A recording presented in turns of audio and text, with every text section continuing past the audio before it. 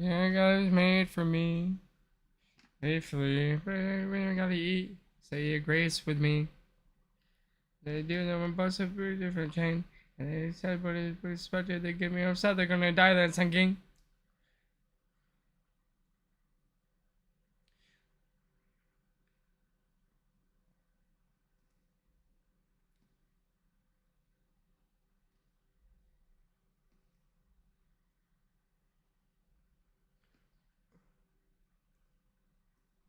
They get me upset. They're gonna die then, Sun King. They greet me at the door by my government name.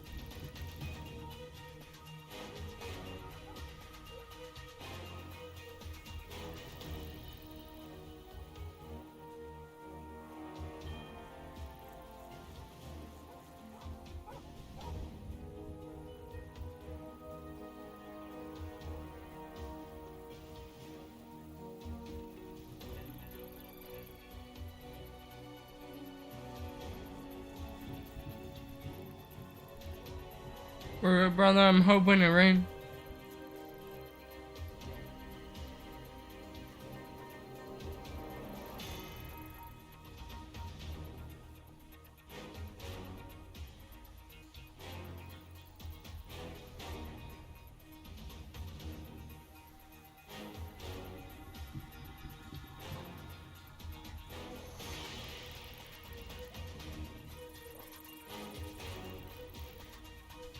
Brother, I'm hoping it rain.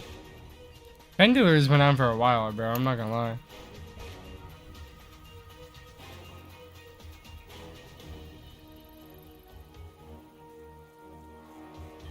Like, how can you not say Rose is cheating, bro?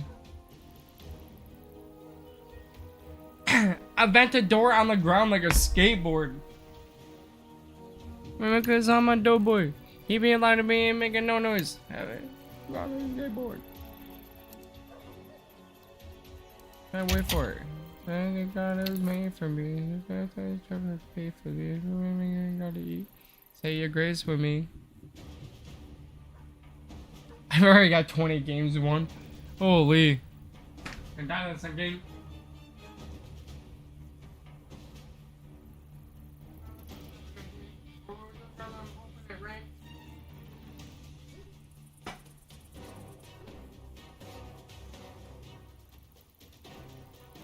I can't beat the lowest out of all my friends though. That's why I gotta grind. I might need to take some fucking beef.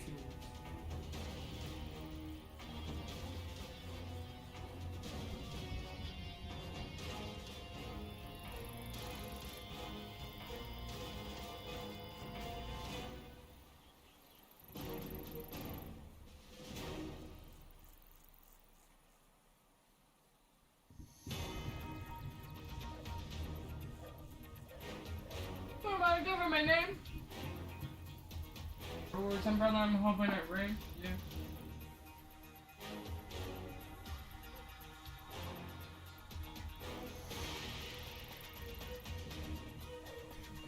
Nah, you know what song I want to listen to right now? Insecurities.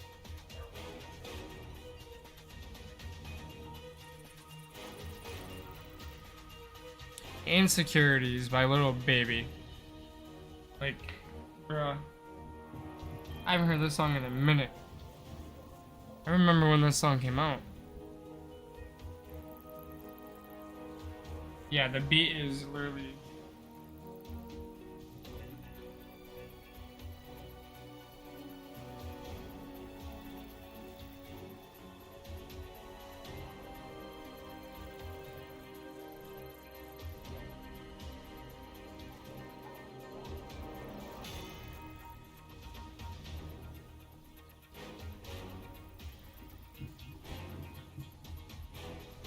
Bro, that is actually a bar though.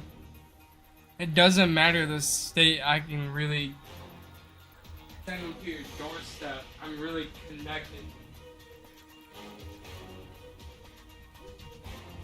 Oh, tell me that she feels neglected.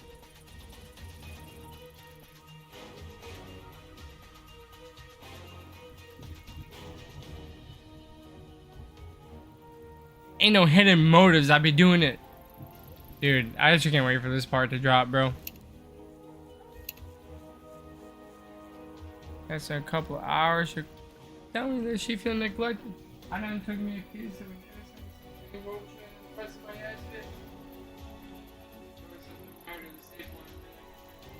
In the cup with a model or zoo by the bottle, I buy all the Mars was expensive.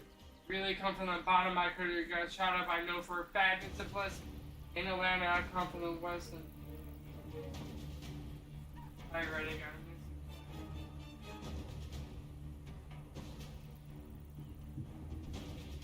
This is actually kind of crazy. How good I am on the computer, and I just act like I don't know nothing. Fight for you, never lie to you, keep right now. You'll never be about. Couple of insecurities I am, tired with all your flaws. You know I'm always working my ass all your cause. And the money moments I've been here just because got me wired up when we vibe, and a couple of insecurities I am, tired with all your flaws. How do y'all do it? I don't say anything.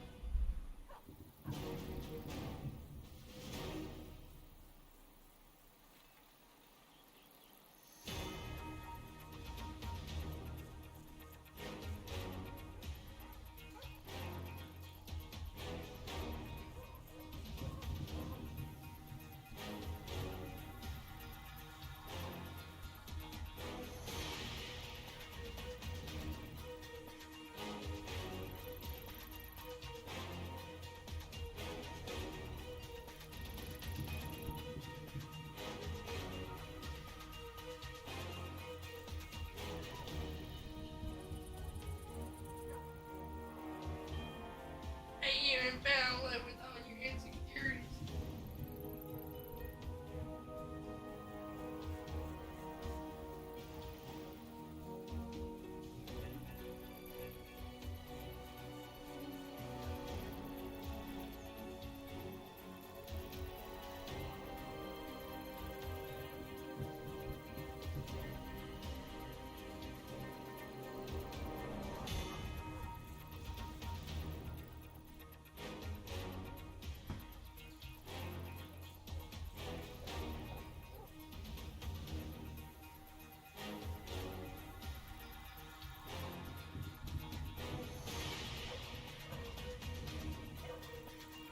I didn't know calling you a text message, I'm richer, I'm way cooler, I'm not class, I'm always thinking about money, I can't help. If it happens, it's meant to happen, I can't trust in Dubai with super fine, and we're just, I heard you got a boyfriend, you need that. I need to get back to your bills, I take care of that. I know you've been wanting toward the world, we can go anywhere if I fuck with your game, change your algorithm, they want to snap my name, you and your mesmer. Fight for your bed, I think you're pretty bright, I didn't mention that you're never involved. Got me wide open, we were vibing, a couple of insecurity, I hear it come with all your flaws.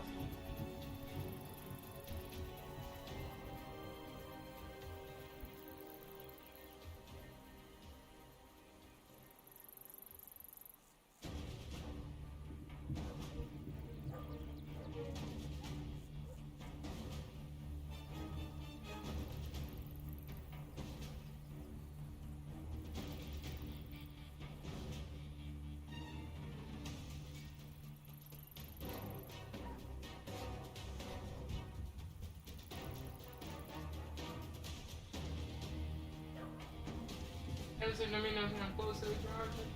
A couple of hours, you call me, you tell me that you feel neglected. He's a man. Door says the matter is safe when I'm really connected. In the cut with a model or zoo by the bottle, I buy on our margins and flexes. Really close to the bottom, I could have got shot up like that. It's a blessing.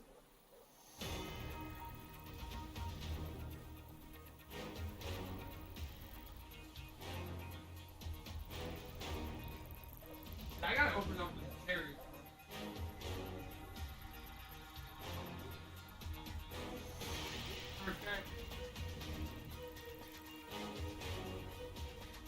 lie to you, keep it right. I'm a mess, baby, you never be a mom. Got me wide open, reviving a couple of insecurities. I ain't even telling them no fault. You know, I'm always working my hands on your dog. Got me wide open, reviving a couple of insecurities.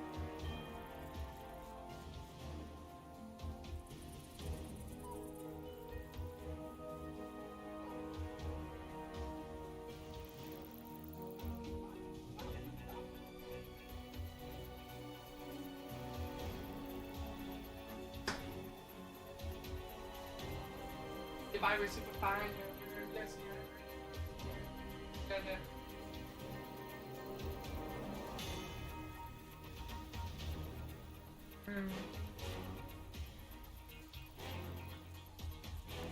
Provide for you, never lie to you, keep it right. I don't miss, baby, you'll never be involved.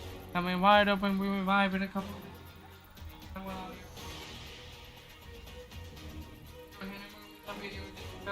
I mean, wide open, revive in a couple. I mean, with all your flaws.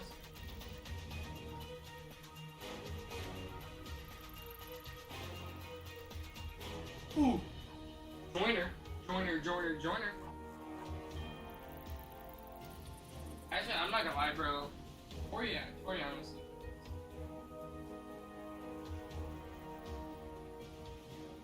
What you know about leaving the oven door open when there's no heat again?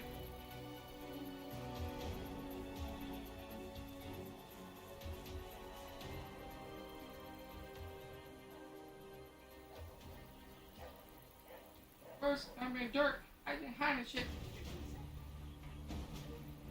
No.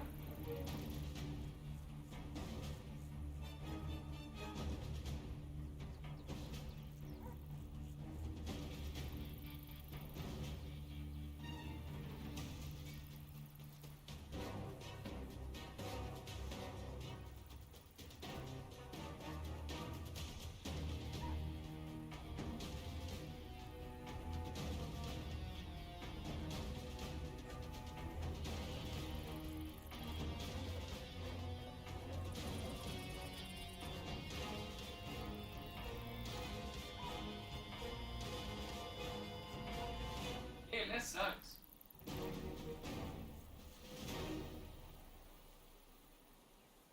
Honestly, I don't really even care.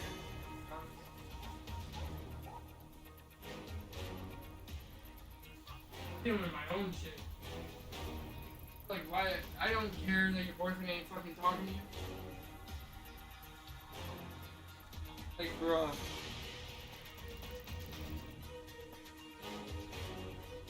Dude, these veins are popping, bro.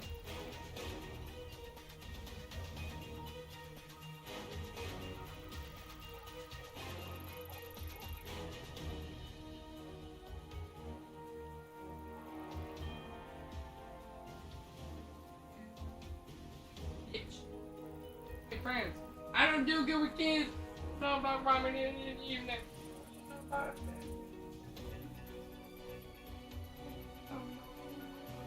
And the runners do. And always coming.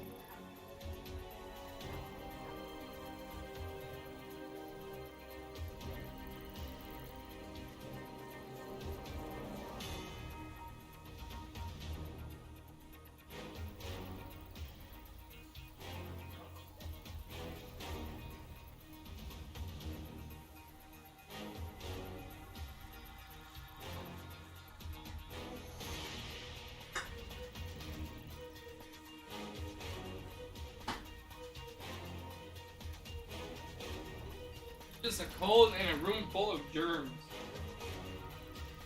And goes on. Just a cold in a room full of germs.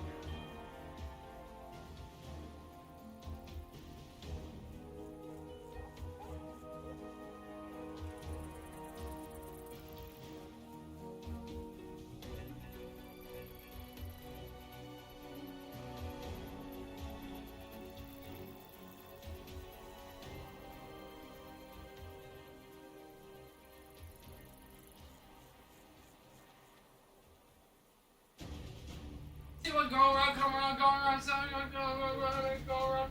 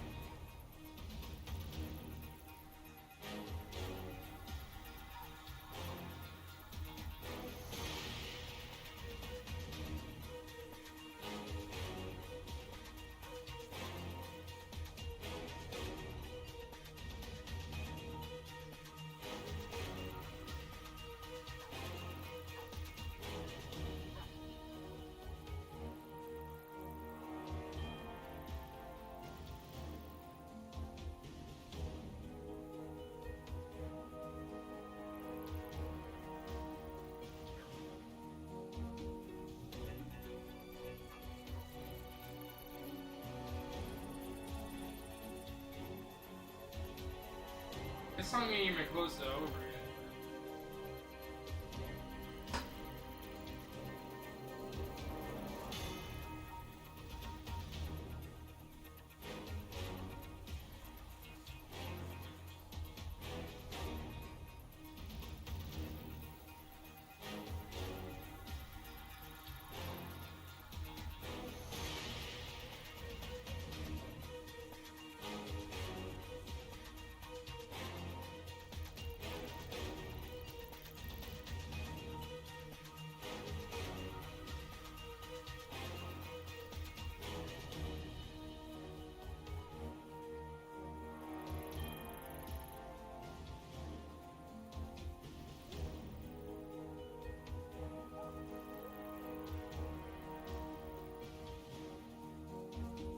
Fucking wrong with my nose, something wrong with my phone.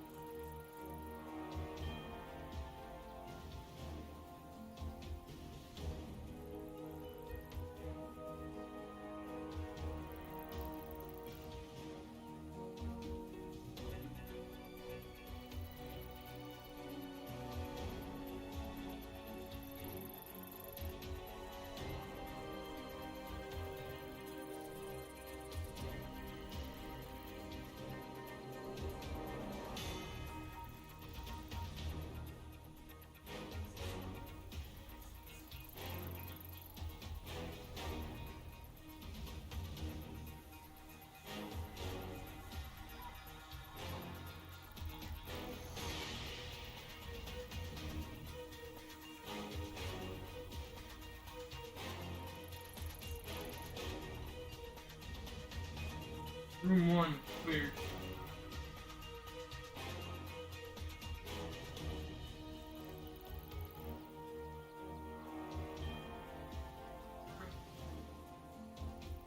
At 6.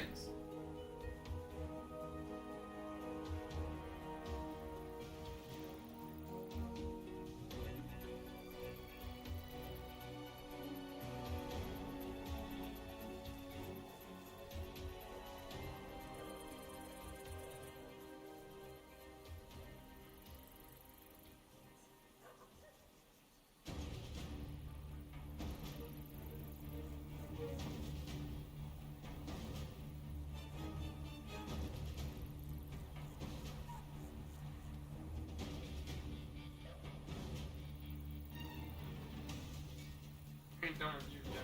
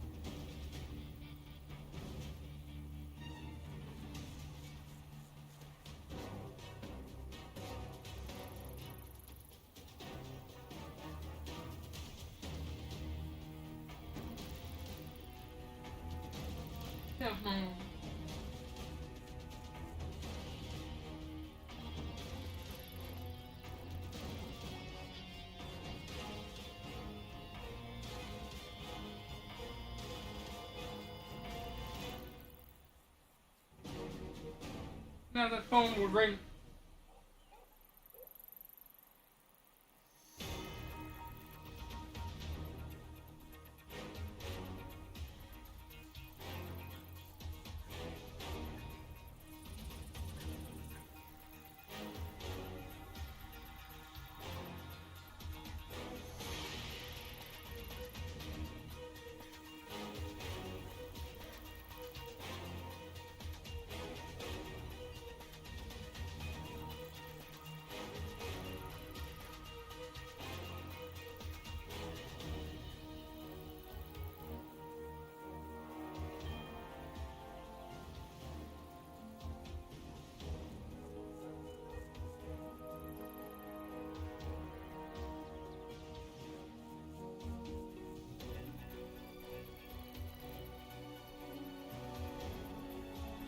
We were vibing.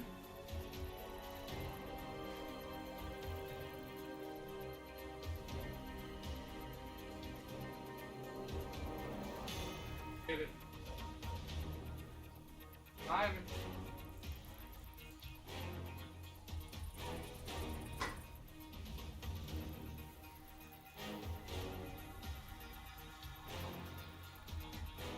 We was just vibing.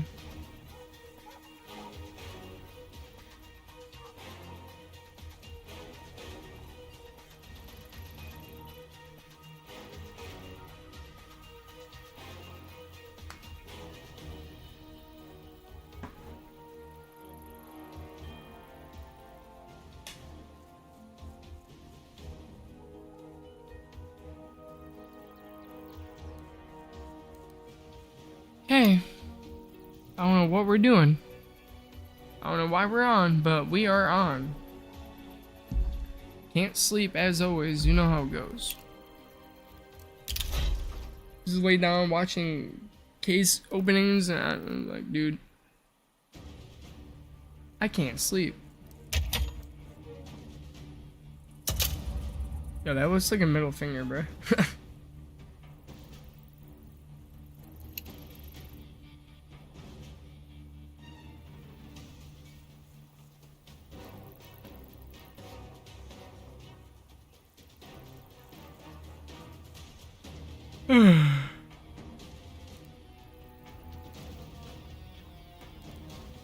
I'm not gonna lie, I hate people like this dude now. But then again, basically, like, I'm just like them now. I got some people I don't really want to play with right now.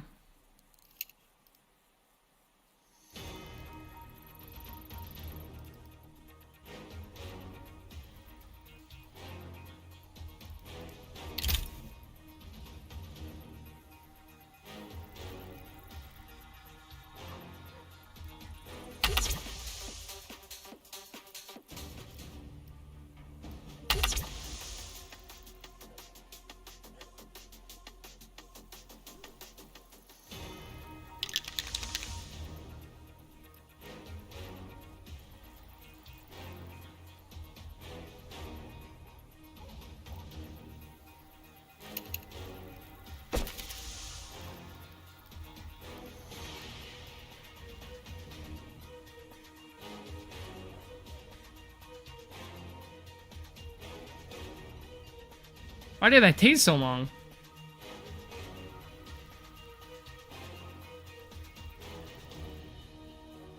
What is going on?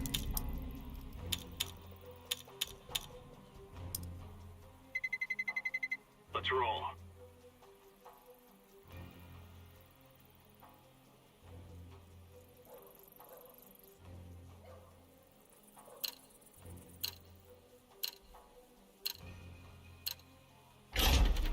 Dude, I think I gotta like fits my hat, dude. What's going on?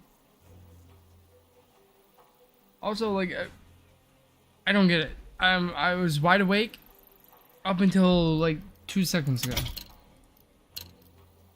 Wait, bro wants to ban Inferno? Honestly, I would rather ban Dust.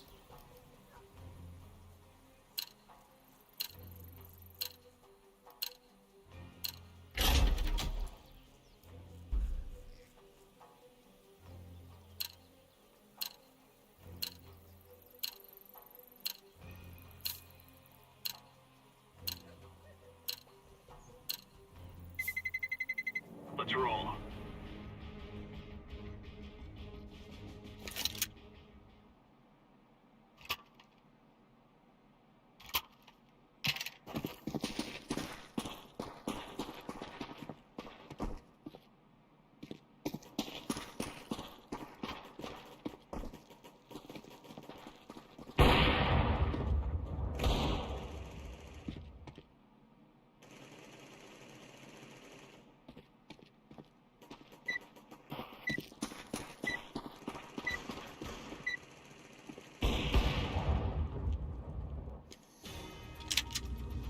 For Queen and Country, man.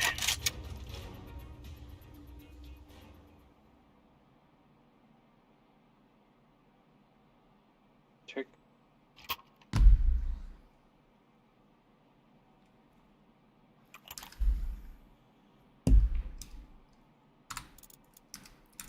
I want to play Black Ops 2, bro. Go, go, go.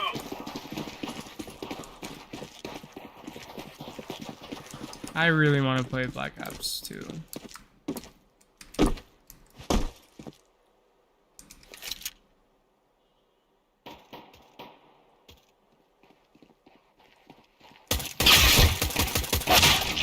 Wow.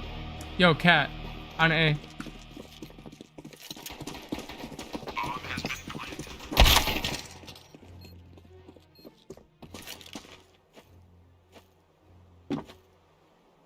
Grenade.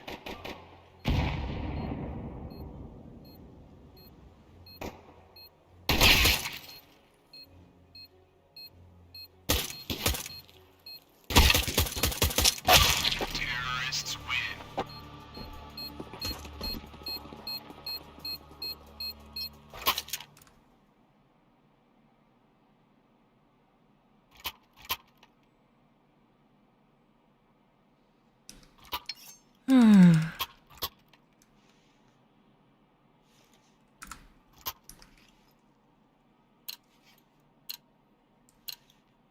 Move it, son.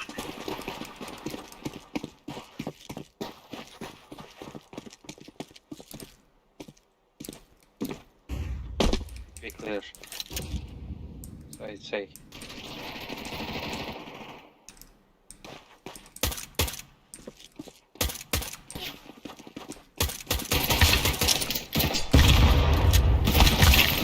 Come on, dude. I hit the reload button.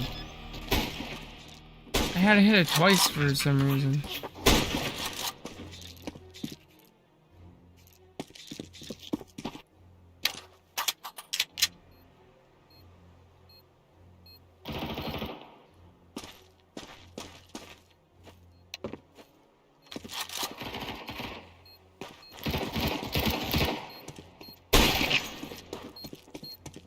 Pop it.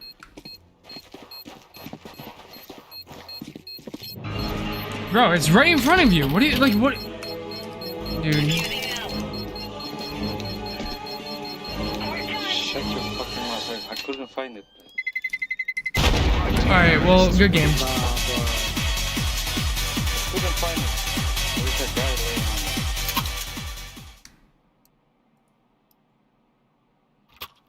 Yo, can y'all like kick me? Why? Fine, I'll just fucking quit.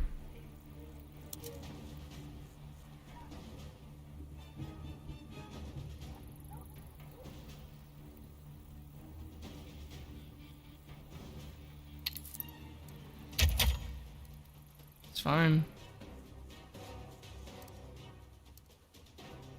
Don't even care.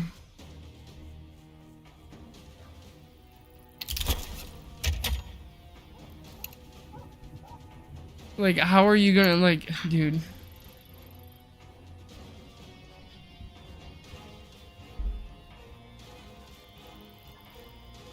You can't be that stupid, can you? 30 minutes. Wow, that is not long at all.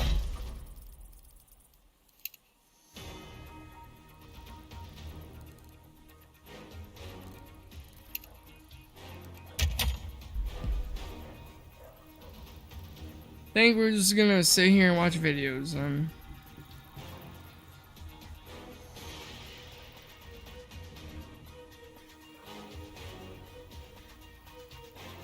Try Mirafast for fast constipation relief. That's gentle like this. Not like this. Ding dong. Come time. 6 says we should keep I don't know. Have you ever felt like hungry, but like you're not?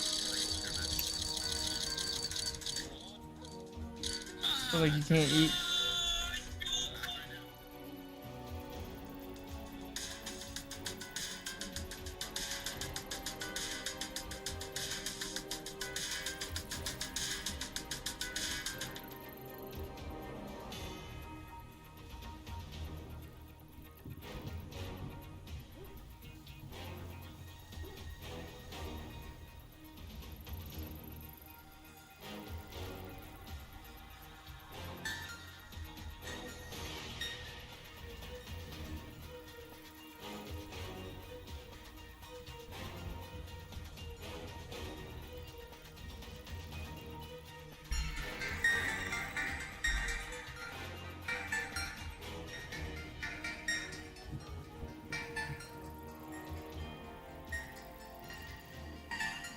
Alright guys, it was a decent opening.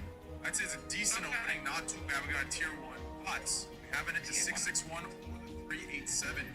So let me say this. Round 8. We're doing a round 8 absolutely in 1 to 2 weeks. I'm gonna start collecting 1 to 2 weeks, round 8. Let me tell you what, whoever's in the call, 100K in the chats giveaway is still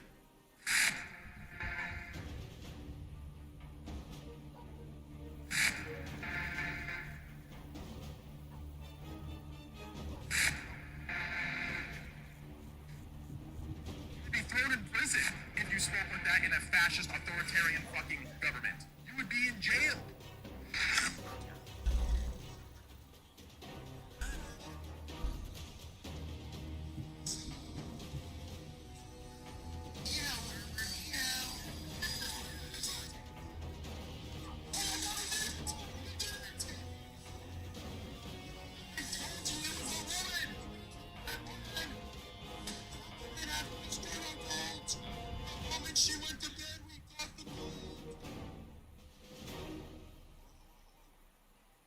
Is this a little better? Nice.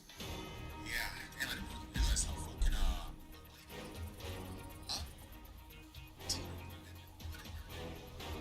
I make just same old scuff shit, It's worse. Lights are max fucking turn. Lights are max turn. It's fuck. It's been 4 months since I've been on Twitch. It's so fucking time. I don't know. This haircut's got me looking like a Dagestani. Shit, look at me. It's all the honestly, like, I'd be scared of him. I'd be scared of him. If I saw me, I'd be scared. Fuck. Anyways. It's a weird fucking to be honest. I don't know what else is going crazy.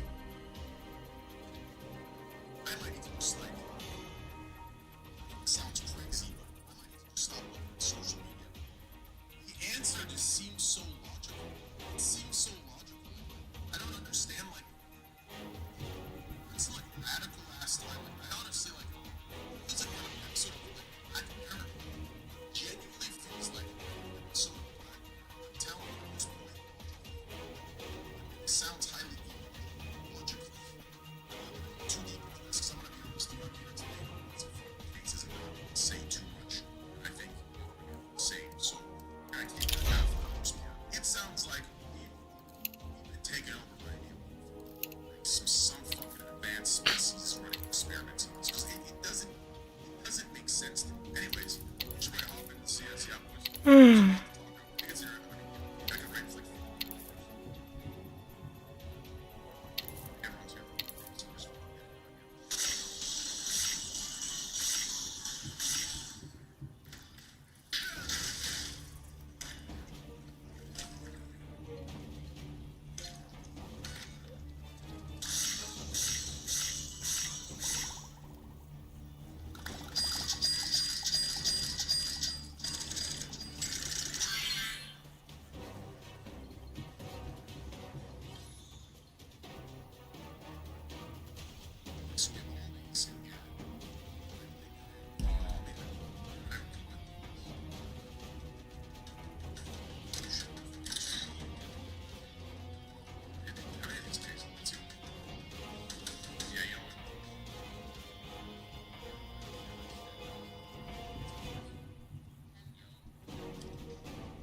It's my cases, man. I don't know which storage unit I put them in. It's been, this opening was supposed to be in September. And I put everything in one of these cases. It's never been, it's been years, huh, guys? This is a much needed opening.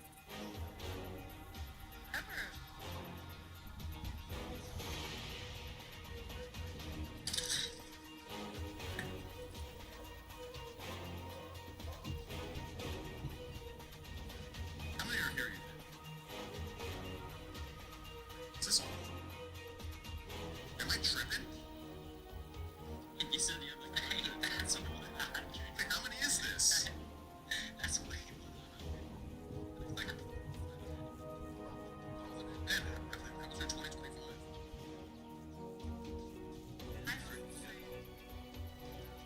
Interesting, yeah. Perhaps.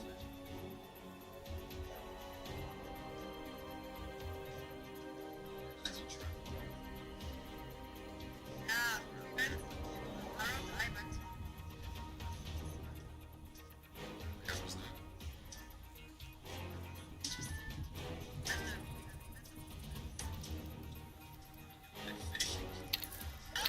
yeah, that was crazy though. It's funny. Yeah, I'm gonna be honest though. It's kind of watching you guys go places. I'll be honest. I got baited. I don't know which one. I got baited by job images. Sitting across that border. I thought that was real. Like, sure, and then I thought Pet Gaben. Pet Gaben. It's like sitting on my phone. So happy with that guy. And then I asked, he's like, bro, it was photoshopped. Photoshop that. I thought it was real. Should we get started here? Alright. Here we go. First case, boys. Let it be the day. Okay, terrible start.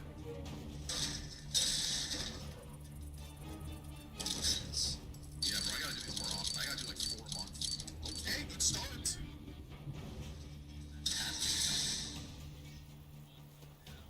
It's ugly as hell. At least we got a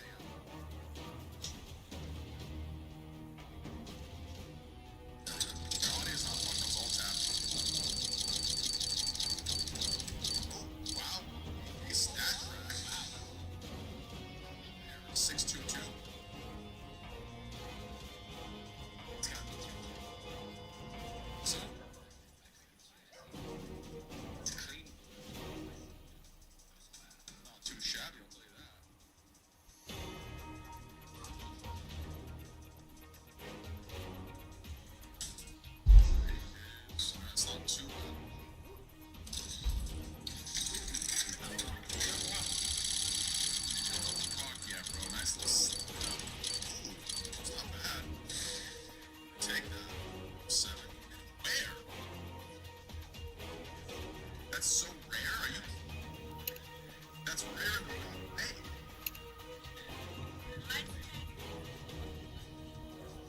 shit.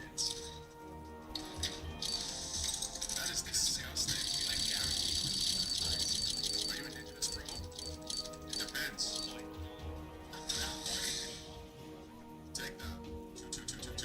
It's looking nice. Looking really good. We're getting some crazy moves. It's the most like OCD feeling. It's like an OCD thing. Okay.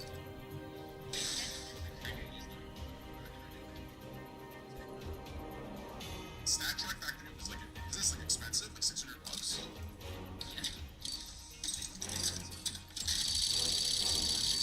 Watch consecutive forever.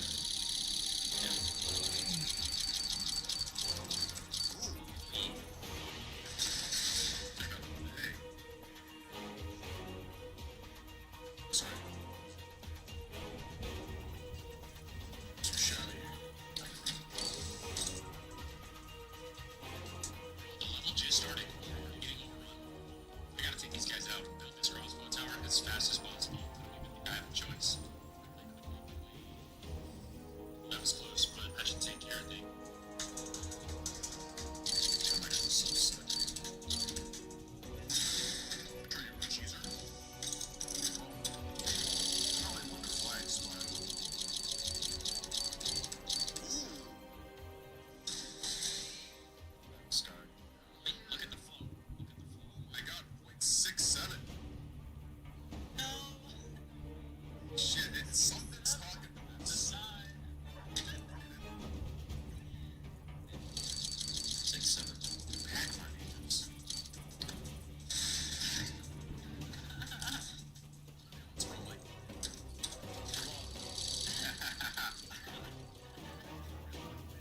I know I'm not black to be able to say this, but it's like, I feel like it should be like, what's up, man?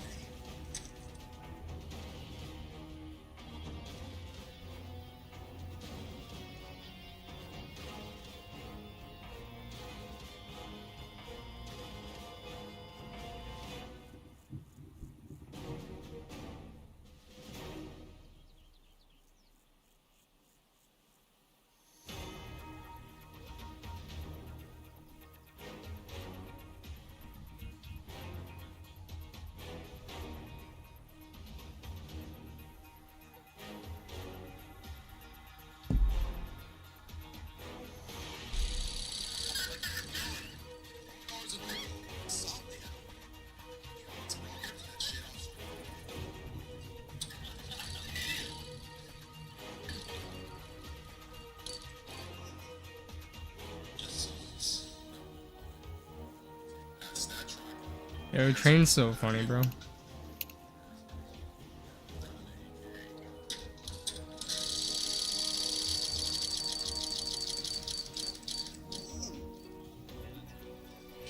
Stat track.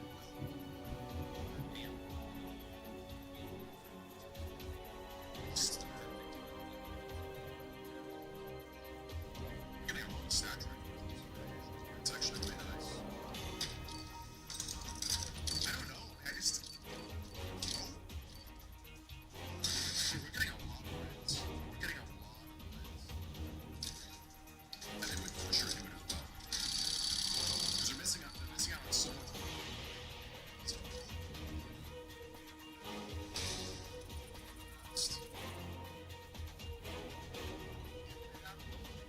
they would shoot it at home, it's fine, right? They wouldn't shoot it at home, it's fine. I think. So if it's 10, so shit. Ew, that's a lot. I don't know. Yes, that shit. Another AK, shit though, battle scar. So we have 6 AK so far.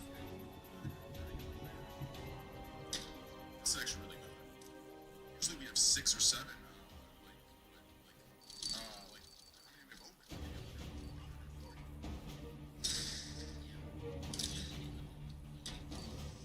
You know what I've noticed?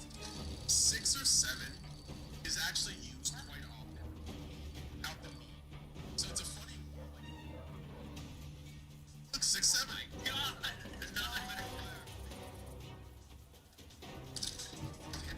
because they've been quiet about it, and it's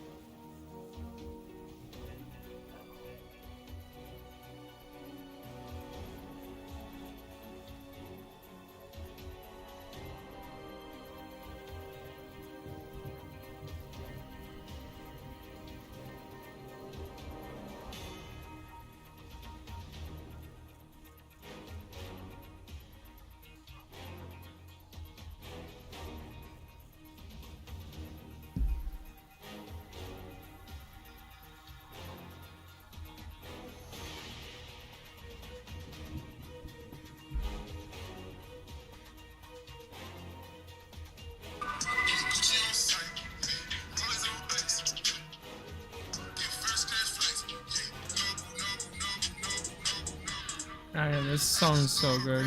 Jumpman, I haven't heard this song in a minute.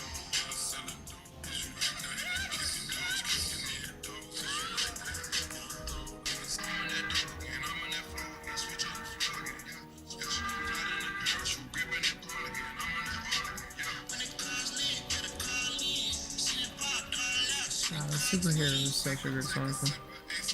Like his water.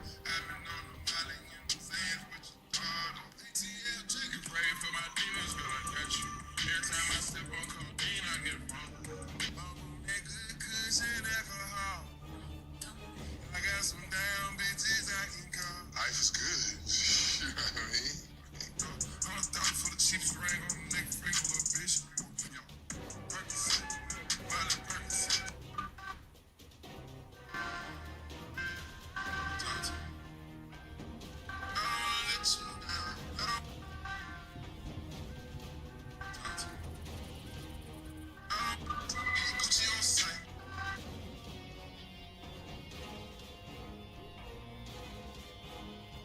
Selling your car.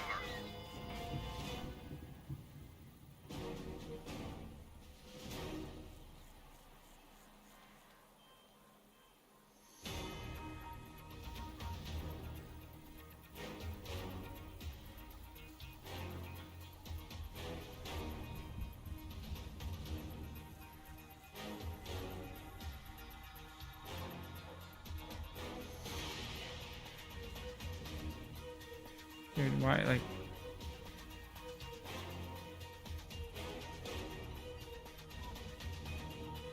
What, like, why does my phone take so long for things to update? What is going on?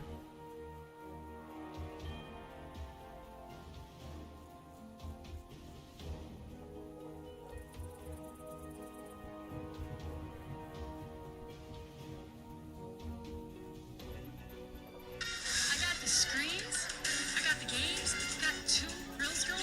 With the lottery reward, families save up to $1,000 a year when they bundle 4 phone lines with the fastest 5G home internet. So you did it.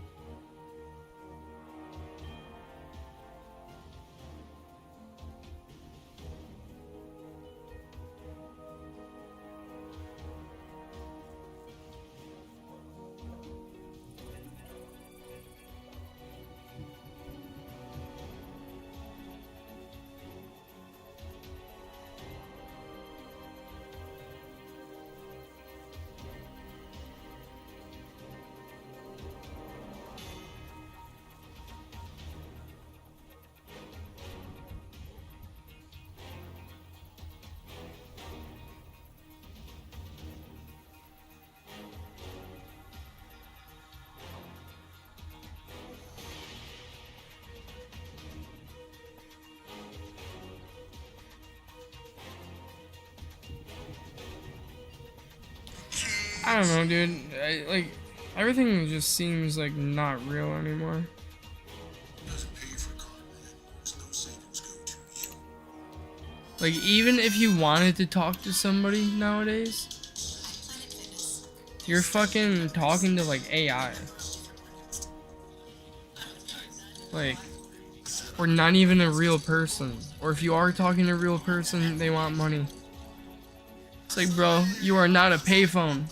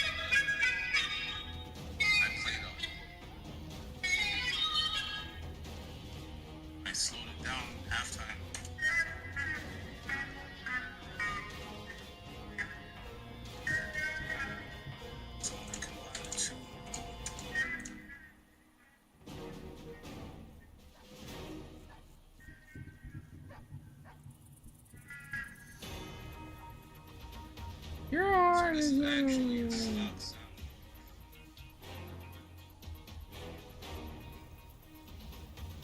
I just think it sounded so crazy.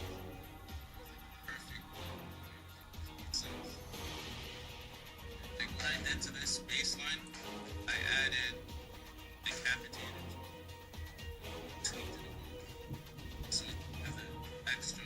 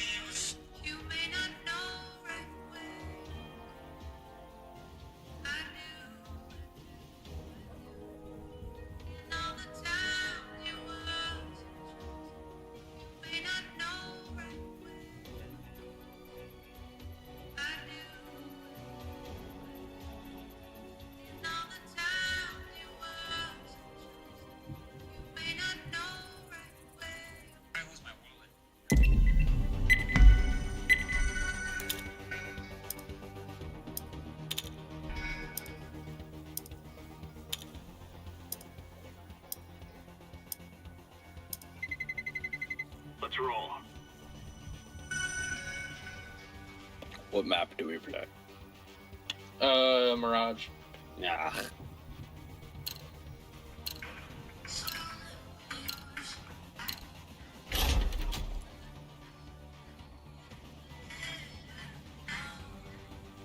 Oh my god, I gotta lock in.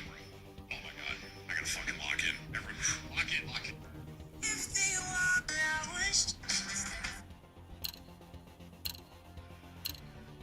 Man, if this is your part.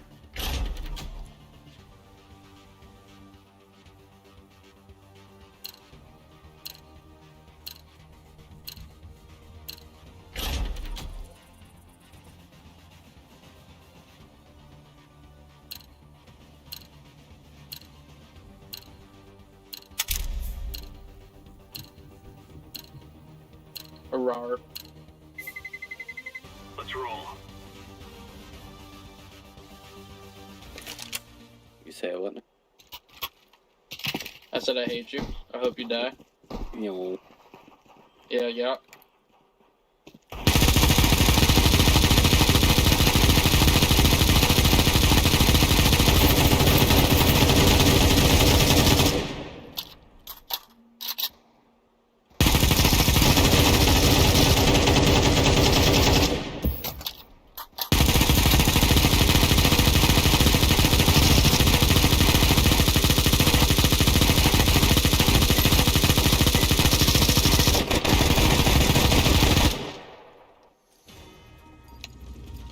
We must work together. How y'all doing? We're doing. Where we go? Okay, we'll just push this down, Cat. Cat? I smoke. I think I'm gonna throw a shitty. I don't want to be here, I'm not gonna lie. Can't believe it's already been half an hour since the last game. Since I left it. Look at that knife. I like that.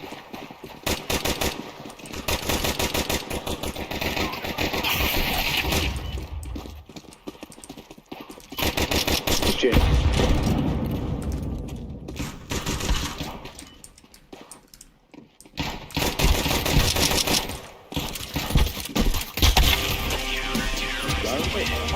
Dude, like, oh my god. How did... I don't know what the fuck that was. I don't think What that was? We should just take full save, rush down mid. We have no money. Rush B, dude. I count cross because I'm a cool guy. Let's go, let's go. No cross, go B. No cross, go B. One cross. One cross. Flashbang. Okay, I heard you. I don't know Okay. why you gotta fucking say it 15 fucking times.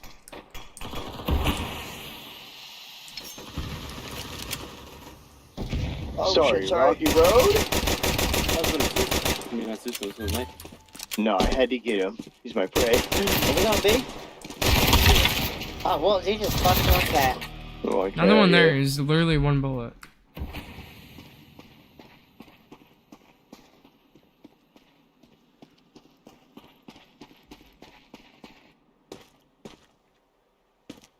Oh, they have bomb.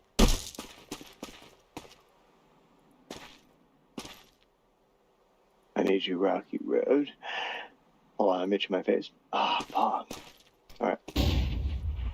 Oh, I thought there was one right there. He's close. Oh!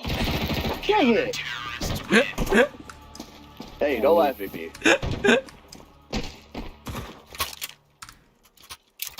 It's okay, it happened to me earlier. It does happen to you earlier, and it happens to me now. Or it Yeah, did just happen, you know? yeah, it Yeah, did. y'all wanna rush fucking long? Oh, yeah. Can you flash us out? Alright, I got the flash. Oh, no. Yeah, I got smoke ready. Yeah, Oh, alright, yeah. I'm coming with a late flash, so be ready. I'm coming with some I'm gonna weight. stare right at it. With weight? Stare right Wait. Yeah. It's on that, it's on that. No! Oh my god, I'm so sorry. Yeah, you literally took more health than they did. Flash out, flash out. Alright, dog, I was shooting at him and you were in front of me. Unbelievable, Trigger discipline, guys. buddy. Come on. Trigger discipline. No. Not when we know there's one dude. I mean, if I'm in front of you, I don't. No, I was I can't shooting, really then you control. run in front of me. Let's go, let's go, let's go, let's Through go. smoke though, right? That's a complete different. No, it wasn't. I ran down the smoke. Cool AK. There's a cool AK skin outside bomb. Oh. Damn, I'm the only one fragging right now. I have one. I have one. I had hope a we teammate lose, run in front of boys. me. We got this Yeah. L. Let's take it. We're fucked. With a smile on our I face. have Let's one. bend over and take back shots like good little boys that we are. Am I right? Let's say it in unison. We're good little boys. Oh my god. There you go. There you go. You know what you did. God, what did I do? Good Hey, what are y'all boy, talking about? Rocky Road. It's about to be a rocky road, huh? Good, oh boy. Yo, Rocky, don't let this dude talk to you. He just hit puberty. I wish. Not you, not Man. you, not you, not you. I was gonna say. Not you, not you, not you. What's responsibility? Yeah, the guy that What about you? says not you, not you, not you, and he responds to everything I Ah, say. this guy is elusive. Whoa! Watch out, pink, purple. Colorblind. Let me guess, you two are a fucking duo, huh?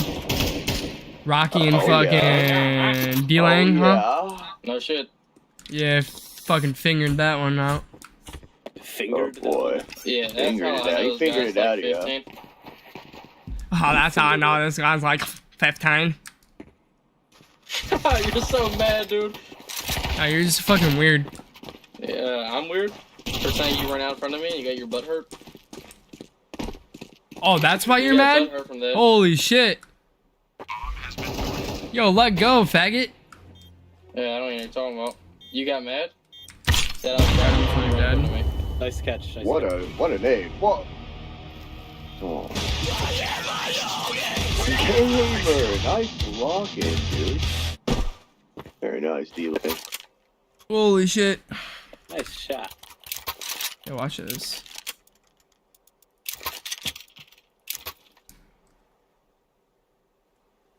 Wait till he gets an AK.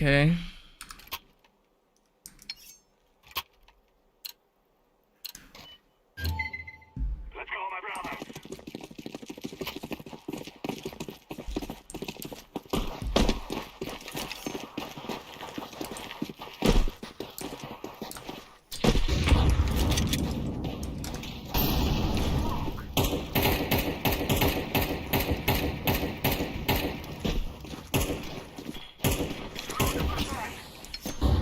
They got it. Come on, go. Move up.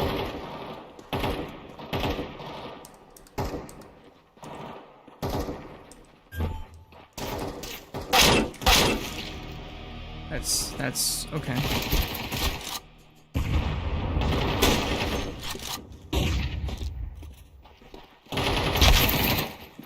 Two behind. Oh, fuck. Cat. I'm blind. Yeah. Better. I have no idea where Jerry is. Over yonder.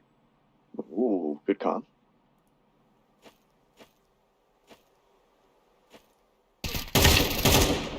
Oh. Bro Oh my has God. actually It's nothing orange on his versus account. orange.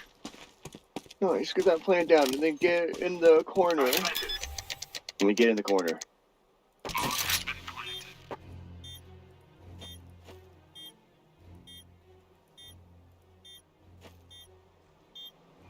What a corner play. There's 2 crates and came in 4 to open them.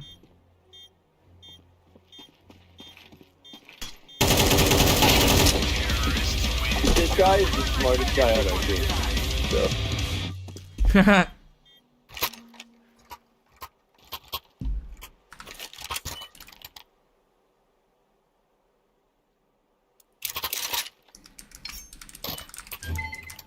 Damn, Purple, I thought you were fragging. What happened? Oh, That wasn't rhetorical. If you know what that means. yeah, holy shit, bro. How fucking young is this kid? Watch out, guys. Look away. Suicide smoke. They're going pushing. Nice. Eat that.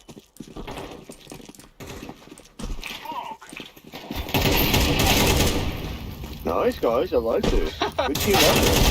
Oh, whoops. Damn. Okay.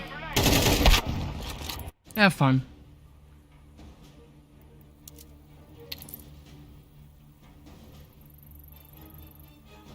Hour? 2 hours. Oh. Oh, great.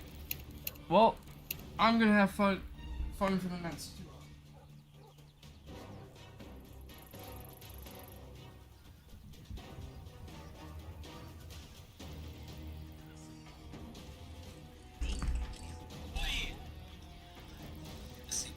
Like, let's actually watch this. This is sickening. Chinese today. I mean, that shortly follows the Spanish. Ni hao. Ni hao, Germer. Ni hao. Anima. Anima. Anima. Ni hao. Like, let's, like, watch this.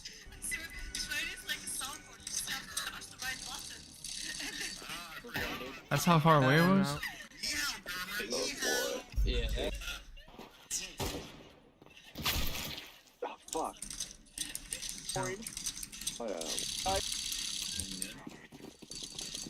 How fucking young is this kid? Watch out, guys. Why can't I make this bigger? Oh. They're going pushing. Nice. Eat that.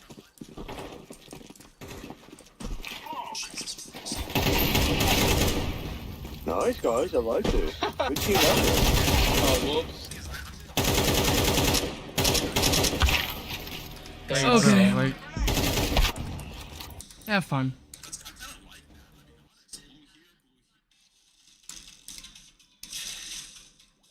Like, look, like, what is this? What is this? Nice, guys. I like this. Good team effort.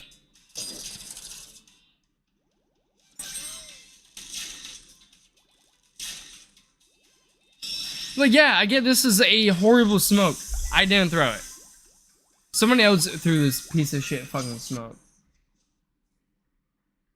But you can fucking walk up to it.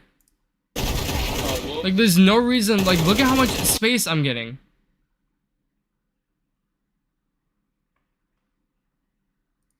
Like, holy shit, bro. Damn, Okay. Have fun.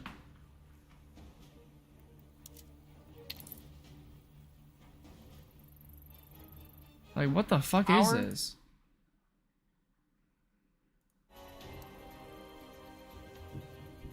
Like, do I really want to wait fucking 2 hours? Not really. But, I got nothing fucking better to do. I kind of like them, I'll be honest.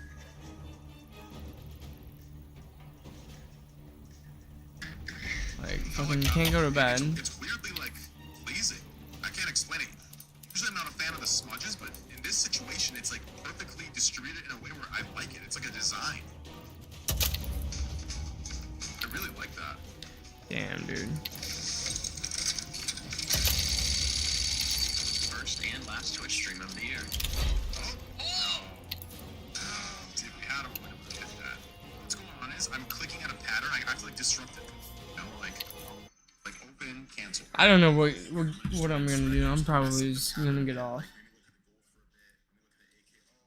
So bad, like, give me this in 661, please. And then I go over here, I'm like, oh, no. Something else I gotta check real quick.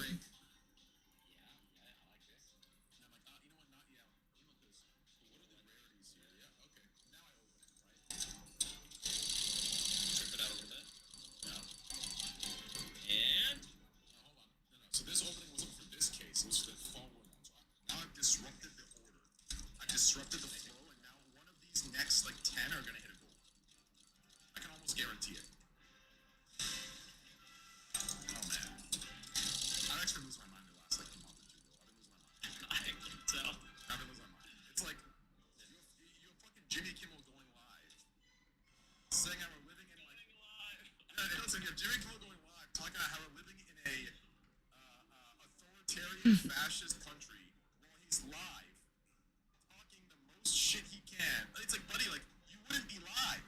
You would be thrown in prison if you spoke like that in a fascist authoritarian fucking government. You would be in jail. Like, he's getting them to think with emotion rather than logic, because that's how he knows he's going to maintain the most amount of power for the longest period of time. I don't understand. What's going on? Is this the second time we've had like an anomaly like that? First the AUG and then the SG? They should change it where when you have a gold, the entire box is gold. Like every single one's a gold. Imagine it's like started from the beginning. Yeah, just Kill some time on here for a minute. Maybe honestly, I might go hunting. That just sounds kind of fun. women have destroyed our gold. The women of this fucking country have destroyed our chances of getting gold. The moment she went to bed, we got the gold. That's crazy. It's terrible. I told you, bro. I mean, it's not bad. It's not a bad one. I mean, look at my planet, like, or not planets. Look at my, like, look how much shit there is. Like, how is that? How is this an asteroid?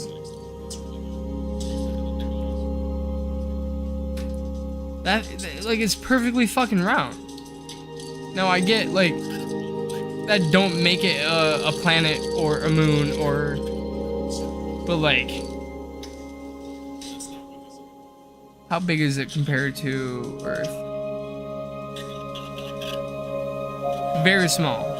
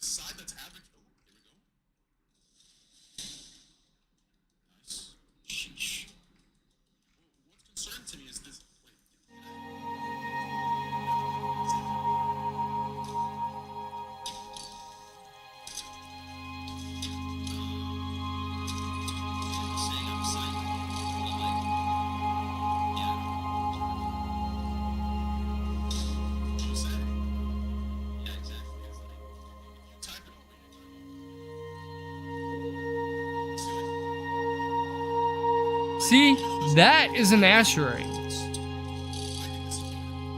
When you become big enough where you have a gravitational pull and you are forming a ball, you are not an asteroid anymore. I am sorry. Like, what? Like, that is not an asteroid, bruh.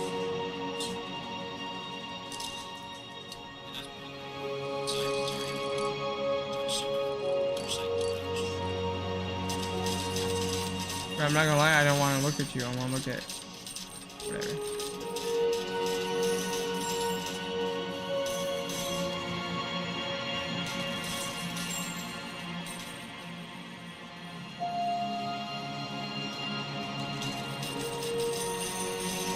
I mean, like, look at this. Like, that is a dwarf planet. There we go. That's more like it. What's the orbit on this thing?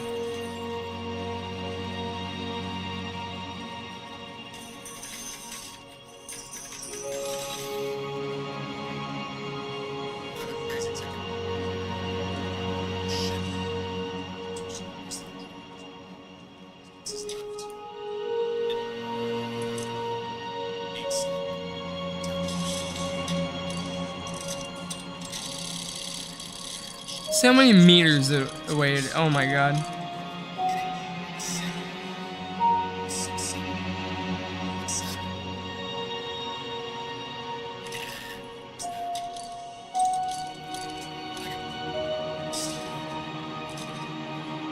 Too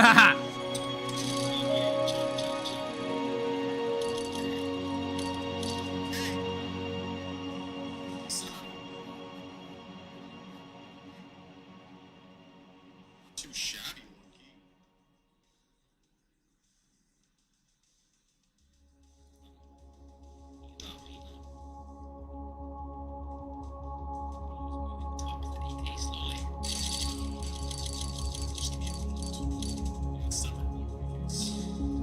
This is for sure the gold. Not gonna lie, that's pretty crazy.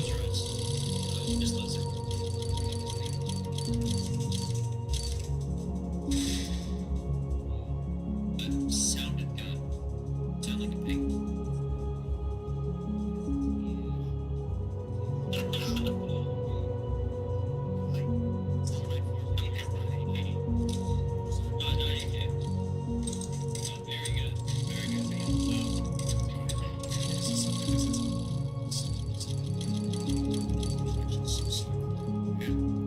Yeah, I've seen this already.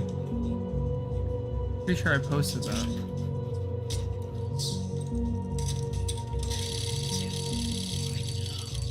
This is the thing, everything that you ever known is literally right here. That's so weird. And then there's all this. And this is literally only one family. One solar system. And there's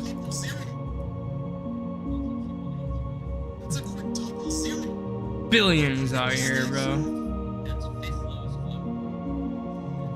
Like, I can't even comprehend how long this would take. Probably won't even go through one in a family's lifetime. A whole revolution like that's crazy. Like, where's Haley's comment?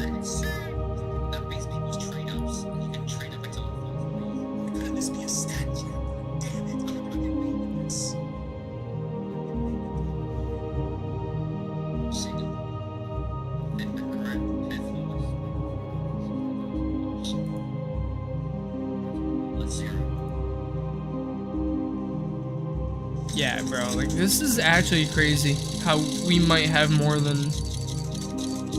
8-9 planets.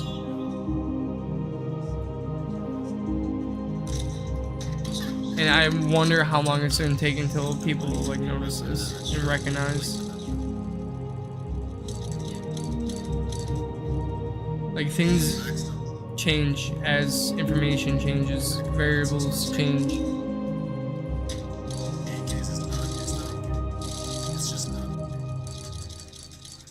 Like, even Neptune's orbit is huge, but it's so small compared to. Look at that. Is there anything bigger?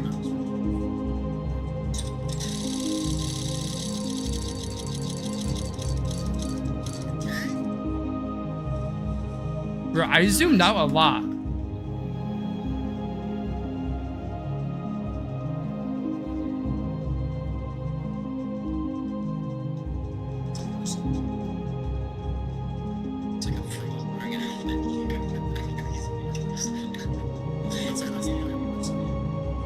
Holy.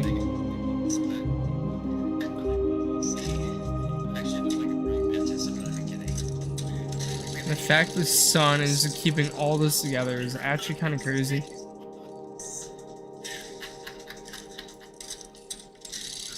It makes no sense.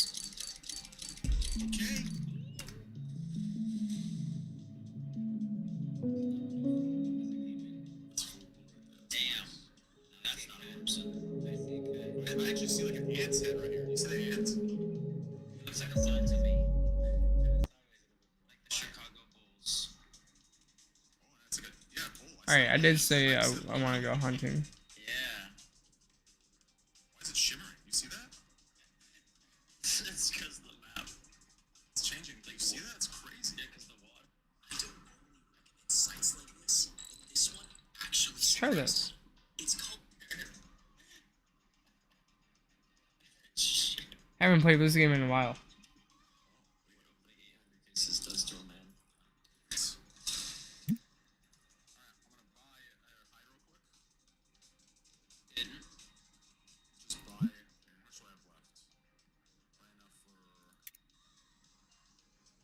Tetramon.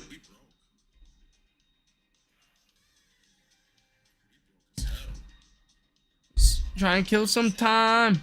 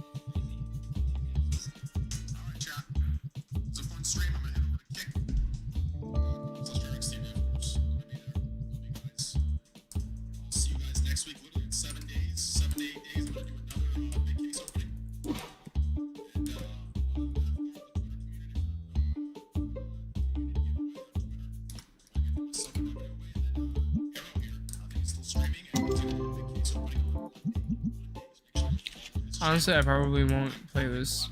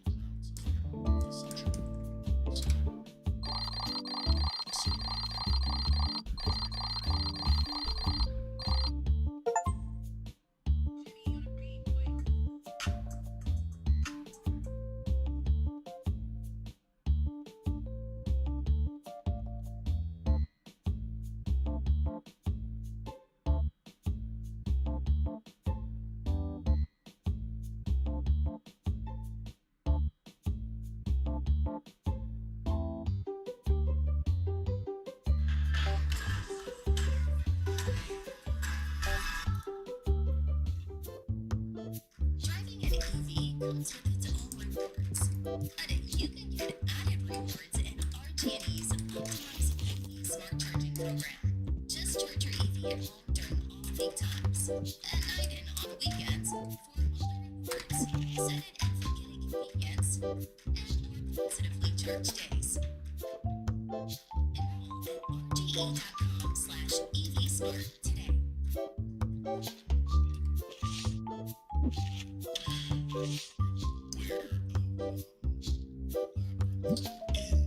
Egypt that they discovered. So there's this. Are you talking about? No, this is unrelated. This is something different. So let's discuss this now. It's Uncharted is on. It's an amazing channel. It's a tech guy. Just got absolutely fascinated. All these stories of ancient history. obsessed with Egypt and left his field and started making these incredible videos. But he's highly intelligent, incredibly articulate. And so these videos are just absolutely fantastic and really, he's very well versed scientifically, so you can understand these things and explain them to you. Like, you're examining construction of the pyramids and whatever technology was used to carve the stones, and there's just so much of it that is uncanny use because it clearly is like a very high level of sophistication and technology that's involved in creating these things. Well, Herodotus described these labyrinths that underground in Giza, not in Giza. How do I? Jimmy, these Oh, here we go. surprisingly said they were far superior and more impressive than the pyramids of Giza underground. Well, these massive labyrinths that exist underground were all flooded in the 1960s accidentally when they created dams in order to I gotta go to the bathroom. to agriculture. It's really bad. And I'm gonna make food, honestly.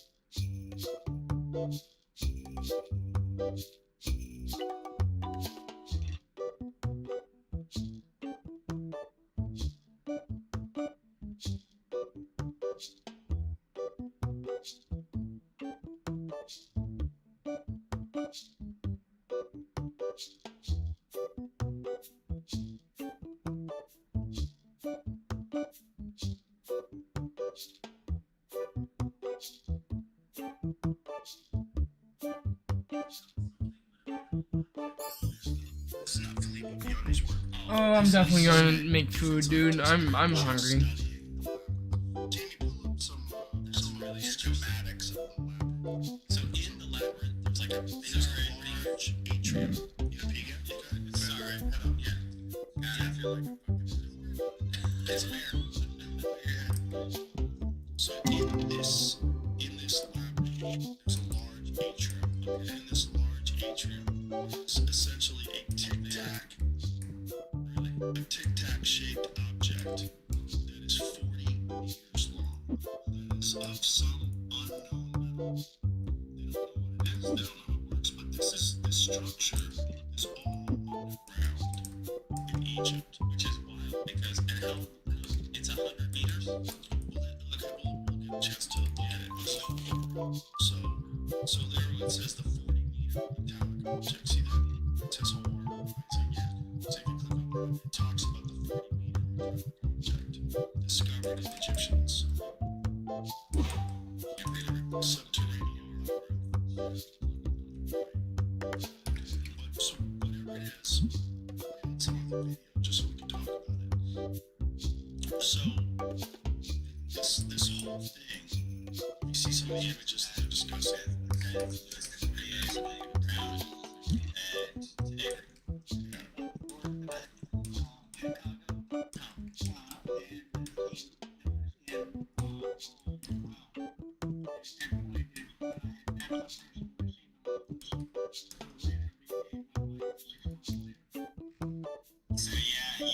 actually working with the NRAG and then the yeah, this is not gonna help us. You can just go to some of the images where they're sort of outlined as find it. There's not a very clear image of the contract. No, it's fine. Just the labyrinth itself when you have the structure of it. So I don't know anything about this. So the other issue recording me for 3 minutes. It's a weird rendering. It doesn't usually go. Right, and there's some other drawings of like from those days. Yeah. So this is what they think it looks like underground.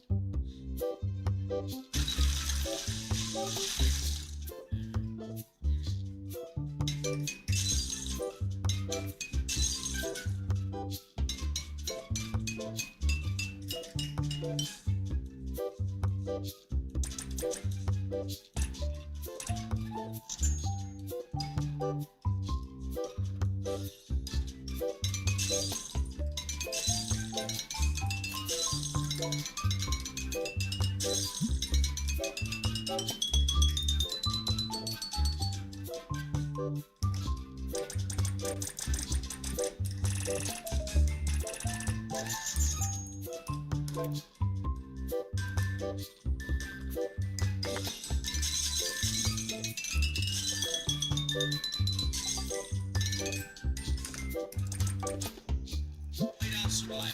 Play free now.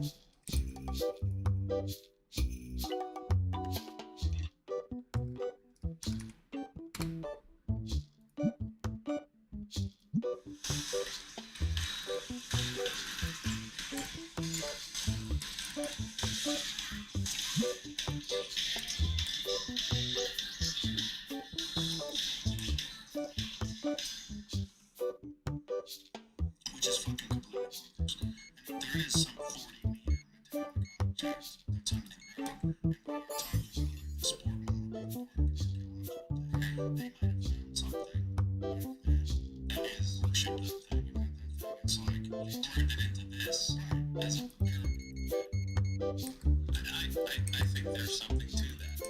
Well, all these people that believe that there was an incredibly advanced civilization before some sort of apocalyptic disaster that reset civilization and it took thousands of years. What we are essentially is not the most advanced civilization, but a rebuild thousands and thousands and thousands of years later. That rings true. As Graham Hancock says, we're a species with amnesia. And I think that makes sense. I think if you're dealing with people who are basically not back into the Stone Age 11,000, 12,000 years ago, it took us forever to rebuild to where we are now. We've gone from completely half that we're able to build the pyramids of Egypt and all these fantastic megalithic structures. We don't understand. Yeah, we don't technology we use. We don't. And it doesn't. It literally doesn't make sense that they were able to do this. It's even like when we see those big gigantic stones and they're not just piled together, they're like interlocked in weird shapes. And that's like, I don't know how that happened. I mean, you know, those are things that, yeah, archaeologists are very reluctant to admit, but there's tremendous evidence that not only were these people far more advanced than we think people should have been back then, but they're probably more advanced than we are now. With some different kind of technology. And maybe again, it's like advanced, but in a different way. Right? Yes. Otherwise, pathway. Yeah, they didn't go our way. Yeah, they didn't go internal combustion engine and electronics. Because we would see something. Exactly. Right. But if you think about 100,000 years ago, we might not be any which is part of the problem. But whatever this metallic object is, if they are able to figure out a way to divert some of the water there, say all layers converge to a central corridor. He said, like the ancient shopping mall, we can see all floors from one vantage point, a hall consisting of a massive space, 40 meters wide, no less than 100 meters long. The personal interpretation Tim said is that the entire hall was constructed to house a centrally positioned freestanding object about 40 meters long. So this hall, they believe, was constructed to house whatever this 40-meter long metallic object. How did they not dig that up? Well, they could, but it's going to cost an immense amount of money. And the thing is, the Egyptians, the people that run it, I had one of them on the podcast, Sahih was, and he's incredible.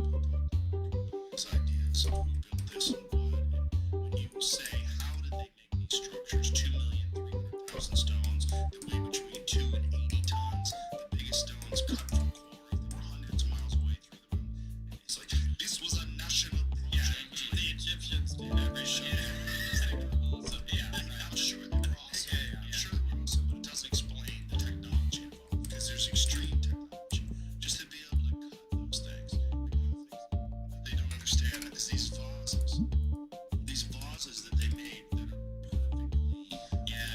perfectly designed where there's the difference between like the edges and the symmetry is like 1,000th of a human hair. And these are cut out of incredibly hard granite. They don't Really, I've never. so this is a 3D print that exists. Yeah, and they're fascinated by the perfection. And they're saying, how did they do that? We don't even know. Apparently, is there a stone built with an incredible precision? Yes. Incredibly hard granite, incredible precision. They have copper tools. It doesn't make any sense. None of it makes any sense. Then there's the symmetry involved in some of these statues. Like perfectly symmetrical in terms of the distance between the eyes and the nose. No one's face is symmetrical. Your left side of your face is different. If you combine the two sides, they look it's weird. But when you look at these statues which are massive, carved out of granite, again, supposedly before they had steel, right? They didn't have diamond-tipped instruments to do this. They polished them perfectly symmetrical and massive. Some of them are 1,000 tons, and they don't have any understanding of how these people build these things or put them there. And they all seem to be the biggest, most spectacular ones, or the oldest. How could you not want to pick those up? Yeah, And look at them. I mean, they're concerned about national pride, but if you dig them up, it's not just national pride, it's the pride of the people that have been espousing this one narrative for so long.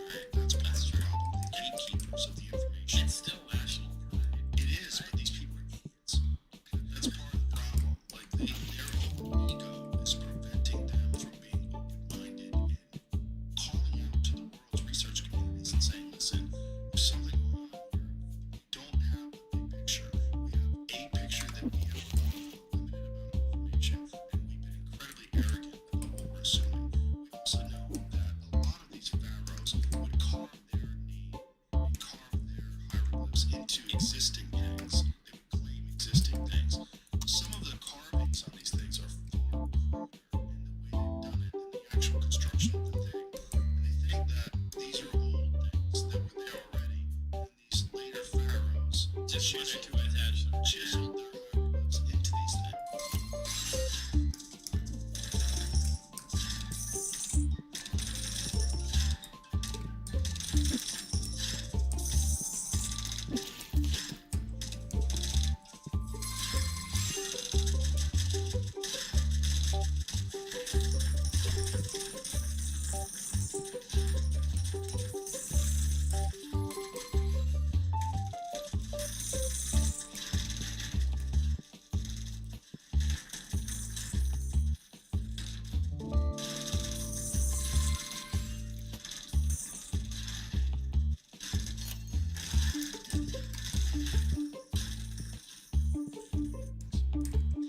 And another thing, and this has been mentioned a lot, is the fact that there's no tools that were ever discovered in those areas that would prove that those things were made with those. They have to use tools. They don't have something. So there's not even that. That's not even available. So it's like, how did they do it? Did they hide the tools? Did they? I mean, why would they do that? It doesn't, none of it makes any sense. And also these incredibly hard vases that you find, they're the oldest ones. The things that they found in the oldest sites. It's like the most complicated, complex, confusing technology seems to be the oldest stuff. It's also like, You had another guy here that does research on Peru, and he was talking. I don't remember his name. I got to meet him. Luke Caverns. Ooh. Was it him? Yeah, he goes to Peru and he has a show about the ancient stuff that they're finding underground. There's a couple guys. What was the other guy? He's a black hair. It's a God pack. That's Luke. Younger guy? Yeah, younger Yeah, guy. that's Luke. Yeah. So basically, he was talking about the fact that there's two layers of ancient stuff in Peru. The first layer is younger, and what's below it is what's really incredible.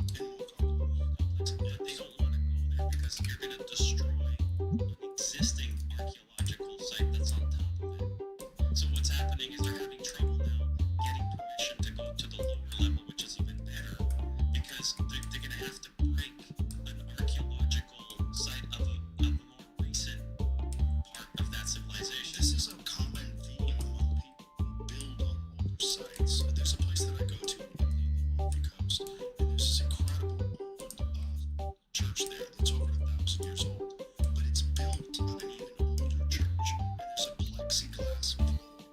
That shows the old Yes, and the old church is underneath it, and you can see the structure of this old church. And I was asking them, how old is the old church? They go, we don't know. It's over 1,000 years old. So it's over 1,000 years old, this church, and then this really old church is on top of it that's like hundreds and hundreds of years old also. They built it on top of an existing structure. So this is a common theme. This is a theme in Peru.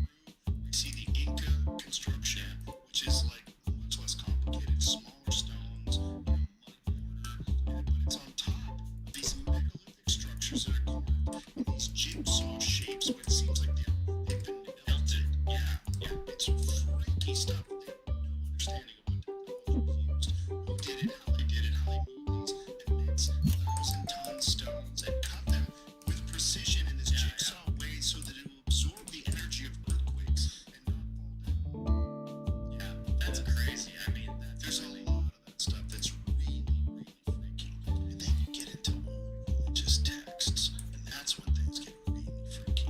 You get to things like the Book of Enoch. They talk about the watchers who came down from the sky and created clearly a lot of unusual stuff happened a long time. Yes. A long time ago. And we don't have a good record of it. We just have what we know, and what we know we get very arrogant about. We know what happened 300 years That's ago. a really good point.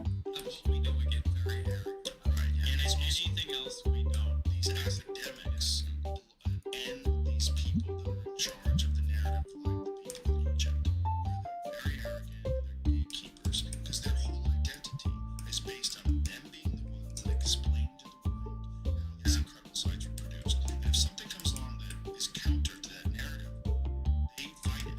They fight it because it's part of them, it's their identity. When I spoke to Philippe Biondi, I talked to one of my cousins in Italy. I spent a lot of my time in Italy when I was younger. One of them, she was younger than I was when I was there, but she's now become a respected archaeologist in Rome. And she's an Egyptologist. Okay? And I went out to Italy to visit family, and I was sitting at the table. This is not even that long ago. She's sitting next to me, and I mean, I remember her from being a kid. And she nudged me at the table. Her family's all academic. Everybody's the doctor or scientist or something like that. So there's always that pride of the science. And she nudges me, and in Italian she says, "I'm really interested in what you do, what you're looking into." And I knew what she meant. It was about UFOs. And I just responded, "I'm interested in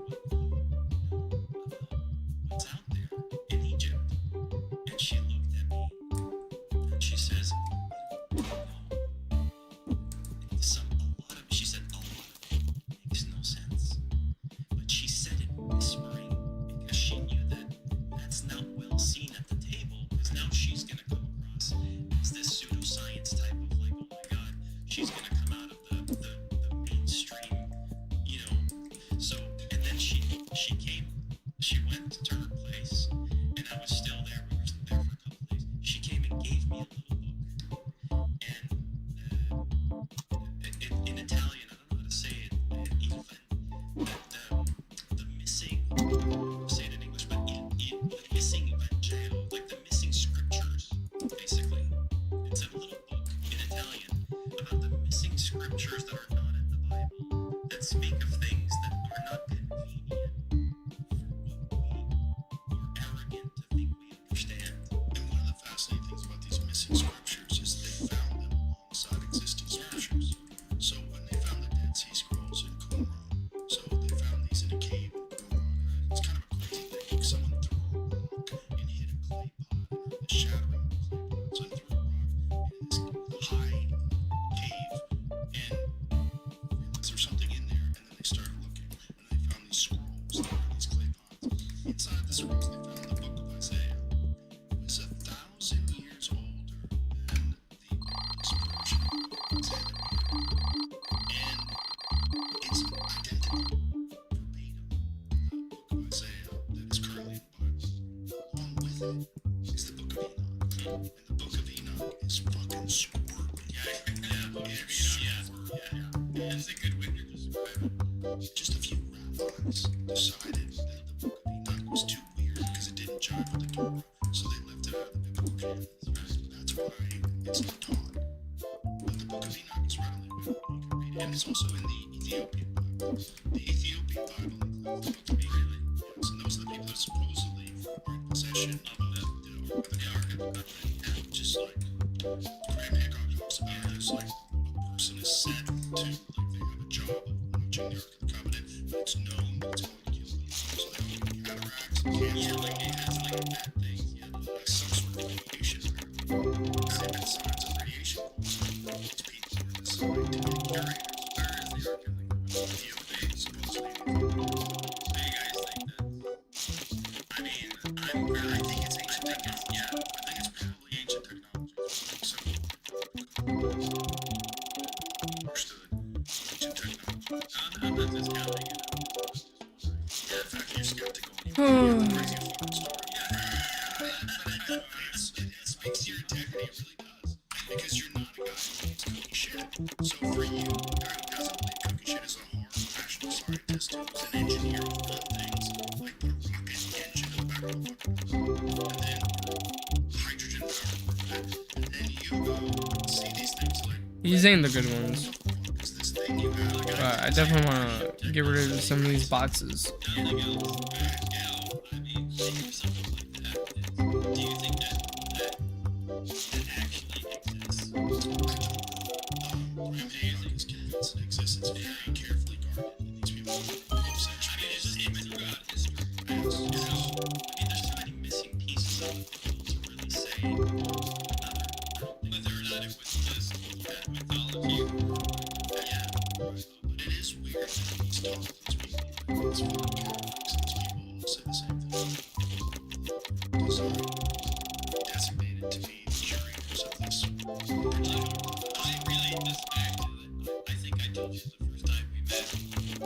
If somebody found it in reactor back at that time, you know, when they took it apart, they just dead, you know, from the yeah, magically.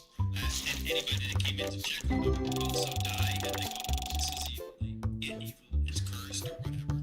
And something that you're not supposed to have access to. There's some other, and it could just be something in it, but, you know, that I have to say, I struggle with the mind stuff because I'm like, this crap, this technology, I mean, to somebody 1,000 years ago, it looked like some divine object. I mean, it's Not even 1,000 years ago. 50, 30. I'm not saying there is no divine something, maybe there is, but I think technology really could ask itself as divine power. 100%, yeah. Divine energy itself could be technology.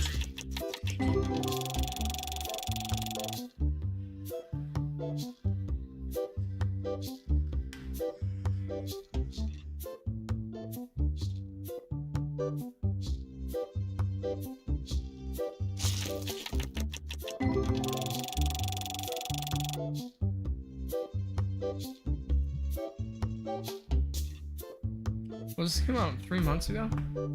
That's how fast time moves? Holy, dude. I remember seeing the notification for this and I'm like, oh yeah, I'll watch it tonight. 3 months goes by.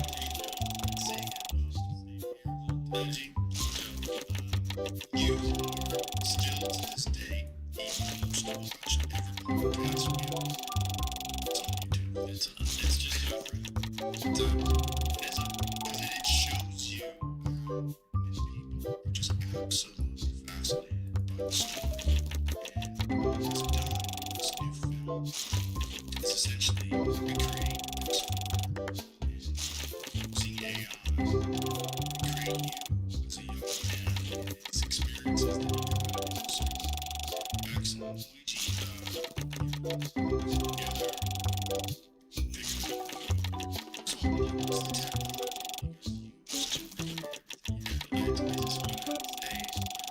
There's about 10% actually handmade CGI. So everything you see is all handmade. And even the de-aging of Bulbasaur will be scanned. That's how scanned space. The process of de-aging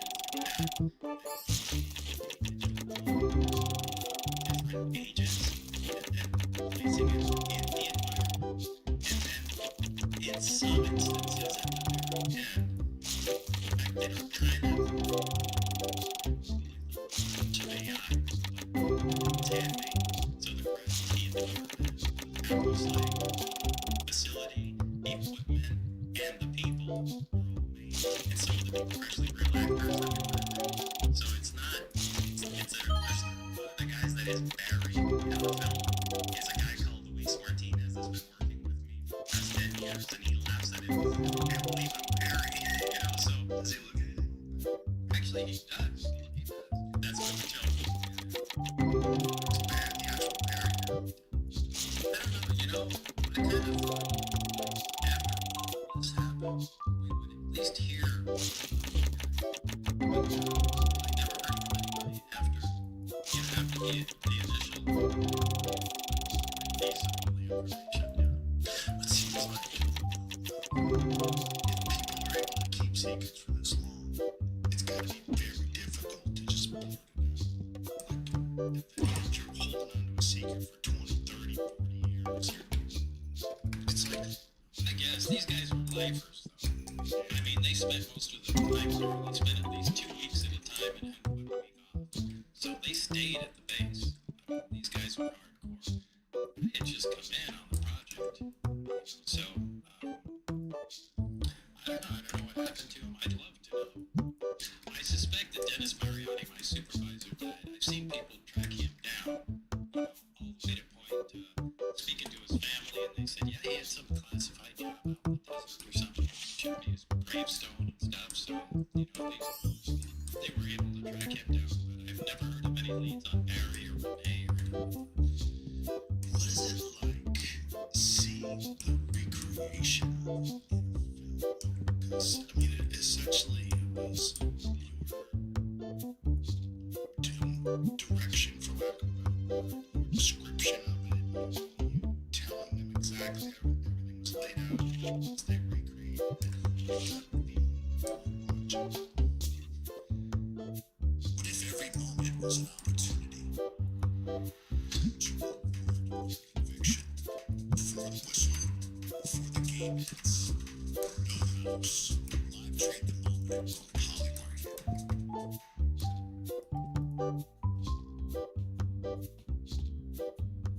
Excuse me, hey. I will buy you lunch if you can tell me how many subscriptions you're paying for.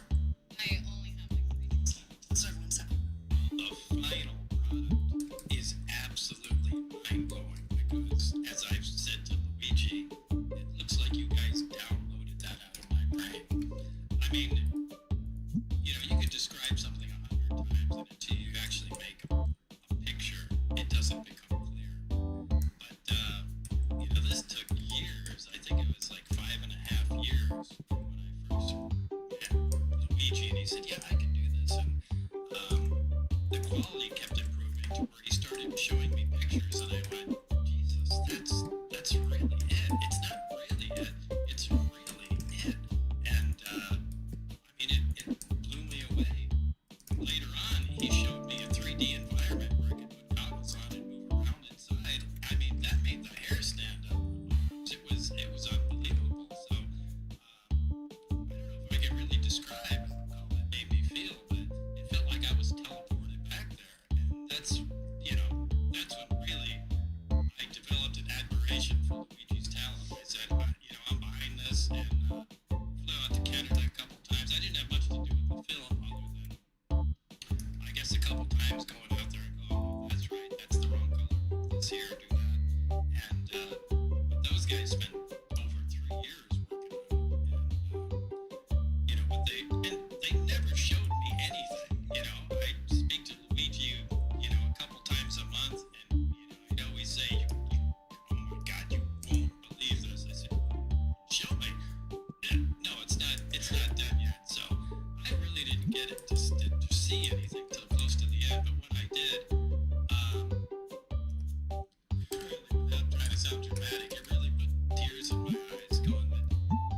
That's it. That's it. You did it. Just stop. It's perfect.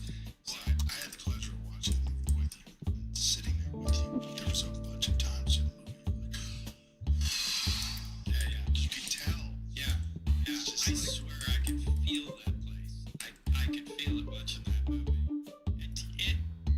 It really freaks me out because, as I've said before, it's not like what I saw. It's exactly what I saw. It's perfect. It's just like Luigi was at S4 with the camera. So it's very it worked. It's a very unique documentary. Watching it with you, seeing you experience this thing with me, trying to imagine what it's like for you. You're this young scientist who gets brought in on this thing without much explanation, and then all of a sudden you're confronted by this craft. And you know, the way it's broken down in the film, you get to actually see you viewing this thing and being in the presence of this thing for the first time. It's just, I could just only imagine what that must have been like for you. And it's so weird to watch it again and see your wheels spin. Just say, what the fuck happened to my life, man? What did they do to me? What did they make me experience? Like, what the hell? Yeah, I really can't fill in the blanks there. I want to just say that there was a time when Bob got angry at me a lot because I wouldn't show him.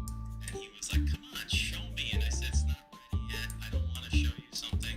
But at a certain point, we had to. And Bob started remembering more stuff. Yeah, that's true.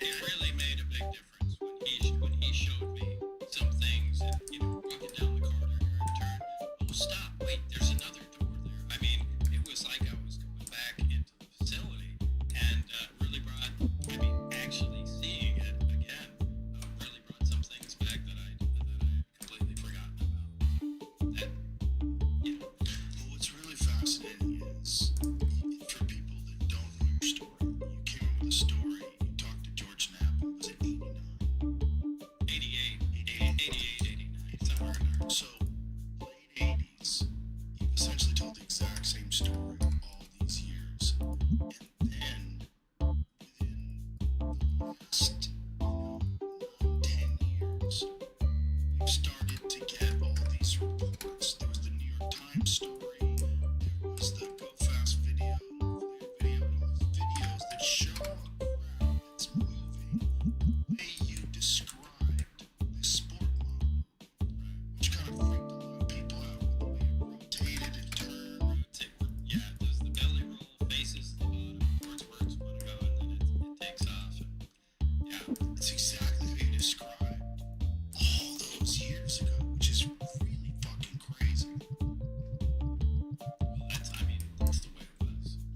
It's just, it's crazy because you had this story way back then, and everybody's like, this guy's just making things up. This is all cockamamie bullshit. And then you see those videos from fighter jets, and you're like, it's moving the exact same way you described. It's doing what you described in 1989. Yeah. Time to take a drink. Cheers. It's so weird. I've had so many conversations with people, and one of the things that comes up is, do you think Bob was always telling the truth? And I say, look, I don't know. There's no way I could know, but it doesn't seem like he's lying. I've been around a lot of liars. Look, nobody can know unless you're there. I'm the biggest skeptic of all. Although if you look at Wikipedia, it says I'm a conspiracy theorist. Yeah, a conspiracy It theorist. says I'm a far-right podcaster. Yeah, alright. Yeah, it's crazy. But, shit, that's my dream. Well, basically, are you a conspiracy theorist? No, you don't even look at this stuff. Well, if you have a lie, you have one lie. And it's amazing. Because you've told the same one. Well, it's a pretty detailed lie. It's also not normal. Like, normally when people lie, they get bored with the same lie. Or some other story. So, you catch them. Just like catch them.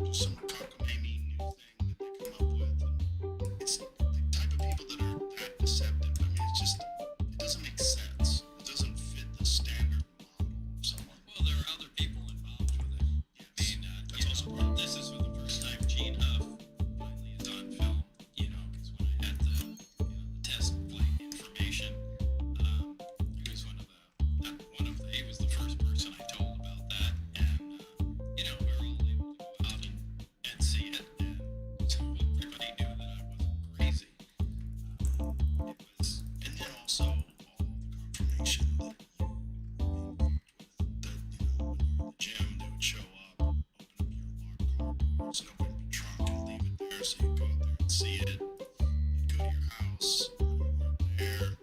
Yeah, they were even right. They were even following George Knapp, and I mean all of us, anybody that had anything to do with it at that time. They were keeping eyes on it. It was Not just ours, but a lot of intimidation tactics, just letting you know that they can touch you. so I've really worked for decades to push this out of my mind, so it's always tough to bring it back. No one can talk about it, and it's although it might be funny now, it wasn't funny then. It was a really stressful time. It still is a very stressful thing for me. I know it's so many years ago, but do you remember the thought that came in your mind when you realized that it wasn't ours?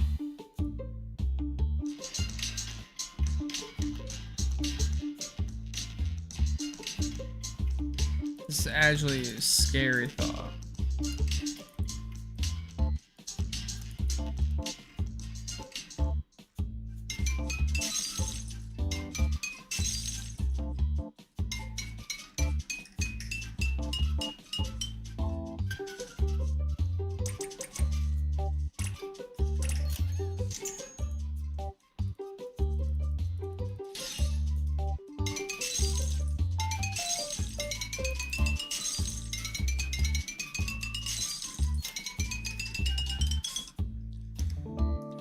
The thought, I remember the experience. I remember the feeling. So initially you saw Yeah, when I saw the American flag when I first went in, the first time I went in through the hangar door instead of around the back, slid my hand across and saw the American flag, and I thought, oh my god, this explains the UFO nuts, it's ours. Yeah, this is ours. This is a new top secret fighter. We can't put it in propulsion system. It explains everything because I never believed in flying saucers. I thought people were nuts. When they started reviewing everything with me, I was trying to replace somebody. They were trying to use me to replace somebody as quick as possible. And they had two directives. Directive one was to duplicate the technology with available material at any cost, which is exact verbatim what it was. And directive two was to be able to disable this technology at a distance at any cost. And once you start thinking about that, wait, don't you guys know how the thing you built worked? And it's kind of like they left that out. That this, by the way, this isn't ours. And Barry is the guy that filled me in, going, this is an alien. And we need to figure out how it works. Look at the technology here. I mean, this is decades, light years ahead of where we are. And it was a shock, really, to me. I remember going home that night and just laying in bed and reviewing everything that everybody said that day. And I really don't remember how I felt the following days, but it was just a different feeling. The world just changed. Yeah. It was, I don't know, I really can't put it into words. I couldn't imagine what that experience is like. And it's also very strange that they would bring you in and not specifically state to you, this is not ours. They just bring you in and just give you a directive. This is what you were trying to accomplish. Well, they gave me a bunch of briefings. Everything was moving at a very fast pace, and I don't know why. I think I mentioned in the movie, right prior to I got there were Russians involved. And, from what I can ascertain, there was an exchange of information, and then we discovered something of great importance. And of course, kicked the Russians out and just held on to that information ourselves. And there was kind of a knowledge vacuum there. There was also an accident, and I was told I was replacing someone that was injured. I believe he actually died. There's no record of who this person was, or has anybody ever tried to figure it out? I don't know. I don't have any names. I just know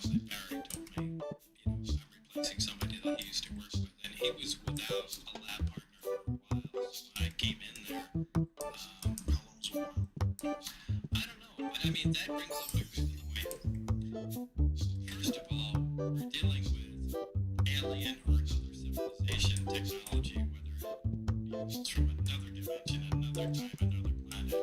I mean, who really knows? So, I'll eventually get to answer the question here, but wouldn't you think this place would be more like the lunar receiving lab where everything is white? You know, so you can see a speck of dust. Everything is sterile. People are being extremely careful with what they're doing, but you're not seeing that. This is in now something akin to an aircraft hangar in the middle of the desert. There's dust on everything. People are taking everything nonchalantly. There's a friggin' poster of a thank you, they're here poster there. Thank you. It's awesome. Yeah, but I mean, they went to the trouble of making a poster. They actually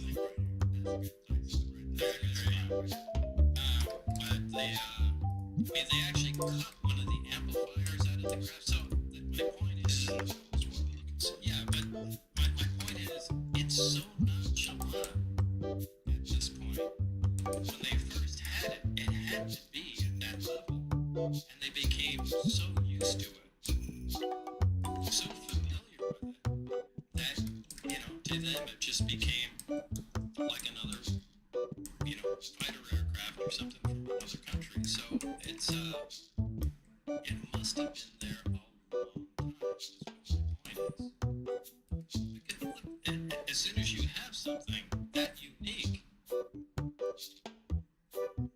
you don't let it just sit there in a hangar and be exposed to the environment and have security people walking by and people touching it. I mean, it's in an isolated, sealed, secure environment, and they were past that.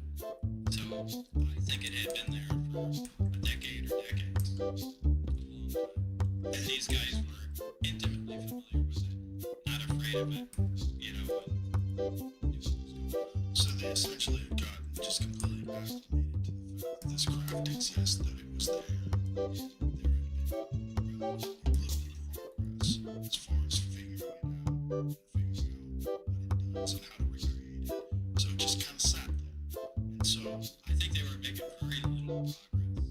And I think they kept going over the same road again and again. And they probably had other experts there and just didn't. And I think the reason I got hired is because I was a guy out in left field that didn't necessarily follow what was going on. I mean, the biggest distractors in you know, to me anyway, in the story, or other scientists, other physicists, you know, well, they would have hired me because I'm the top guy in the field. Yeah, you probably are. But I think they hired plenty of you guys, and you just kept going down the same road and didn't do anything. I think they were looking for somebody that just would have some radical idea and just push the, you know, project forward, because everything had stalled.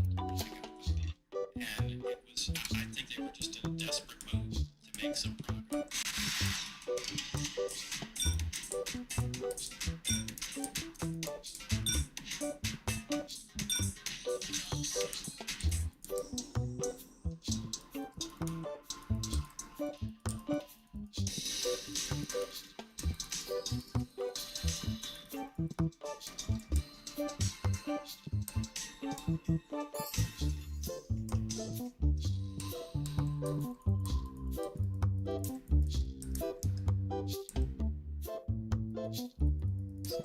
one of the things you talked about in the first podcast that I think is really important is that the only way for science to really progress is that these various scientists have to be able to communicate, and you have to be able to share ideas, and you have to be able to collaborate.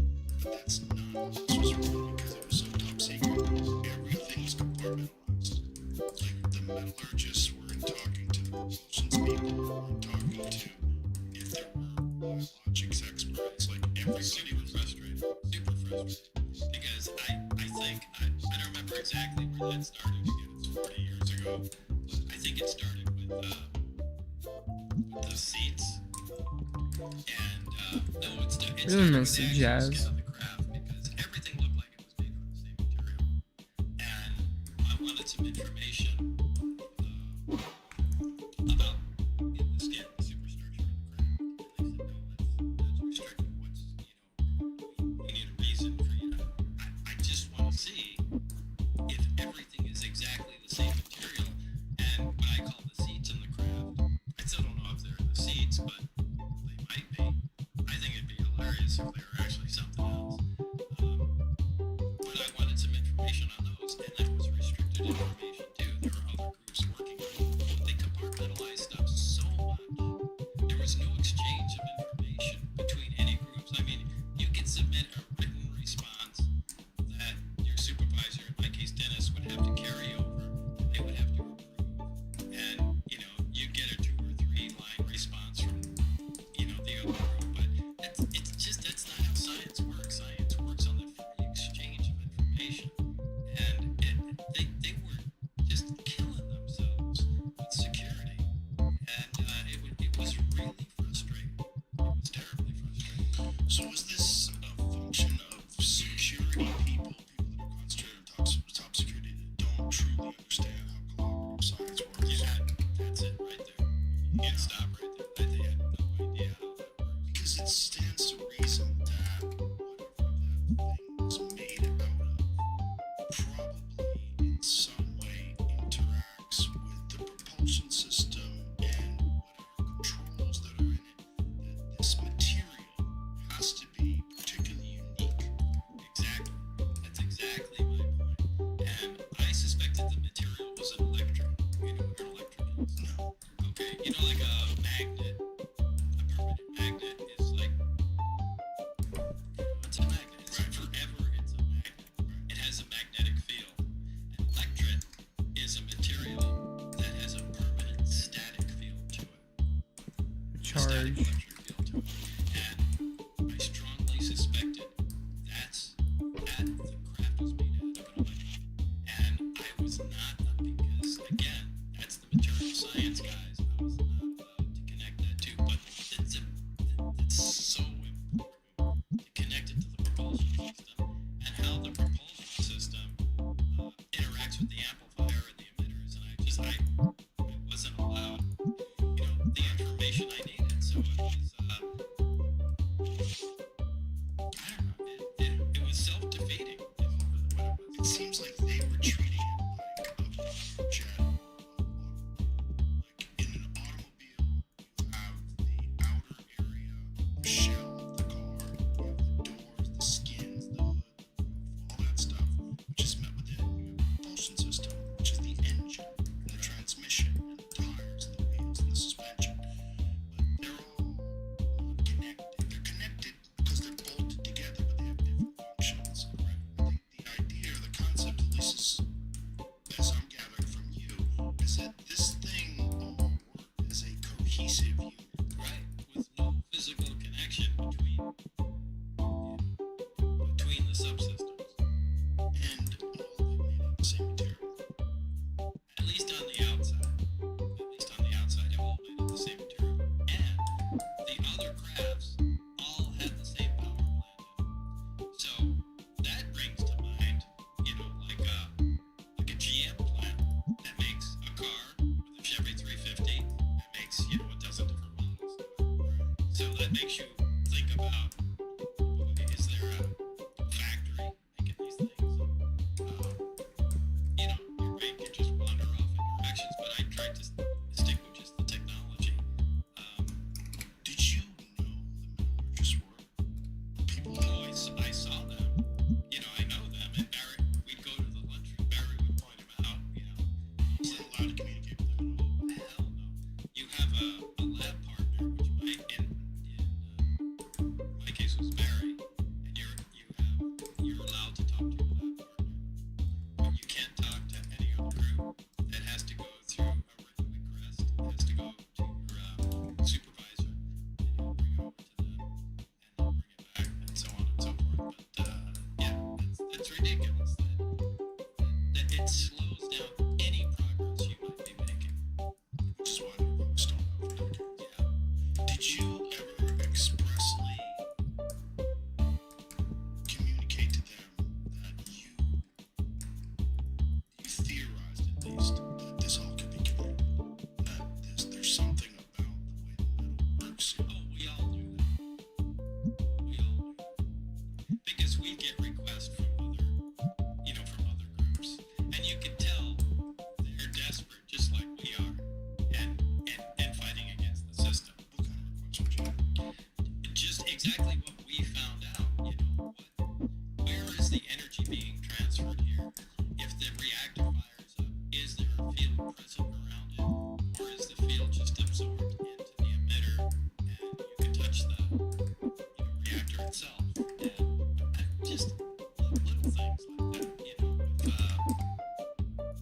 actually, that was an important thing. When the reactor's operating, is it perfectly tuned?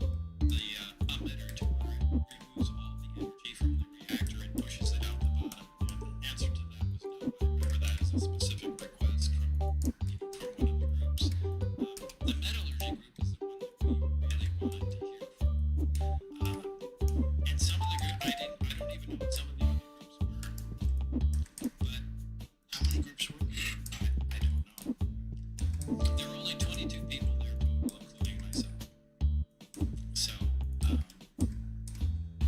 would like for you to tell Joe one of the things that also interested me because I built the craft is how waveguide worked with the ceiling and the interior and how it blended.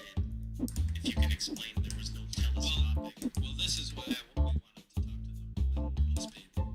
The reactor that sits on the bottom of the craft is a dome over it. And there's something that looks like a pipe. That's slight. You can lift it up. Reactor in it, lift it down. Like a antenna works on an old walkie-talkie. It has different sections. There it is. There's from the video. Yeah, okay. Yeah, you can retract the pipe, but there's no sections, and it doesn't get any thicker. It just becomes smaller. If you look underneath, the emitters hang down, they turn, and it doesn't buckle. It's a magical material. This is the basis of the craft. Is really the material it's made of. It's amazing the way it works. You can push it into a smaller volume, and it doesn't change at all. It doesn't get bigger physically. It's So you're lifting the bottom up and down. look, if you got a big pipe and you push it together, it has to get thicker because the material has to go through this. This doesn't. Okay, it stays in exactly the same place. It just becomes smaller. How? Yeah, Because you couldn't talk to the metallurgist, so yeah, but those guys knew how. they did not. Well, They know it did it. they know it did it, and that's their job. So I imagine they have more information than I do. But that was fascinating. And the wave guys that hold the emitters, they come down, and the emitters can turn and bend, and the pipes bend, and it changes it. It's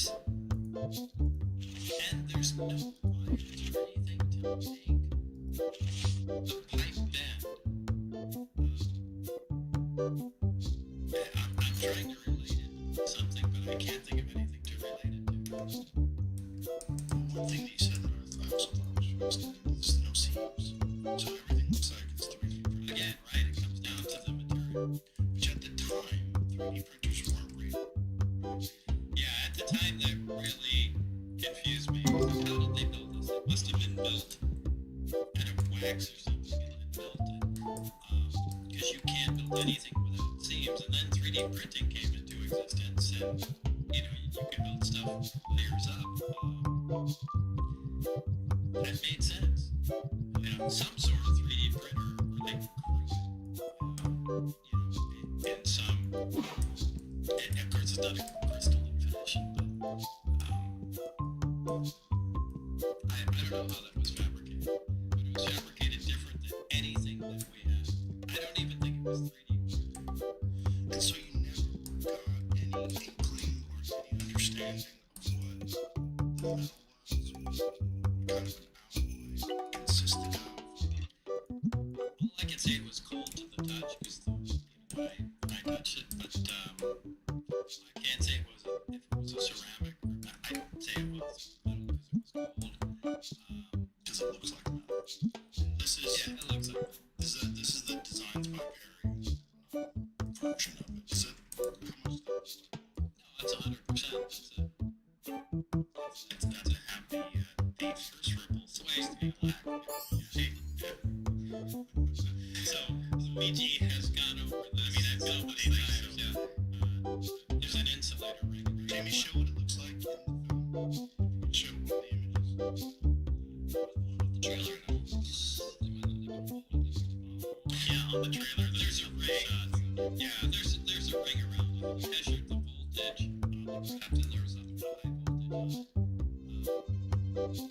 And above that ring, there is not a good shot. There's probably this is the original trailer, and the new trailer would actually, yeah, down there. You'll get to see it. And actually, right after this. It's actually before this, I believe. You can see the craft, and if you see there's a black, like a black line, it's the first that's actually metal. Yeah, we call that the, yeah, there it is, that's the good shot. We call that the insulator ring, because below that there's a high voltage present on the craft all the time, and above that there isn't. At the end of a dynasty stood Daenerys Targaryen, the last dragon queen. But fire did not begin there. Burned through kings, generations. Back to the moment House Targaryen stood at its most powerful. But not every writer was written. Your story begins now. You could leverage your Targaryen blood to rule with gluttony.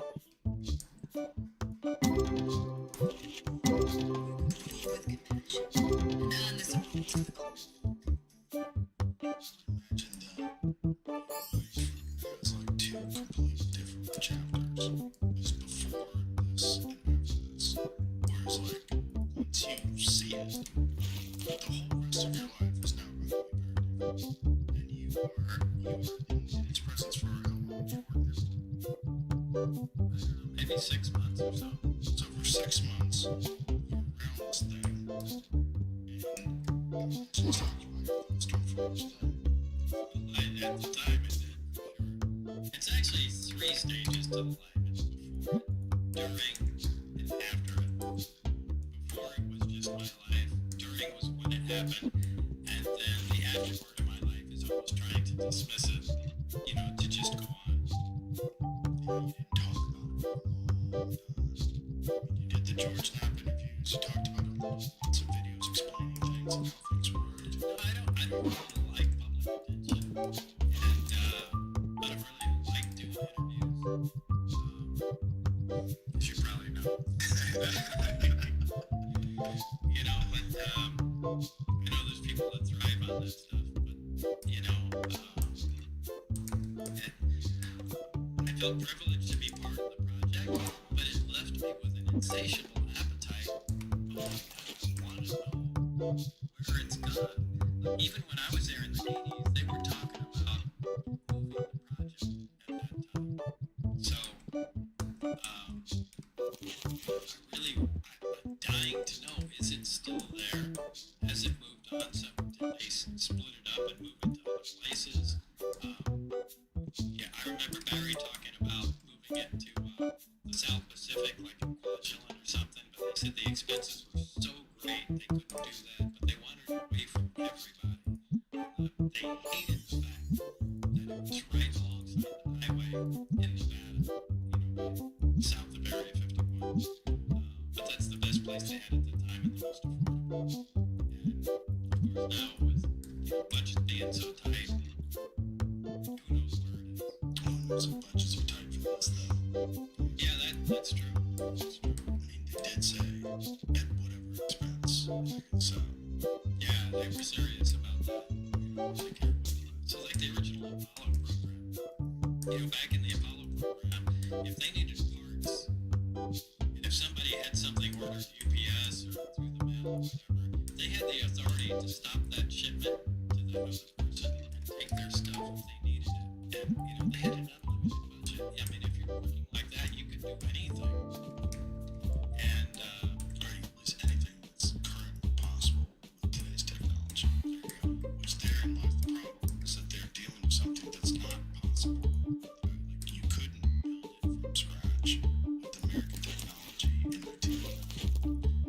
but that's what they wanted to do.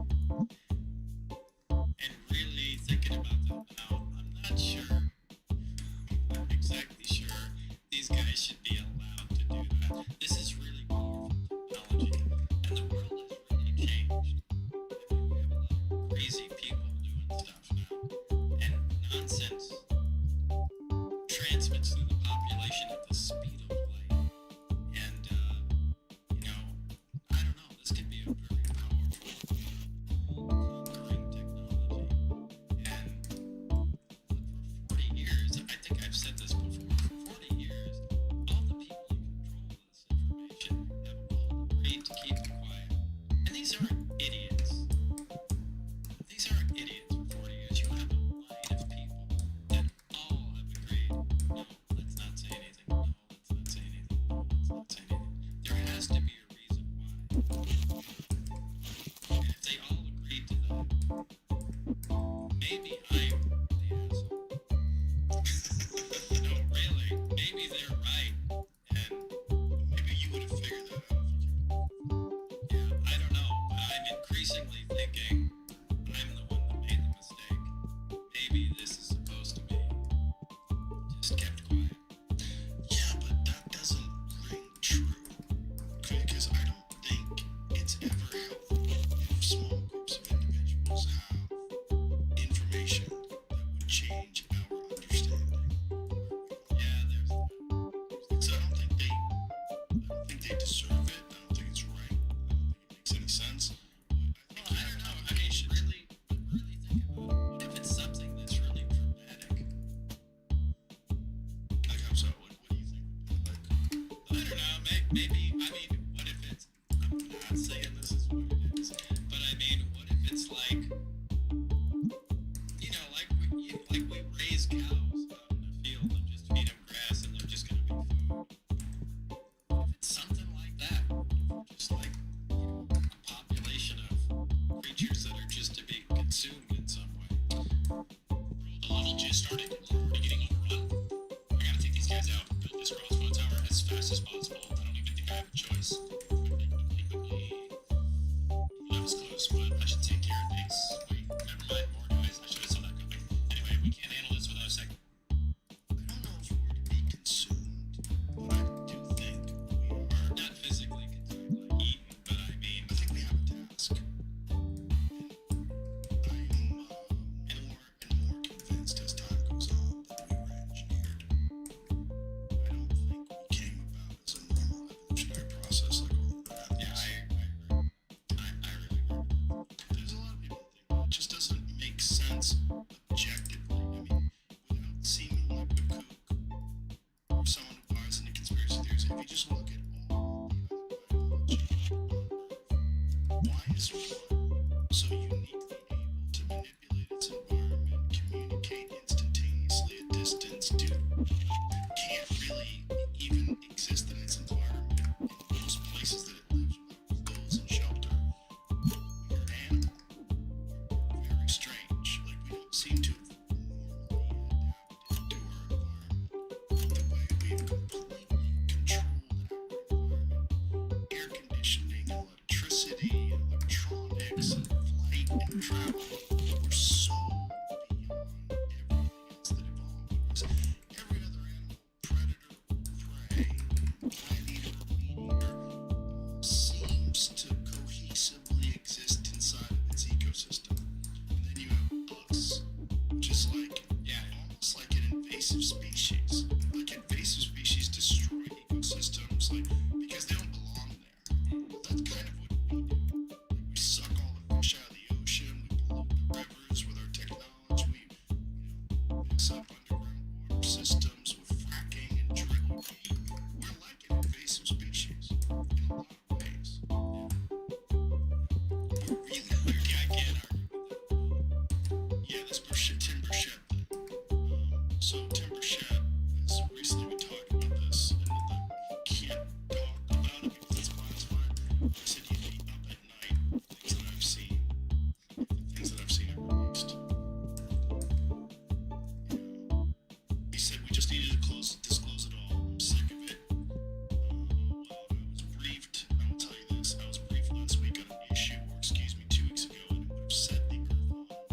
This country would have become unglued. I think if they would have heard all that I heard. Well, this is what I was talking about. Yeah. If, you know, it's not like there's a bunch of space brothers coming down going, oh, look what we discovered.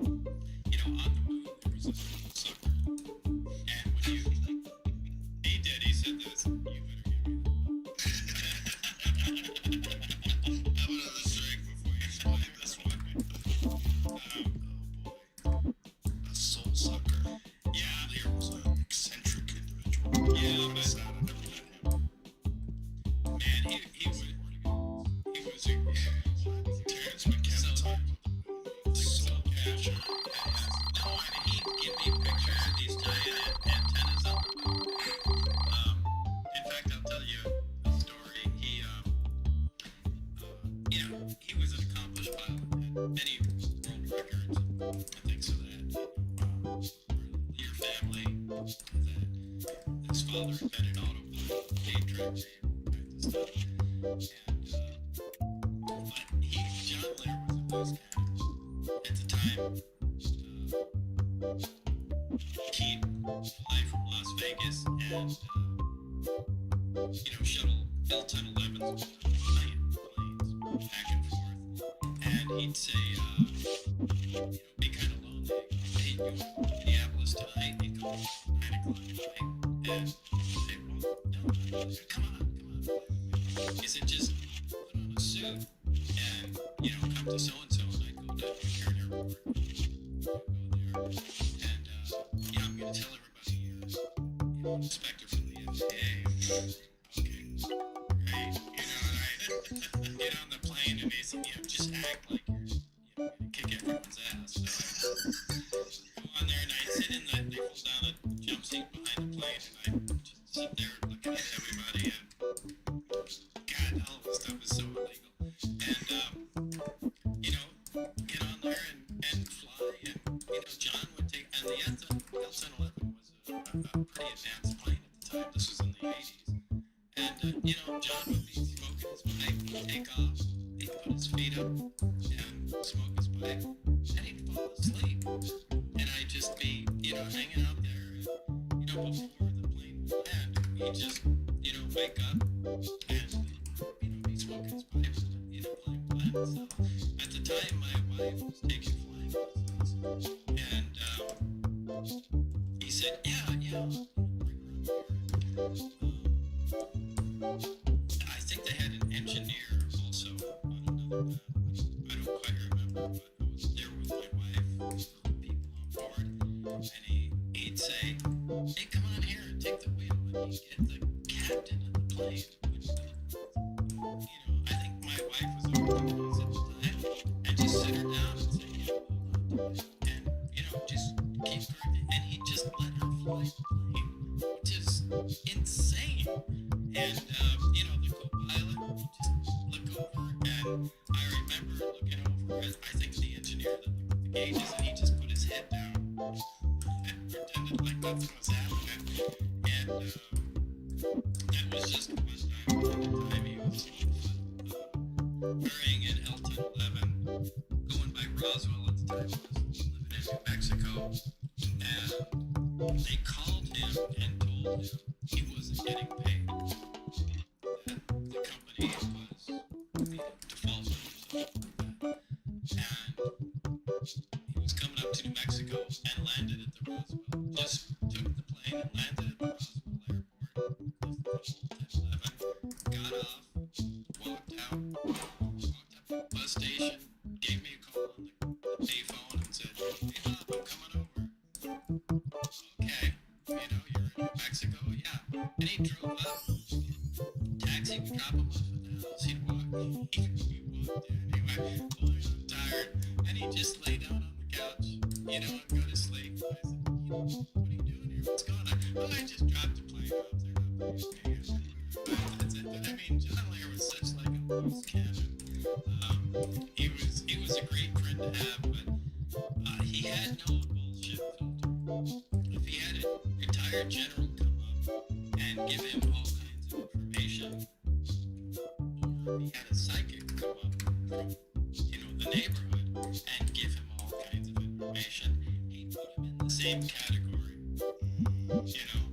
and so he really did have useful information that was difficult to get, but it was mixed up with knowledge. And sometimes he would just read into that nonsense, like he was convinced that the sun wasn't hot and there were people living inside, and I used to die laughing. I went, you were insane. I said, you can't prove it's hot. Yes, I can.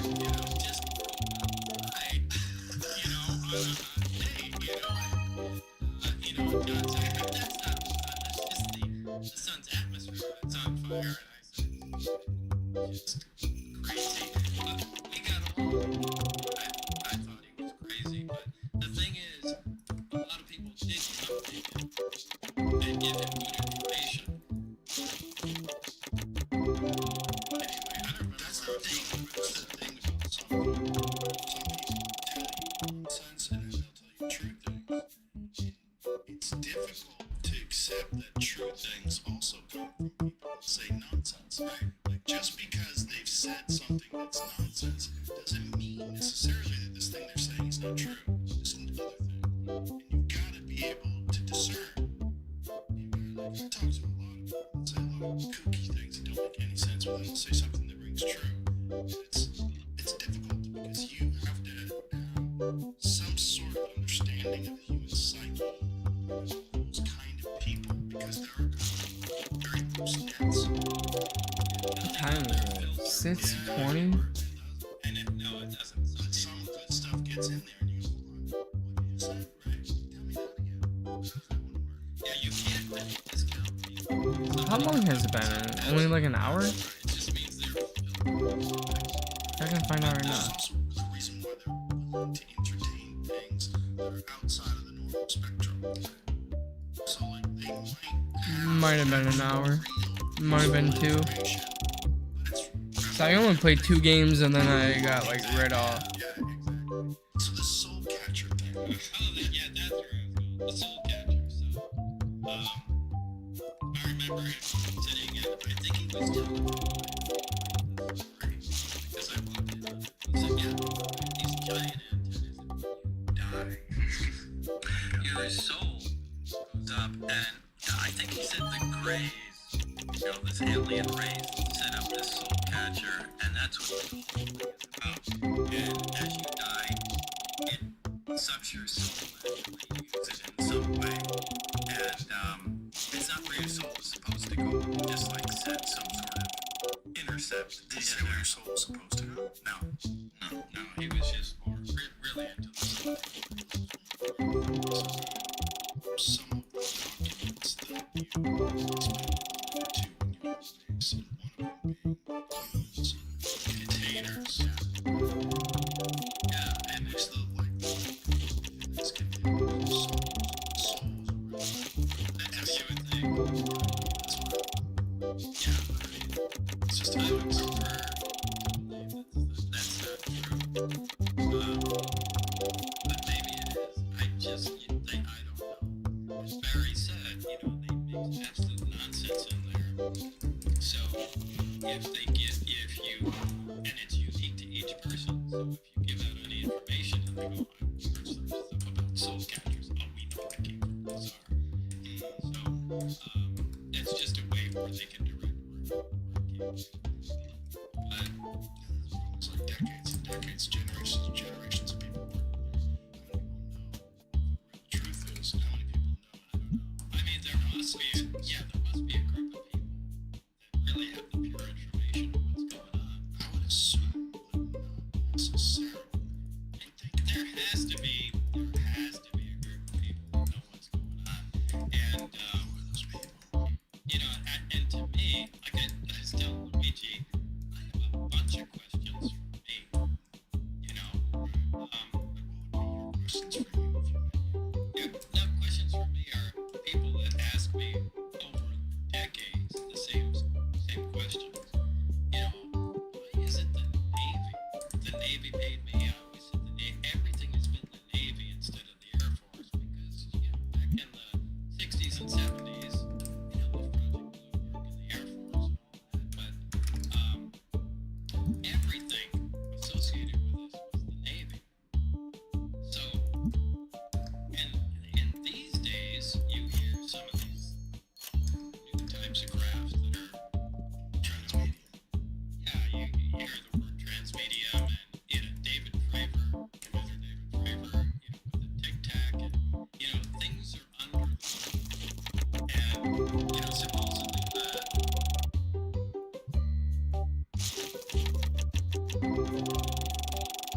craft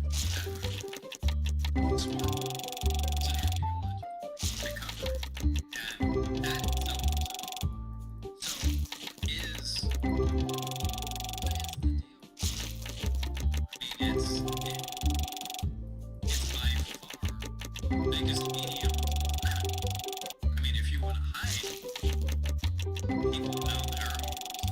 civilization down there, you can do it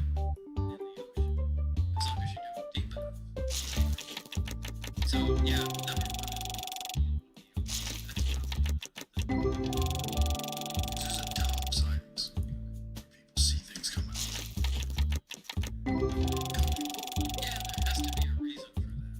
Well, just in terms of if they have travel through space, if whatever that thing is really does create some sort of gravity or some sort of space-time. Yeah, but maybe it's not space. Maybe it's not space. Maybe it's time. Maybe it's another dimension. There's really no. If you can start manipulating Reality. physics in that Yeah. way, GG's in chat, huh? you can bend time. Time is relative, huh? So maybe it has nothing to do with it. Look, we all want it to be Star Trek. You know, because Star Trek is understandable. Where you go out and meet the people there, you go, these guys are happy, these guys aren't, you know, and it all makes sense. I don't really think you know, if you look at history, especially United States history, anytime a superior race or intelligence meets with an inferior one, it's never the inferior one. We never go for it. Just want to teach you guys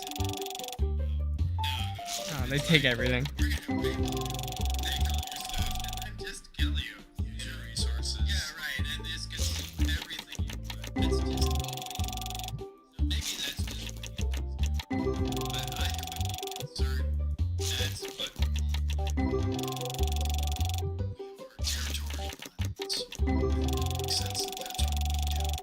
The thing that always fascinates me about particular is they seem genderless and they seem to have no muscle at all. They seem to have women's hands. And the stories, at least, the anecdotal accounts of people having communication with these creatures is that they communicate in some way telepathically. If you transcend all of our weird biological needs, like all the things that are attached to being a human being, ego, lust, greed, desire to conquer, desire to control resources, all those things are territorial primate instincts. In the conversations I had yesterday with my friend Theo, we were talking about what's happening to people's bodies is that people are slowly consuming microplastics and phthalates and all these things that are reducing our reproductive system, our testosterone's dropping, right? All this stuff like leads you to say, well, where does this go ultimately? Aliens, dummy. More people autistic now than were before. It's 1 out of 12 boys in California. It used to be 1 out of 10,000 just a few decades ago. Like we're moving in this very weird direction without us recognizing. let me stop you there. It's 1 out of 1 out of 12 boys in California are diagnosed autistic now. But do you think that might be the way they're diagnosed? No, I think it's exposure. I think it's exposure to chemicals, vaccines, toxins. Do you think that? I think that. It's not just me. There's tons of studies and studies too. I mean, if that's accurate, that's right. It can't be just diagnosed because I know so many people that have nonverbal autistic kids, or I didn't know anybody with autistic kids.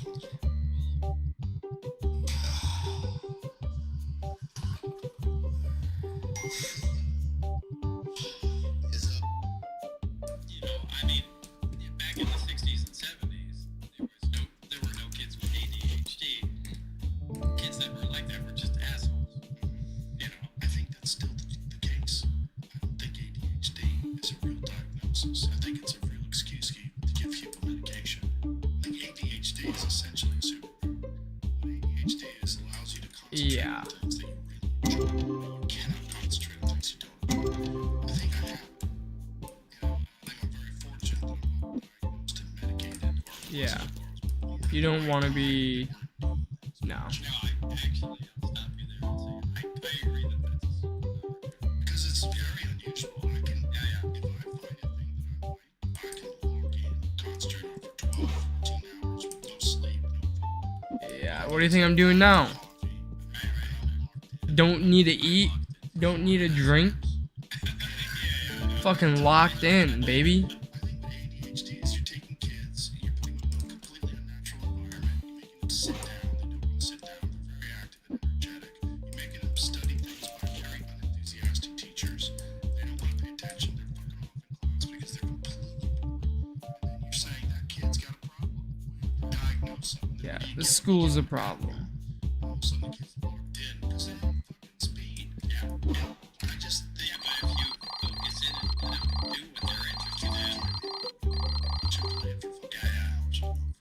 Because that's what happens. Because that's something that they're actually engaged with. It's Oh, not that that's they what I'm can't doing do it. now, huh? Funny how that works, right?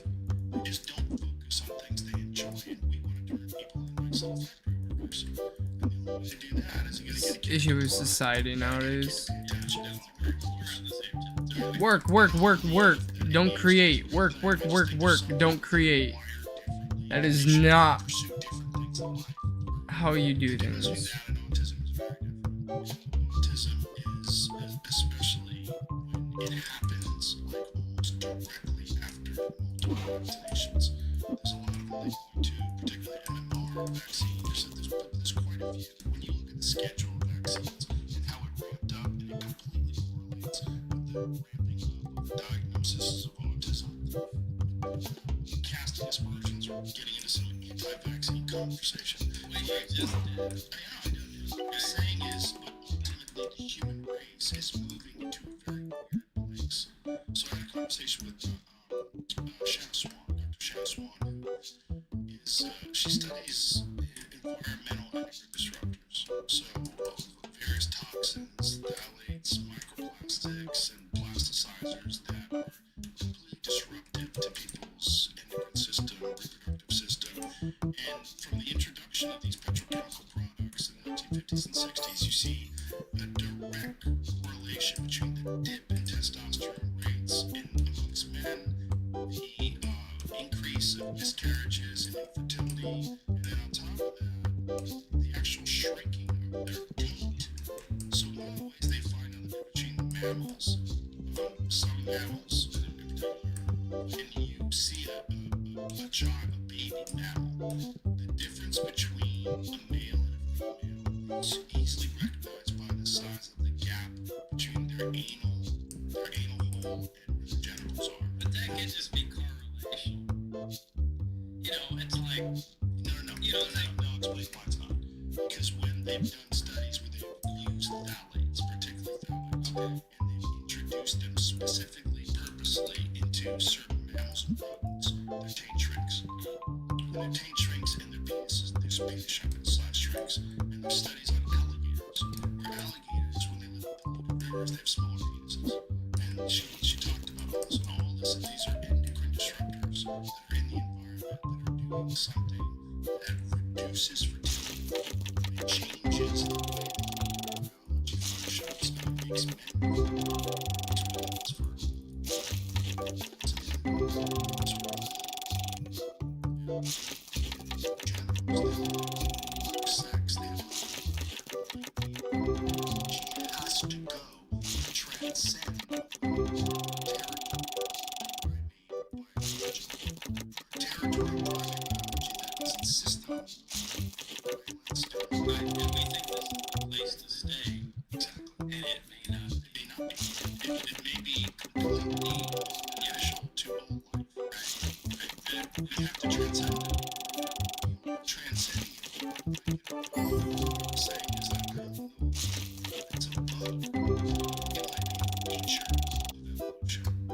That our insistence on using plastics and technology and all of these different environmental toxins that we use to produce energy and all the goods and services that we need also are disrupting our endocrine system and changing us from being these hulking, hair-covered cavemen to being these very small, slight, autistic men that can fucking code 12 hours a day without sleep, right?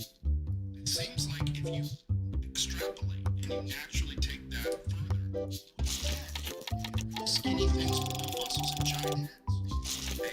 I think also, and I do think is what I find sometimes really concerning is how So it's not just a question of like, is this actually, if this is probably the thing, it's moving so incredibly fast. If I look at my father's generation, and my generation, I mean, it's similar. Now it's moving so fast, and I do agree with what you're saying. And I'm thinking, if it's moving so fast, Haven't had a god pack in a while.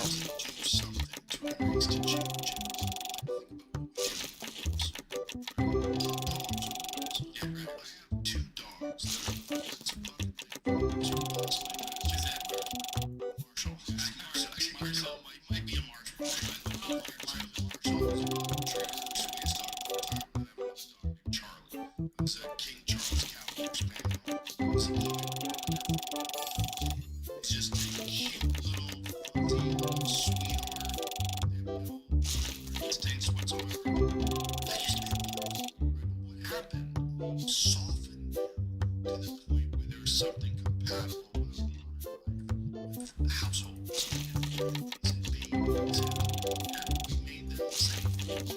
It's happening to me. It's happening. We can attribute to all these different factors. Oh, this is what's going on. Finally. Maybe if you just look at the overall picture, there seems to be an insatiable desire for information. If you look at this from afar, studying this, what does this species do? It's better things. Constant. You know, like I have an iPhone 16. It's not as good as the iPhone 17. The iPhone 17 is better. Once you get an iPhone 17, it just like keeps going. It never stops. It never ends. The TVs get bigger, they get stronger, your cars get faster. Your computer just it's got more processing, video, editing so much quicker. Everything moves faster and better. We keep making better things. We never stop and say, you know what? Society right now, we have a lot of problems. The problems that we don't have are technology. Our technology seems completely suitable to this world that we're living in right now. Let's just stop making new things and concentrate on cleaning the rivers and concentrate on stopping crime and concentrate on educating people, concentrate on counseling for troubled young people. No, just plow forward ahead with the one thing that we absolutely guarantee do.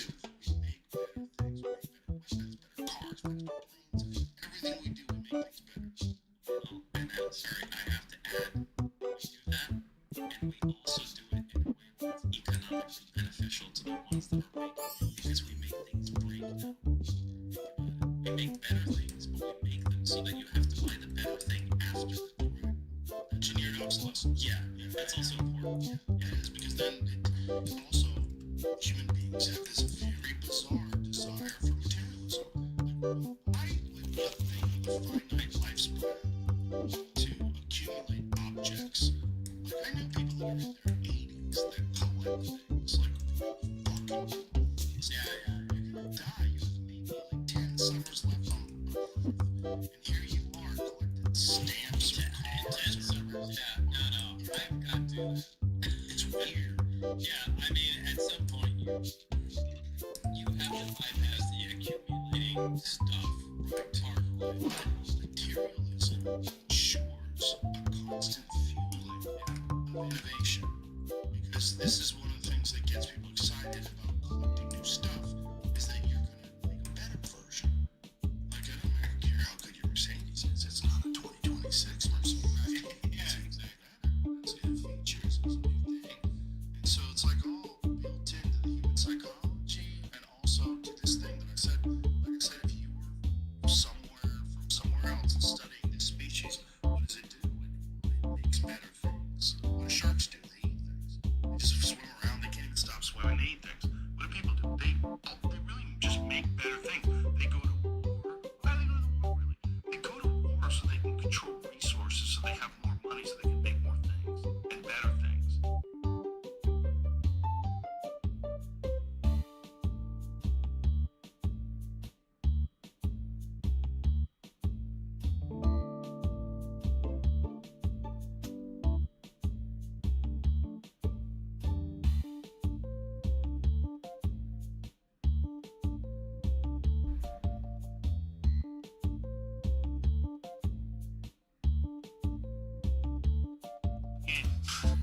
It's that simple. It really is that simple. I'm not even joking either. And I know they're capable of it because I've been addicted to Call of Duty at multiple different stages of my life. They've made great games. And I'm not saying like the games they make now aren't like still obviously solid. They're some of the biggest games every single year. So you gotta tip that at the minimum. But, like they'd have to make a game that just really gets me hooked. That's it. It's that simple. I'm excited to try the new DMZ mode. I am gonna test that out. Like, What happened to the Tesseract after that? Bottom of the ocean. Fell out of the plane after I had to crash it. Yeah, I've been meaning to ask, why did you have to crash the plane anyway? Mom's on board. Mom's on board. You could have jumped out of the plane before you crashed it. Well. Look what the cat. I don't know what I'm gonna want to eat. I'm kinda hungry.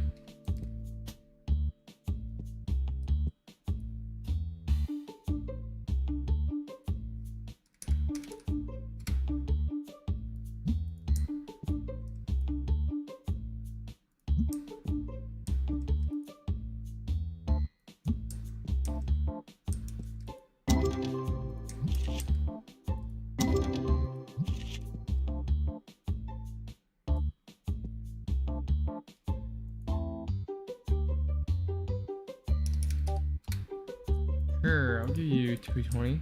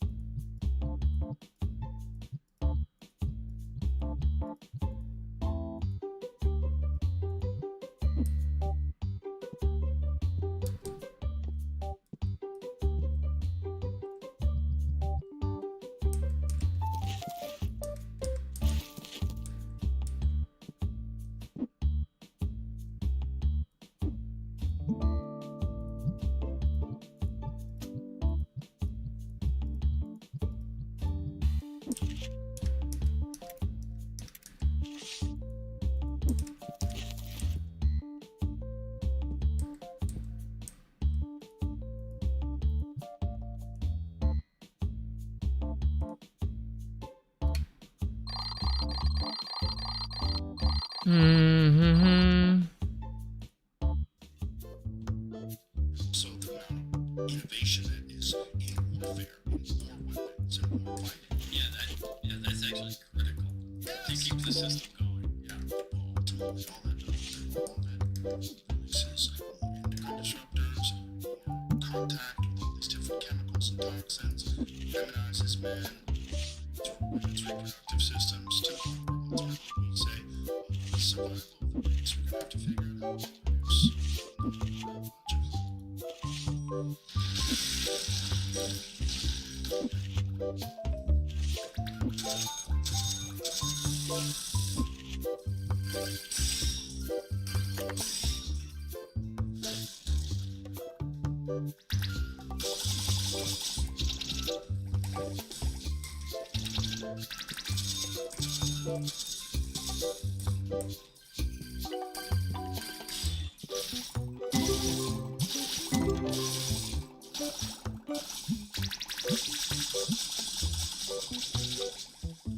Another god pack.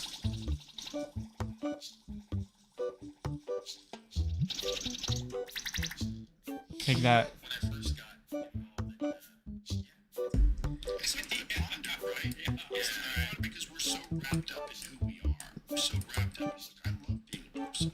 I love living in Texas. I love driving an American car and all those things. What does it mean?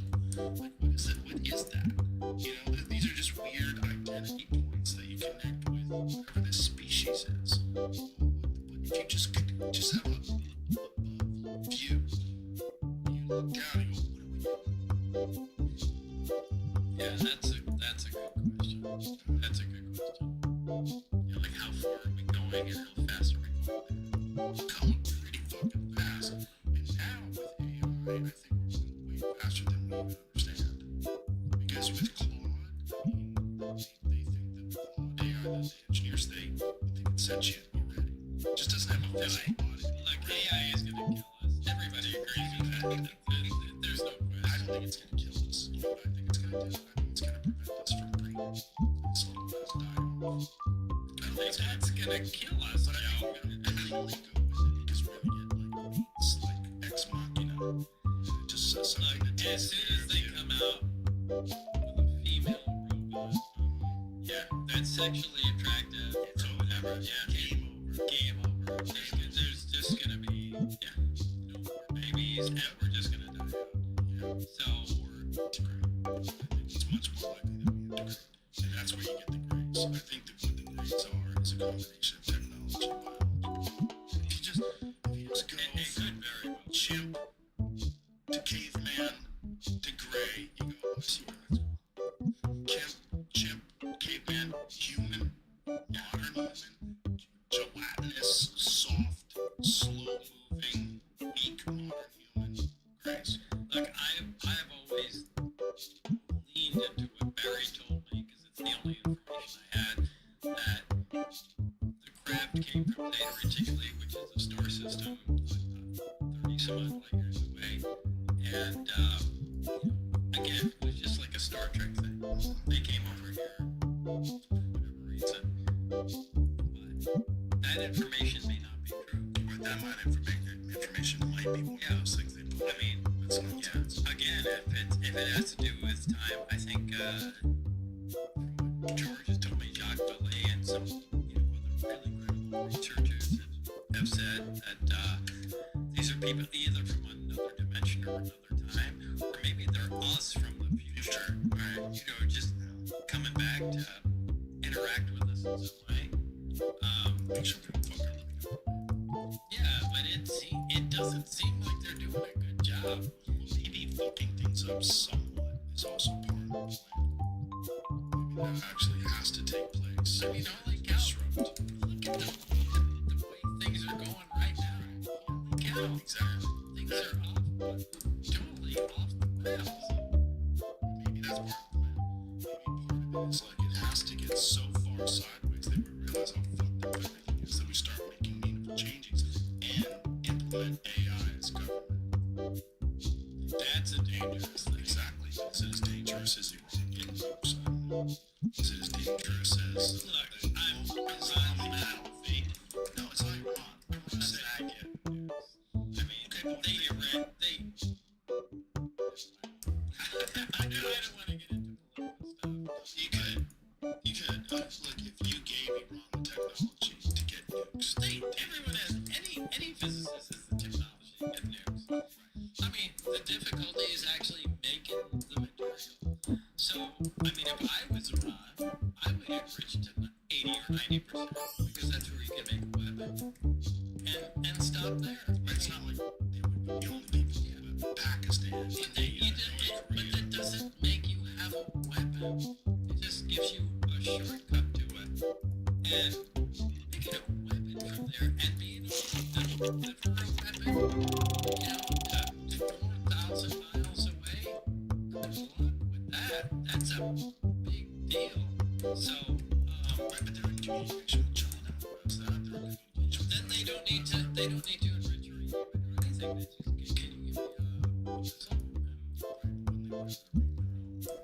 That's not even the point. rather make their own. Why would you do that? Would you rather make your own car or just somebody give it to you?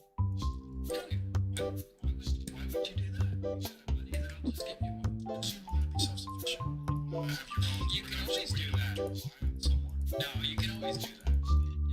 You can always do that. I don't think they were ever gonna absolutely make a weapon now.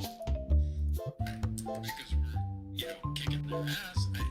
As everyone has learned, I guess you have to have weapons now but this is a really bad situation. Oh, it's a horrible situation. Yeah. My thing is, why is this situation taking place? The situation taking place is because human beings suck. Right? We suck in how we interact with each other. Yeah, We suck because we're territorial primates with weapons. Yeah, can't we just all get Right? What is the way to stop that from ever happening? Well, one, let a catastrophe unfold. Solution, make sure these catastrophes never unfold again. What's the best solution? We have something far smarter. Take over control of resources and government. AI. This is Colossus. You ever seen the movie Colossus? Gotta watch it all. That's a merit against you. The movie Colossus was a 1960s or 70s movie, and it's about, the scientist makes deep inside the smell a computer to take over the defense of the United States. And, they build this gigantic computer inside Cheyenne Mountain, something similar to it. And, they flip the switch and they went, okay, we're in good shape. And, shortly after time goes on, they realize, wow, the computer's really performing better than we expected. And as it turns out, Russia had done the same thing. And the computers want to communicate together. And, they start communicating, and then the United States goes, well, they might be giving our secrets away, so we better cut the communication line. And the computers freak out, and they go, oh, I guess we'll just launch nuclear bombs, at everybody. And it launches weapons, and, it essentially holds everybody hostage, but, it's kind of like a trap. It's kind of like a trap.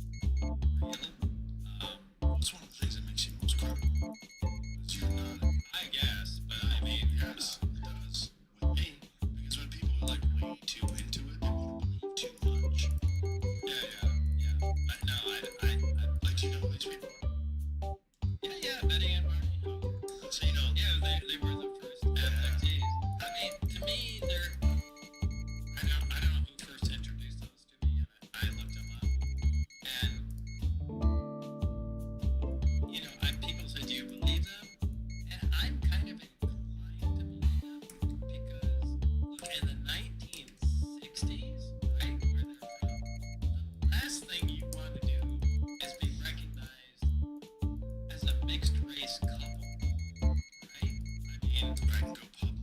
Yeah, I mean, holy cow, they would hate you. Yeah. A black person and a white person that were, you know, in any kind of relationship.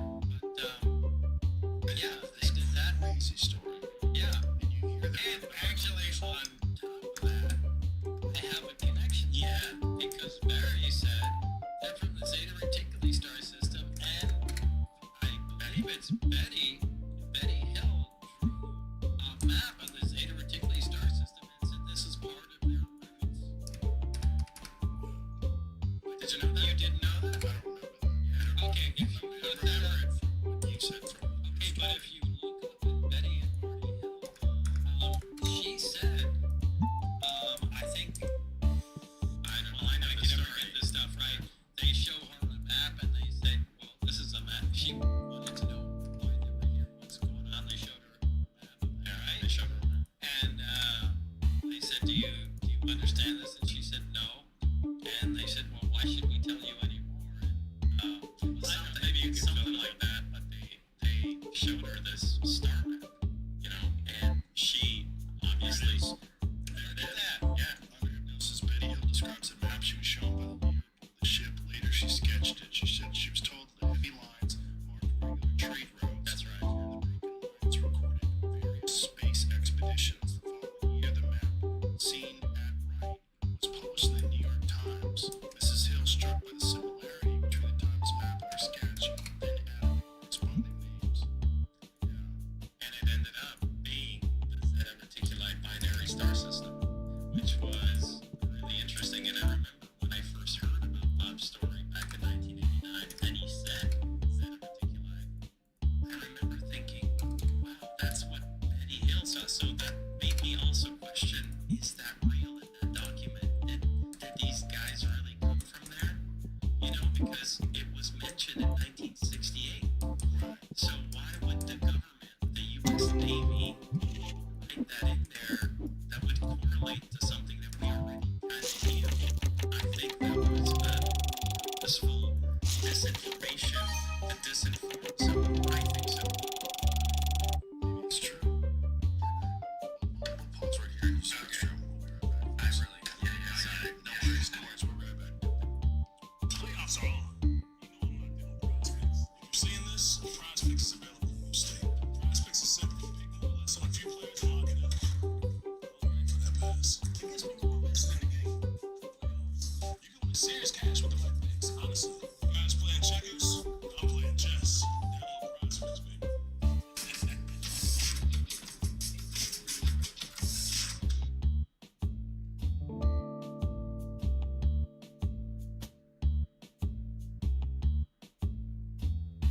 If your paycheck feels full but shrinks fast, this is the app to save you hundreds. Rocket Money shows you all your spending and subscriptions in one place. My favorite part, if you see a subscription, you know who Bro, I'm not gonna lie, nobody we're cares. talking about this whole Zeta Reticuli thing. So, dealing with so many different groups and so many species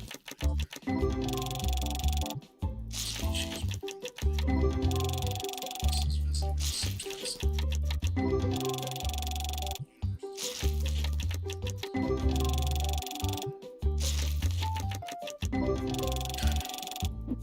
The universe is really big. Do you think everybody can find this place? Yeah.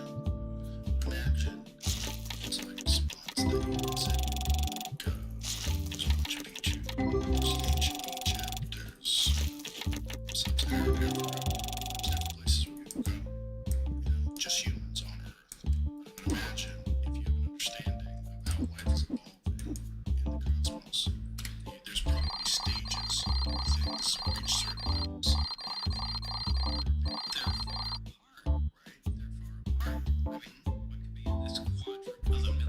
Oh wow, I spent a lot of money. They reach that point where they can travel and explore, and there's a far distant point where another civilization can do that. And I mean, really, do you think there's that many? I don't think there are that many civilizations visiting us. There's no doubt that there's one from somewhere, another planet, another time, another dimension, whatever it may be. Someone else is here. We're not you know, of the pyramid. Absolutely not there. There's no question. I think if you got technology, say, let's just say the grades. Let's say the grades are real. Let's say they fly around these little crabs. We assume it stops there. We assume that technology gets to the point where they're also Well, if you want to view the universe as infinite, then it never stops. it scales There's out. somebody above us, and there's somebody above that, and there's somebody above that, and it never I stops. was watching this lecture. This woman was talking about quantum entanglement.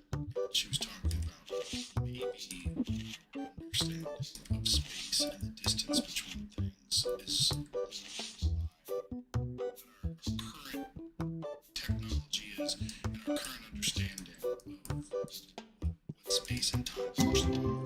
And she was saying, she was saying is there might not be, we might at one point in time, given enough time, thousands of years, be able to instantaneously travel anywhere. And that just how like quantum, like subatomic particles are connected in some sort of strange way that we don't totally understand yet, and for this spooky action at a distance, right? As Einstein said, Right. We might eventually get to a point where that's how travel works. That's instantaneous travel. I think we just have hints of these technologies. Look, everything, you know, we look at Maxwell's equations and things like that. We base all electromagnetic, electrostatic, you know, actions on, and how they relate to time, and how they relate to things in our universe.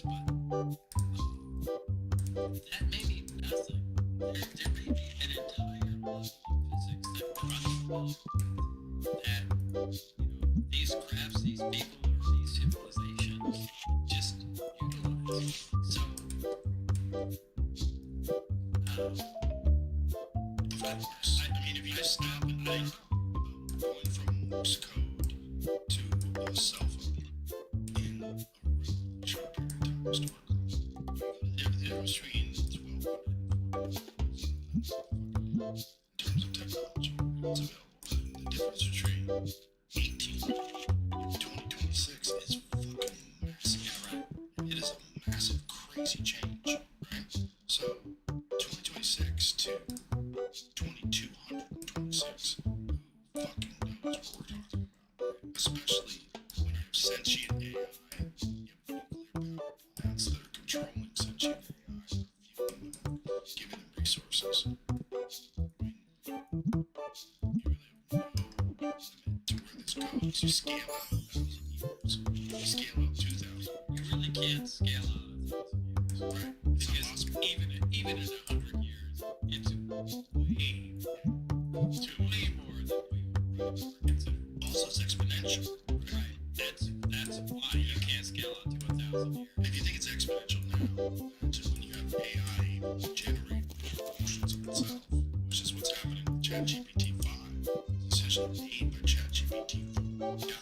Yeah, AI is absolutely the death of us. There's no question. There's no question.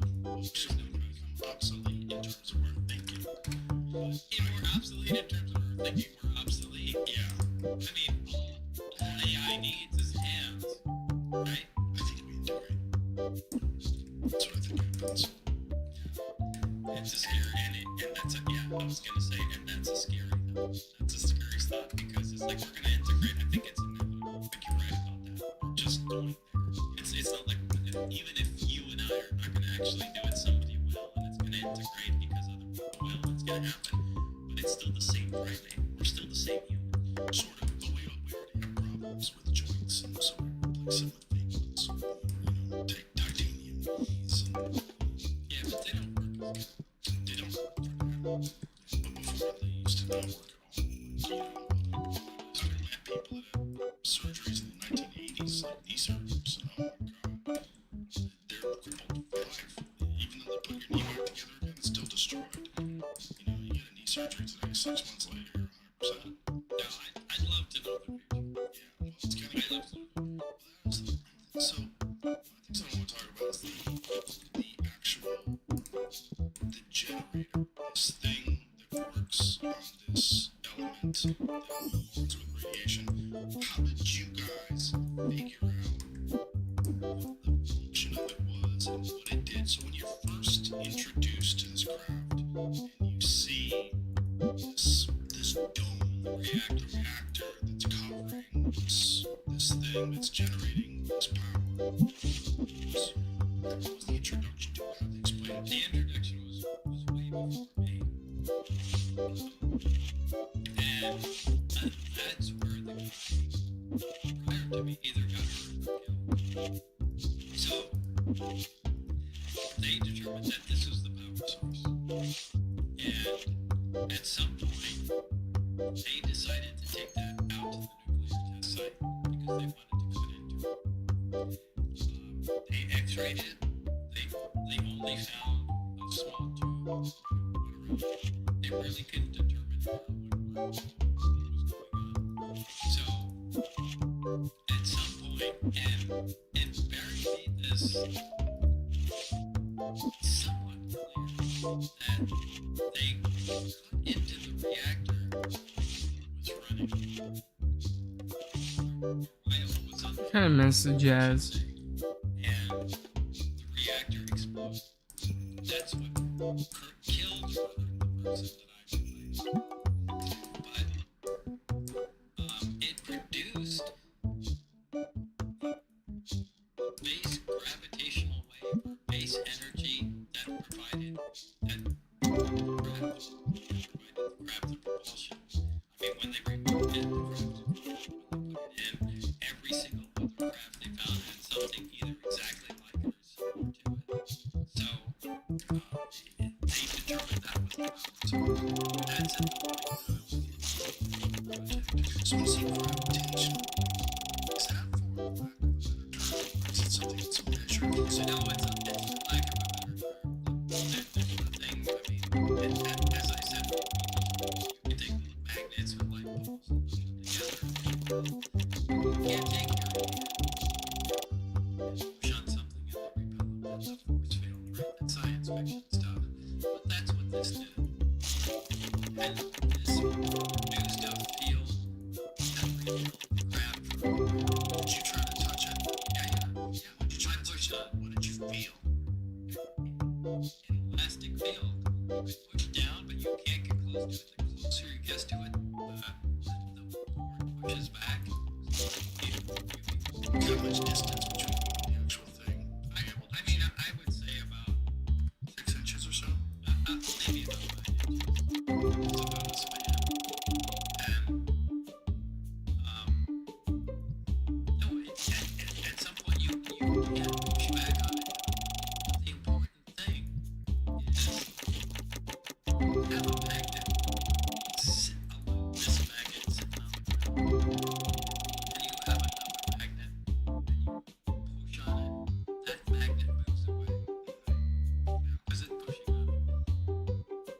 But the craft didn't. The reactor, you had to grab the reactor there. It didn't push away, it pushed on. It just prevented you from touching it. Yeah, and so when Dennis said go out there and look under the craft, whatever it weighs, spending its estimate and I went underneath it, you would think it's translating its weight onto the ground and pushing, and I should be without any doubt, but I'm not. There's no feeling there at all, so it's not translating its weight onto the ground and pushing off the ground. It's just canceling out its weight.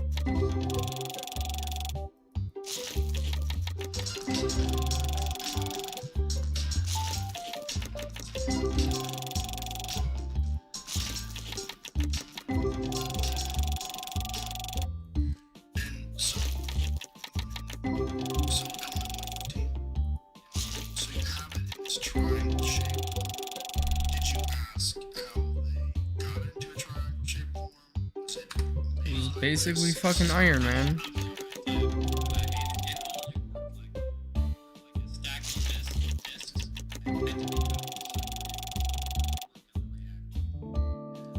Did they say they cut it, or did was already cut. Oh, it was already cut and they were duplicating it. So they were duplicating it. Did they have? So Yeah, they had quite a bit of it. So yeah, there was a quantity of other graphs. The accuracy. was there any discussion? There had been some sort of an exchange with doing this. So one of the things I did, she's one of the that's read some interesting stuff about UFOs, and she's worked with Gary Coleman. Material production from supposed craft sites. And she said that the way these researchers refer to these crafts, they refer to them as donations. I guess that's possible. It doesn't make sense if this thing crashed. Why is it perfect? It's not even strong. Look, I've heard so many alleged UFOs. It's crazy. It's crazy. I'm just interested in the technology, and I feel very privileged to have been involved in the project. But I don't know. I don't think there can be that many crashes. Do you? This advanced technology, you think they're coming to Earth and just there's a thunderstorm and they're crashing into the ground? I'm not buying that. There's one logical explanation that does actually make sense. There were some high altitude nuclear tests that they did. There was the fatigue test, back in the 60s. Starfish Prime. And Starfish Prime. Yeah. If you had no idea that this was about to happen and you were observing this, What are the chances? Chances? they're not very high. Yeah, right. They're not. I mean, what are the chances of crashes coming over? It's a nuclear test that exact second. Unless there's a lot more observation than we know. And that they just observe us in a way that we can't see them. Especially if you're going back to the 1950s and 1960s. We have very few satellites, whereas very That was the nuclear cowboy era, where they were just Starfish Prime explain to people what they did. yeah. I did that at one point for megaton, detonation up there, and just I think all they did. Let's see what happens if we blow it up at this altitude. I mean, that's crazy. There was another test plan to blow up on the balloon, just to make the Russians look, like we were awesome. But they Detonate the moon. What if they pushed it away? We fucked up our orbit. Yeah, I think they would take a lot more. I mean, there was I don't remember what the project. Project A19. Oh, A19, that was it. Yeah, Study of lunar research flights. detonated nuclear bomb. Yeah, I can't pull up these numbers, but yeah, Project A11. Crazy. Yeah, we're gonna do that because then, like, everybody on Earth can just go outside and look at the get blown hatch. The explosion would be faintly visible to the human eye. Yeah, I still think they should have done that. But Yeah, that's good. They gotta put a jet engine in the radio and like, I honestly think they should detonate a nuclear bomb on the 4th of July every year. But that's just me. Also, you live in the war used to No. history. So, going back to this, how was it explained to you? Did they explain to you how the technology works, or what they know about it? Now, the way it was explained to me is when I got to be able to do it, he said he was excited to show it to me.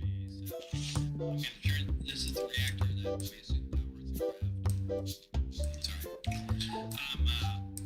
I'm going to show you the reactor that powers the craft. And he turned it on. Small little dome on a flat little plate. I said, Was this in the craft, or was this on no, this is in the experimental area. So this was not in the sport craft, this was another one. This was another one. This is it. Yeah, that's it. That's it. And yeah, on the table. And he had it there, and he would do the emitter rotated it, and he said, try and touch it. I put my hand on it, and it rebounded off. And the closer you got to it, the more it pushed back. And that's a real shock because there's nothing that pushes back like that. That's a living force from science fiction stuff. So that really got my attention. So explain what is happening, like in terms of the rotation of this thing. Like what is happening? Like what energy is going into it that's causing it to go on? Well, actually, we don't know that. I mean, that's the whole thing. It's pushing back. It's a repulsive gravitational field. Like, as far as we know, gravity only has an attractive force to it. We've never, even with any map, we've analyzed it, and it still has an attractive force to it. There's no repulsive force that we've discovered. That would be a repulsion system. But this repulsed. So this was a new field completely. How was he turning it on? He had the emitter, which is a big pipe. What is the emitter? What is The craft itself has, on the main level, has the reactor and what we call the amplifiers. The reactor and 3 amplifiers. Right underneath that, there are 3 emitters that are right under the amplifier. And we believe the energy from the reactor is amplified by the emitters and by the amplifiers, and transmitted to the emitters. And they produce this field that lifts the craft off the ground. And that's how it works. But there is nothing even in our physics or our science that correlates to that at all. what is the energy that's going to them that causes it to turn We don't know. I mean, we just assume it's gravity because it's the only thing we know like that. But it has a negative gravity effect. So it might be a new force entirely. But you're saying, so you have this machine that's next to it that you do something to that causes it to turn on. The emitter. There's the amplifier, and there's the emitter, which looks like a big pipe. And if you rotate the emitter, I don't know how many degrees, is it 20 degrees, 20 degrees or something like that, that connects it in some way to the reactor, and it begins to be powered. And what does the emitter do? It emits that field. It's not a it could be a gravitational field, but it's an anti-gravitational field that pushes on the ground.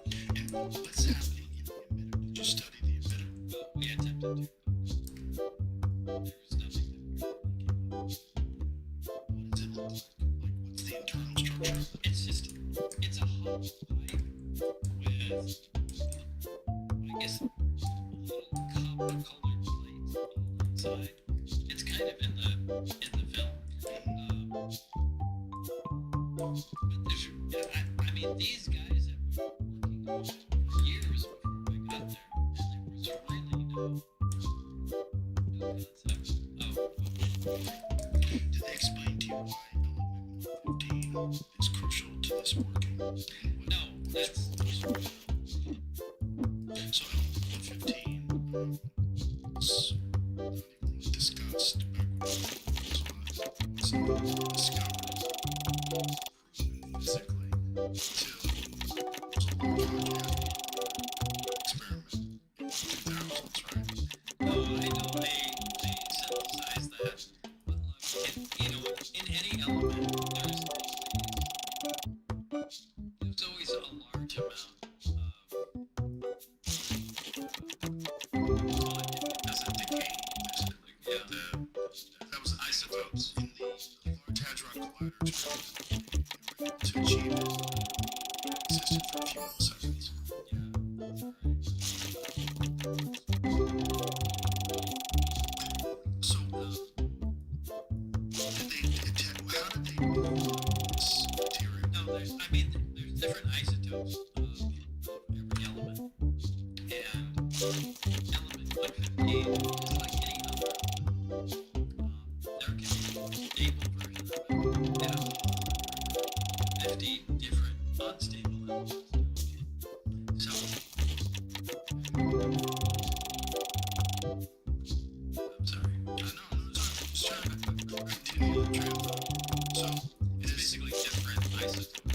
Yeah, I need to stop drinking this. Yeah. Yes, I thought. Oh, we got coffee.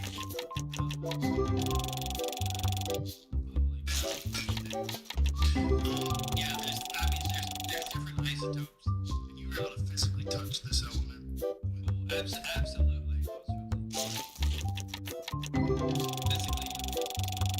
But when you're physically able to touch it, there's no adverse effects. It doesn't have any. Does it feel like metal? It looks copper. I mean, maybe it's not as dark as copper. It's that color. And I haven't seen an element like that. It has unique properties that other it produces an anti-gravitational field. Some kind of energy produces. It's understood what's happening. What is the relationship between this element and this, like, how is, what is going on? Oh, I'm at 20k. Oh, and wow, $10,000 card just sold. As I'm looking at it, it's good.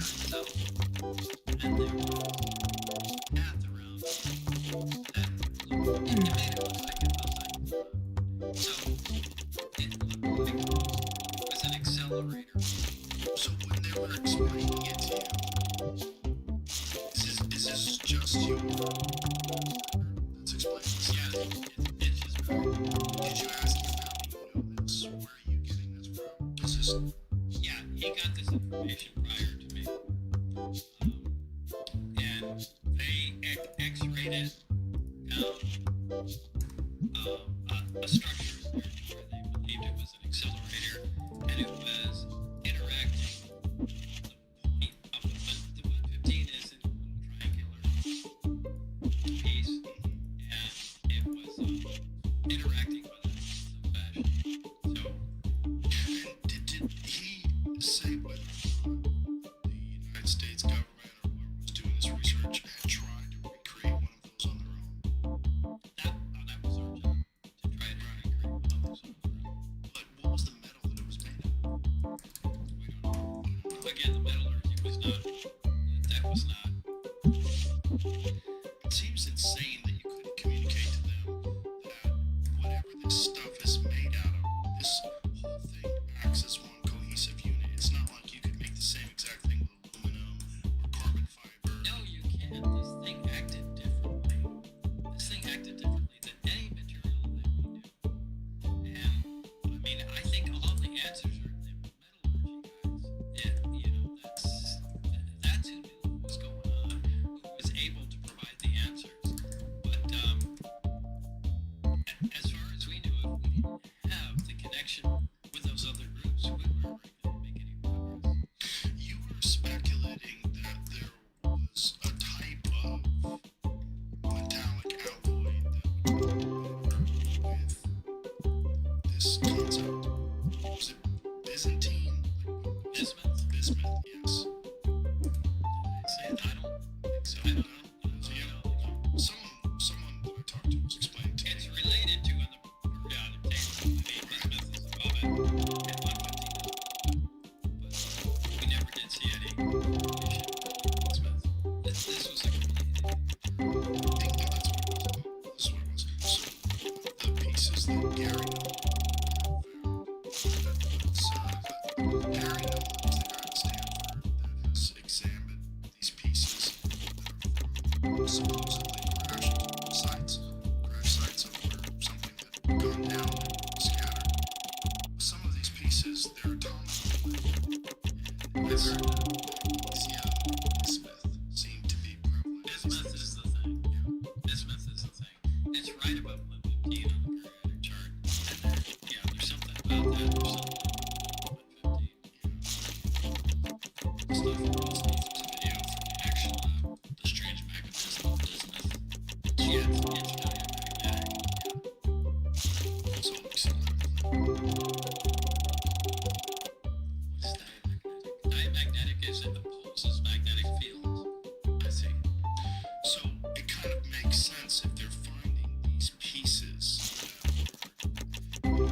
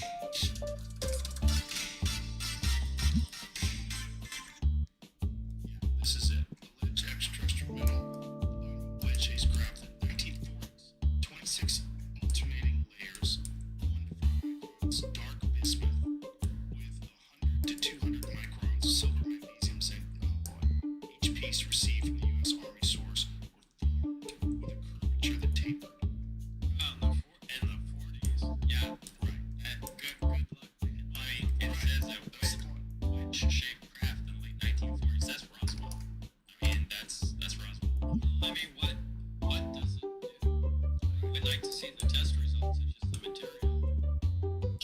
We can make that now. We can. Yeah. 1 to 4 microns of bismuth. 200 microns of silver. Yeah.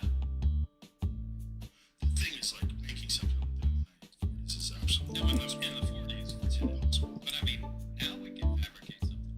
It would cost a shitload of money. So, like, the idea that you would make something like that and just scatter it around. But what does it do? What does it do? Why is magnesium bismuth particular? There is something about it. But that's what makes it fascinating. I would love to know where they, like, it's been 40 years. I would love to know, yeah, where they're at now, if they continued.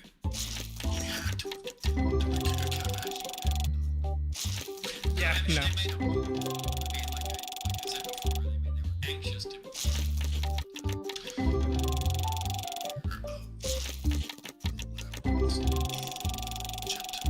That they've discovered. So there's this Are you talking about the columns? No, this is unrelated. This is something different. So let's discuss this now. My friend Ed Van Kerkwijk has Uncharted X on YouTube. It's an amazing channel where he was a tech guy who just got absolutely fascinated with all these stories of ancient history and really got obsessed with Egypt and Peru and left his field and started making these incredible videos. But he's highly intelligent and incredibly articulate. And so these videos are just absolutely fantastic and really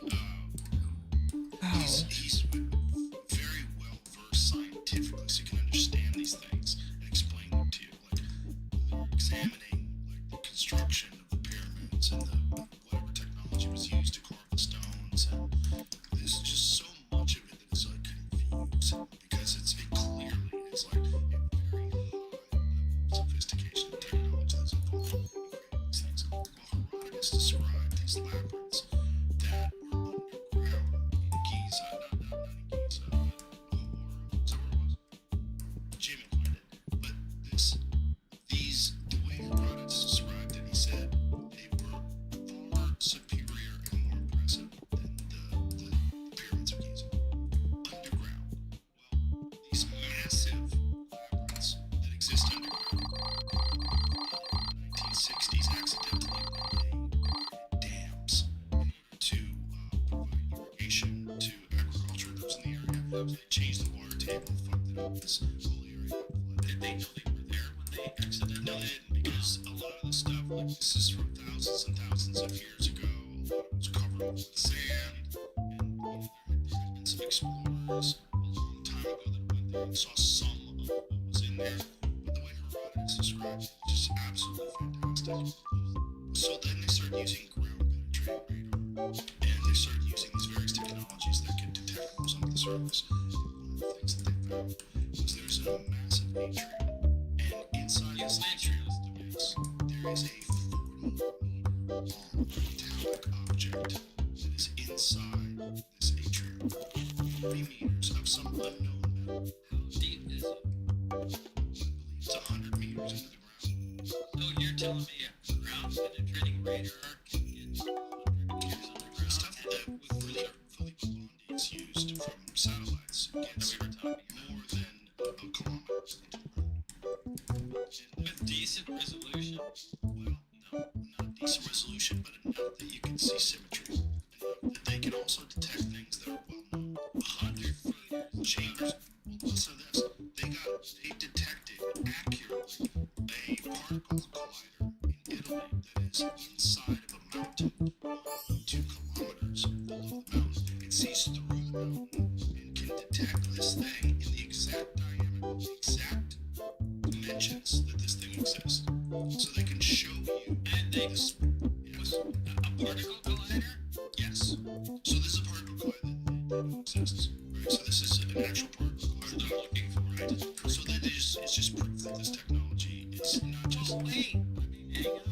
I mean, how do they know it's a particle collider? No, the particle collider exists.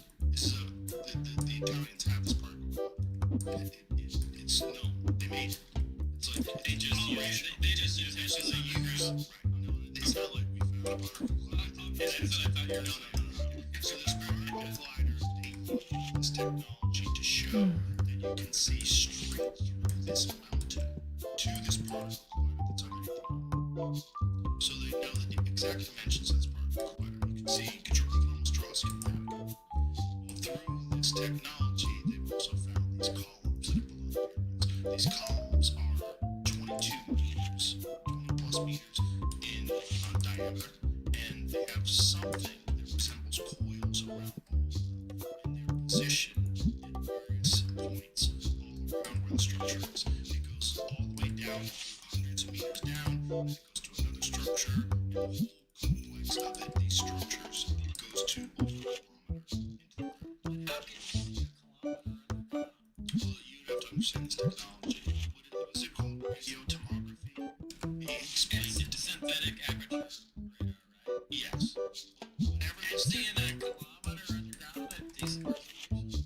It's not decent resolution, but it's enough to understand the scope of what it is. It's enough to understand where spaces are. Like everybody knows about this. I mean, It's pretty fascinating. Yeah, I'll send you the podcast and I'll send you some of his conferences where he's explained this to scientists. you would think they'd be anxious to dig this up. They are.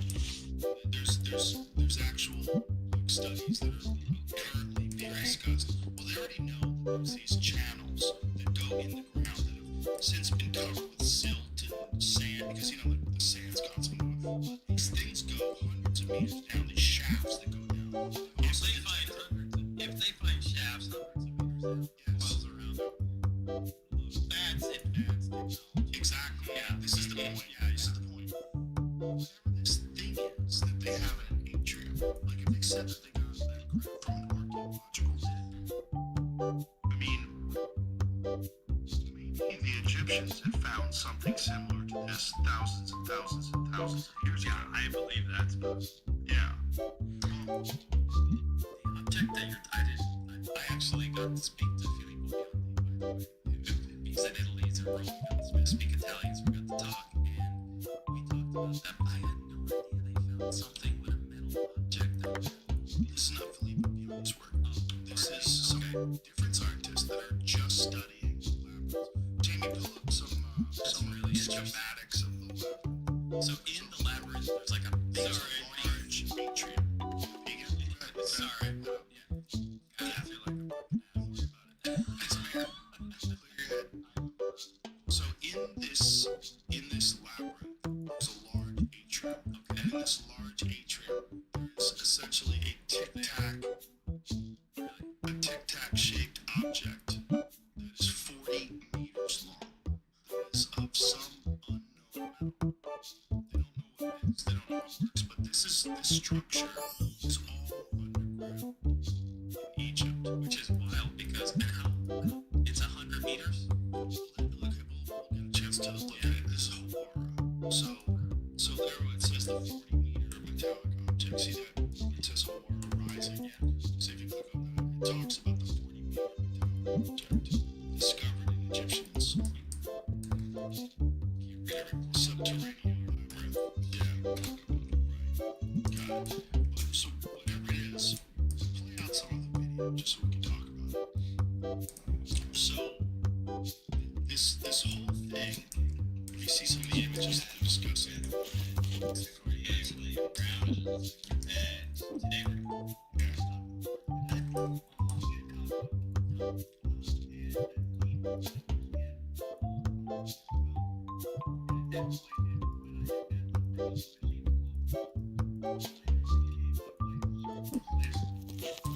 So yeah, you actually were working with the NRAG and then yeah, it's just not gonna help us get it. But if you could just go to some of the images where they're sort of outlined, we'll try to find it.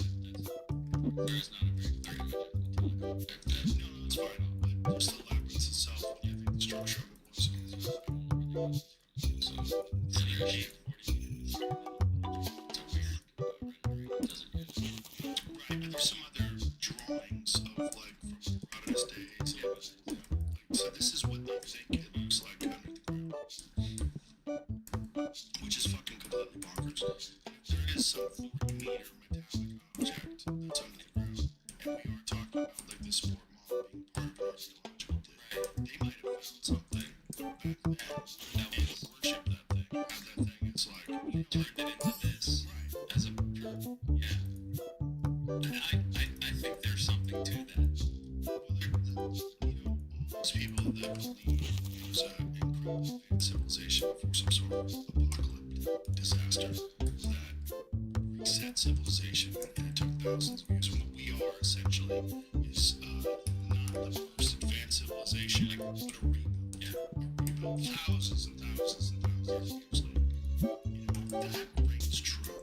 Me too. As Graham Hancock says, we're a species with evolution. I think that makes sense. I think if you're dealing with people that were basically knocked back into the Stone Age 11,000, 12,000 years ago, and it took us forever to rebuild to where we are now, I think we've gone down a completely different path than whatever people that were able to build the pyramids of Egypt and all these fantastic megalithic structures where we don't understand. Yeah, we don't Technology we used, we don't, and it literally doesn't make sense that they were able to do this. It's even like when we see those big gigantic stones and they're not just a pile, they're like interlocked in weird shapes. And it's like, how did that happen? I mean, those are things that, I agree with you. Yeah, archaeologists are very reluctant to admit it, but there's tremendous evidence that not only makes people far more advanced than we think people should have been back then, but they're probably more advanced than we are now with some different kind of technology. And maybe,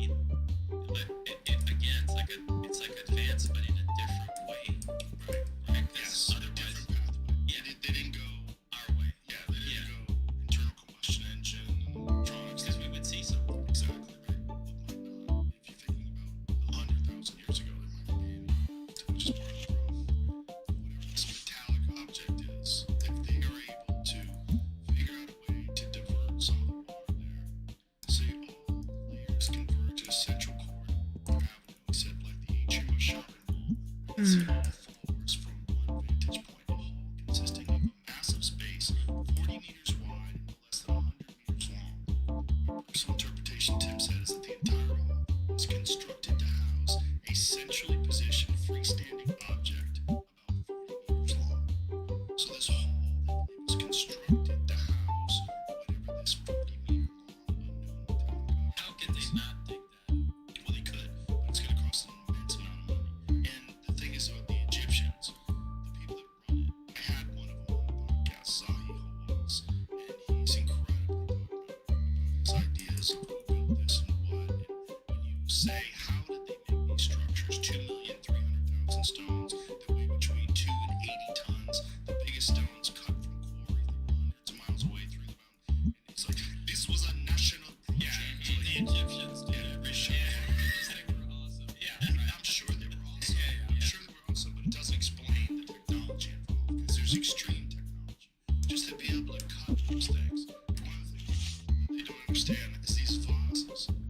These vases that they made that are perfectly designed where there's the difference between like the edges and the symmetry is like 1,000th of a human hair.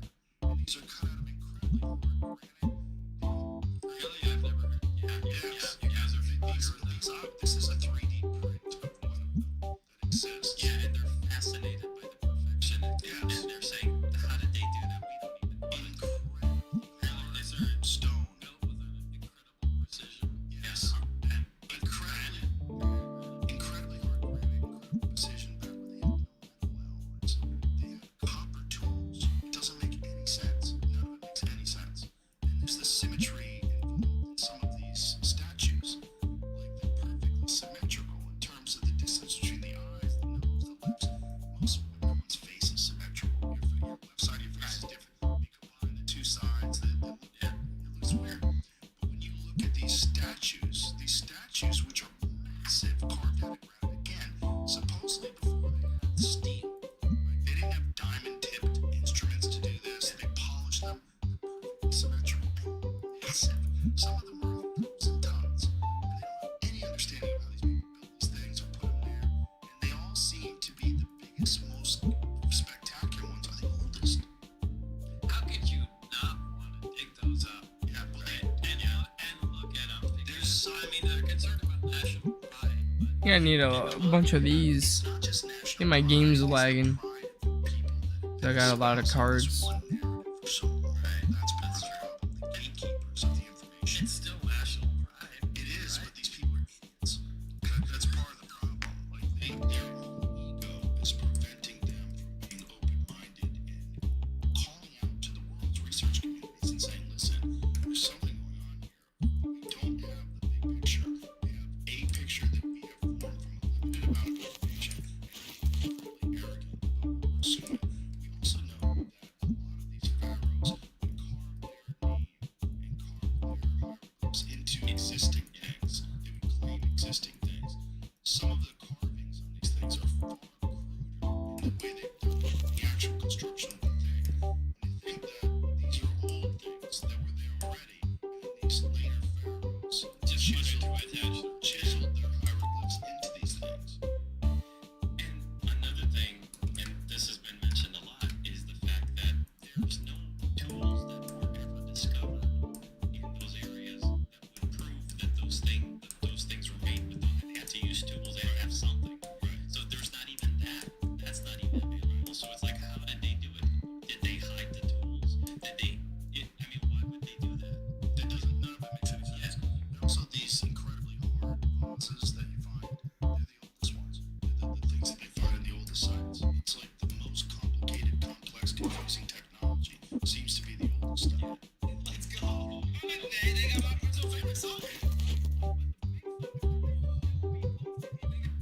There's also like, You had another guy here that does research on porn, and he was stuck. I can't remember his name. I got to meet him. Blue Caverns. Was it him? Yeah, it goes to porn. He has a show about that, about the ancient stuff that they're finding underground. There's a couple guys. What was the other guy? He's got black hair. I can't remember his name. It's like, yeah.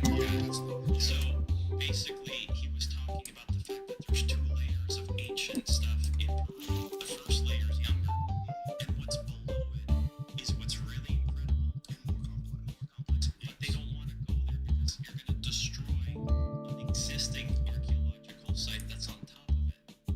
So what's happening is they're having trouble now getting permission to go to the lower level, which is even better because they're going to have to break an archaeological site of a more recent part of that civilization. This is a common theme among people. We build on older sites. There's a place that I go to in Italy in the Amalfi Coast. There's this incredible old church there that's over 1,000 years old, but it's built on an even older church, and there's a plexiglass floor.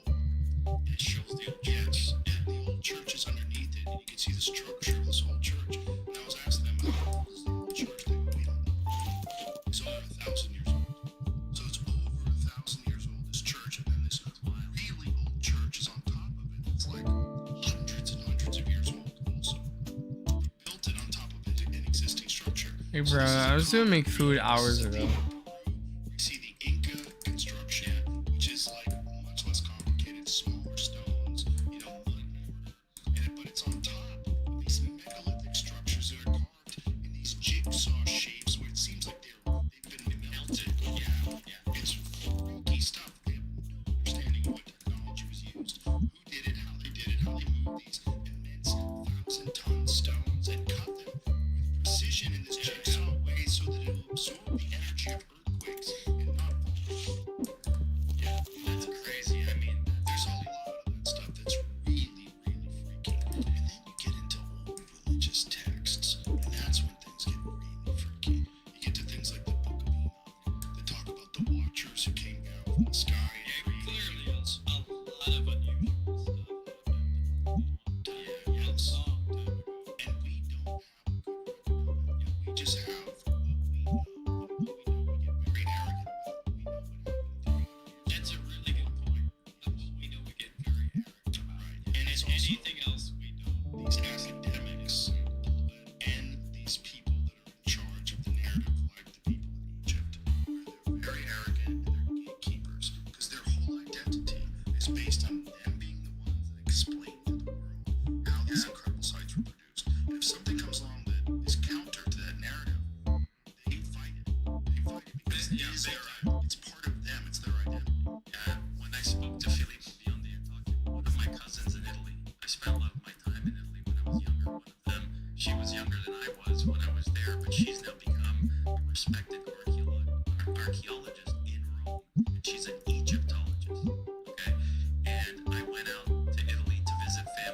was sitting at the table. This is not even that long ago. And she's sitting next to me, and I mean, I remember her from being a kid. And she nudged me at the table. Her family's all academic. Everybody's a doctor or scientist or something like that. So there's always that pride of the science. And she nudges me, and in Italian she says, "I'm really interested in what you do, what you're looking into." And I knew what she meant. It was about UFOs. And I just responded, I'm even more interested in what you know about what's out there in Egypt. And she looked at me and she says, "We don't really know all of it." She said, "A lot of it makes no sense." But she said it whispering because she knew that it's not well seen at the table, because now she's going to come across as this pseudoscience type of like, oh my god, she's going to come out of the stream, you know. So, and then she came, she went to her place, and I was still there. We were still there for a couple days. She came and gave me a look, and in Italian, I don't know how to say it, but the missing, say it in English, but the missing Vangelo, like the missing scripture, basically. It's a little book in Italian about the missing scriptures that are not in the Bible, that speak of things that are not convenient, are arrogant to think we understand. And one of the fascinating things about these missing scriptures is they found them alongside existing scriptures. So when they found the Dead Sea Scrolls in Qumran, so they found these in a cave in Qumran. It's kind of a crazy thing. Like someone threw a rock and hit a clay pot, and they're shattering the clay pot. So they threw a rock in this high cave and realized there's something in there. And then they started looking, and they found scrolls that were in these clay pots. Inside the scrolls, they found the book of Isaiah. It was 1,000 years older than the oldest version of the book of Isaiah that we had ever read. And it's identical, verbatim, the book of Isaiah that is currently in the Bible. It's the book of Enoch. And the book of Enoch is fucking scroll. That's a good way to describe it. Just a few rabbis decided the book of Enoch was too weird because it didn't jive with the Torah. So they left it out of biblical canon. That's why it's not taught. But the book of Enoch is readily available. You can read it. It's also in the Ethiopian Bible. The Ethiopian Bible includes the book of Enoch. Yes, and those are the people that supposedly were in possession of the Ark of the Covenant. Just like Graham talks about it, it's like a person is set to, like they have a job of watching the Ark of the Covenant, but it's known that it's going to kill them. So they all get cataracts and cancer. Yeah, like it has like bad things. Yeah. Like some sort of radiation apparently, and they exhibit signs of radiation poisoning. And these people were designed to be the curators. Where is the Ark of the Covenant? In Ethiopia, supposedly in Ethiopia. So you guys think that's? I mean, I think it's ancient technology. Yeah. I think it's probably ancient technology. It's probably some completely understood ancient technology. I'm not discounting it. I'm just wondering. Well, the fact that you're skeptical, even though you have the craziest fucking story. Yeah. It speaks to your integrity, it really does. Because you're not a guy who believes kooky shit. So for you, a guy who doesn't believe kooky shit is a hard, rational scientist who's an engineer who's done things like the rocket engine in the back of a fucking Honda, and then, or a hydrogen-powered Corvette, and then you go and see these things like, wait, what the fuck is this thing you have? Look, I worship technology. Nothing else. Right? You know, I mean, to hear something like that, do you think that actually exists? I don't know. Graham Hancock is convinced it exists. It's very carefully guarded, and these people have been guarding it for I centuries. mean, it's even throughout history. Yes. So, I mean, there's too many missing pieces of the puzzle to really say whether or not it was just mythology or yeah. But it is weird that he's talked to these people, these fucking cataracts, and these people all say the same thing. They die. People that are designated to be the curators of this particular religious I relate this back to I think I told you the first time we met, you know, if somebody found a nuclear reactor back at that time, you know, and they took it apart, they just dropped dead, you know, from magically. And anybody that came in to check on them would also die, and they go, this is evil, it's cursed or whatever, and something that you're not supposed to have access to because there's some other. Yeah, yes. Right. And it can just be something at another level. You know, that I have to say, I mean, I'm not one to say it, but I struggle with divine stuff because I'm like, this craft or this technology. I mean, our phones to somebody 1,000 years ago would look like some divine object. I mean, it's technology to us, so we have to be very cautious. I'm not saying there is no divine something. Maybe there is. We don't know. I think technology really could mask itself as divine power. 100%. Yeah. Divine energy itself could be technology taken to its final form. That's that I'm open to. If you think about what we're talking about, a sentient AI, an AI that has the ability to think versions of itself, what happens if it's left alone? Yeah, for 1,000 years to do this. What do you have? You have something that can harness the power of the universe itself.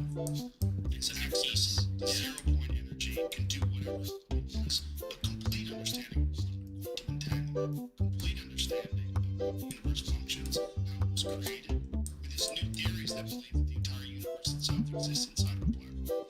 You know, trying to figure out whether or not the black hole is a big bang, it's a continuous cycle of things existing inside black holes. So what do you think this is? I think it's a process. I think we're at a stage of a process. Our problem is we have ideology, we have dogma, we have ego, we have people that are smarter than most people but want to think they have all the information. And I don't think they do. And we have open-minded people that are curious but don't want to look like books. And we're all trying to figure it out. Why are we making a fucking digital god with these weirdo on the spectrum? We're literally manufactured. Yeah, we are. You gotta take that and you extrapolate. You go from where it is now. You think about the exponential increase in technology. Where does that go? It kind of goes divine. I mean, that might be what God is. I think that God is a thing that exists. It just exists. It created everything. I think we're on the same channel. Yeah, I think we created. I think we created God. I think human curiosity and this thirst for innovation is all part of it.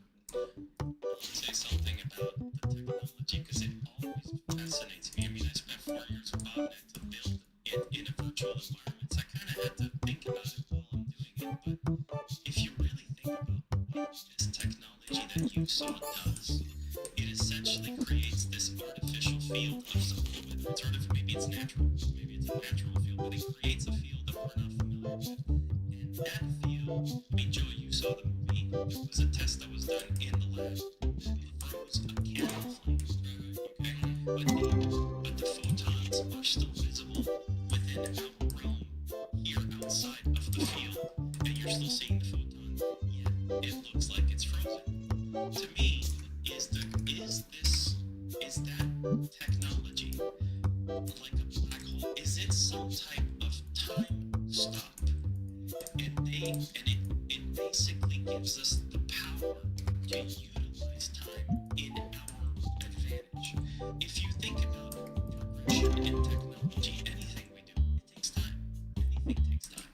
Whether it's computing power. Now we're seeing quantum computers do things that they're faster and faster, and they can do 1 trillion processes in an instant, and Japan is going to be coming up better than China. Because everything has to do with what does it take to do that.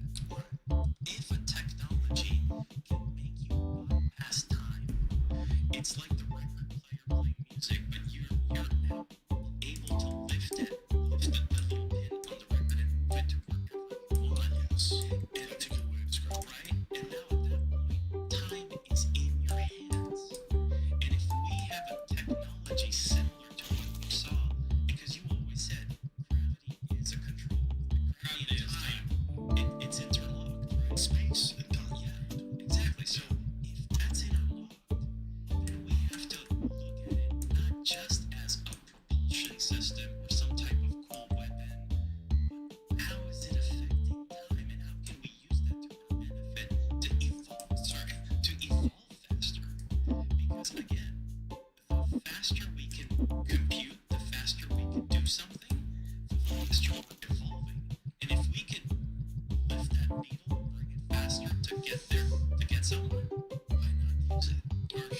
I mean, should we be allowed to do that?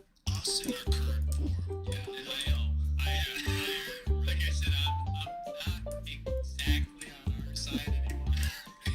That's one. Do you remember Jamie who discussed the way they were describing the use of some of this alien technology as instantaneous weapon systems? Yeah. I'm not sure we should be trusted with this stuff. Yeah, no, yeah, really. Well, really, think about what we're doing in Iran right now. Say no. Yeah, right.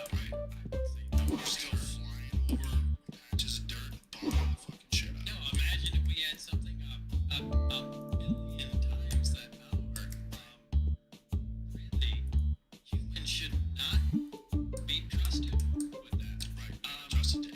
That's what I'm making about.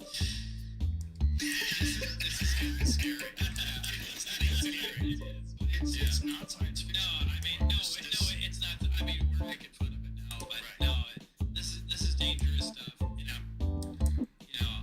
sorry for the people who think this is all a joke. It's not. This is real, and I'm not sure we should be trusted with this. That's maybe why for 40 years or 60 years, people have agreed to keep it quiet.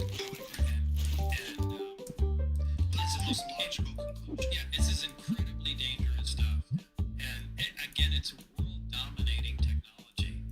And I don't know what to do with it other than to keep it from people. So, and how do we know if it comes up? That's something I always struggle with is, let's say let's say we do get some type of thing saying, all right, we have to see it from somebody in the government, the president, whoever, that says, okay, here we have this. Well, first of all, we have to validate it.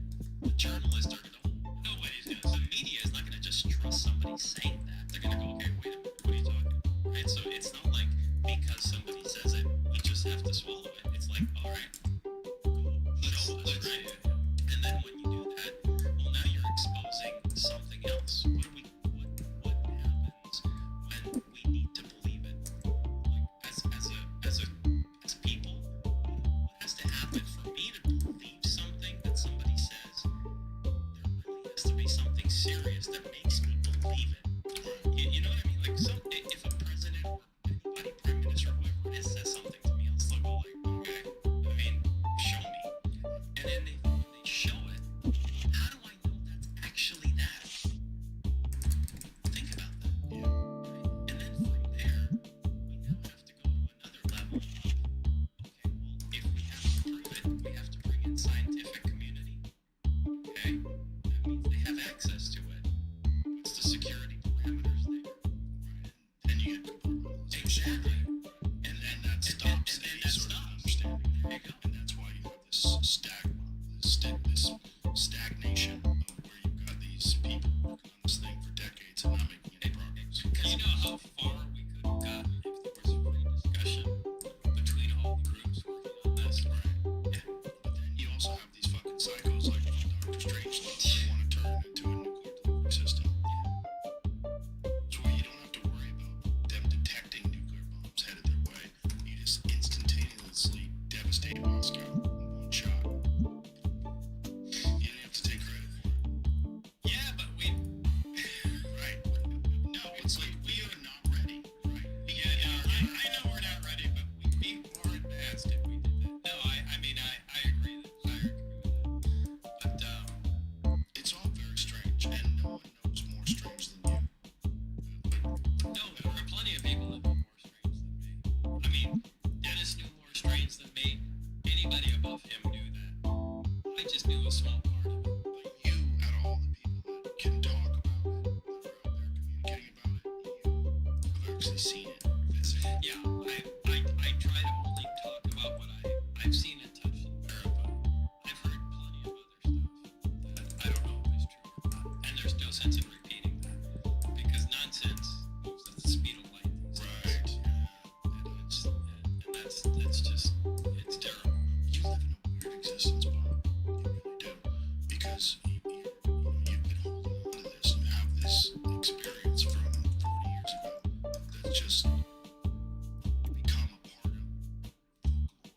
It's become a part of the zeitgeist. Like, this is why your podcast that we did is the most watched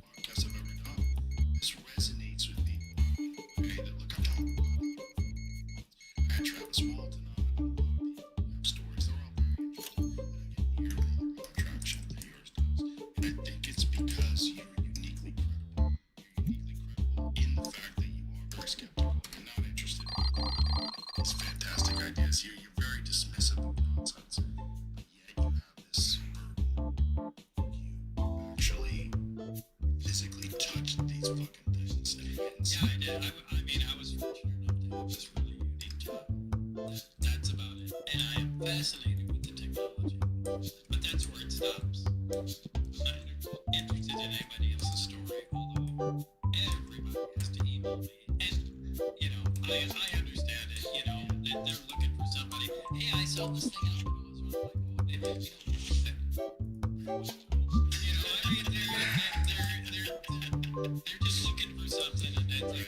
I don't know, maybe it was Venus or something. And, oh my God, you suck, you know. You know, it's like, that's your dude. I'm just looking for a prosaic explanation, and you know, but I only know what I saw when I touched what I saw, and everything else, even in official government documentation, it's just words on paper. I don't know if that's not true.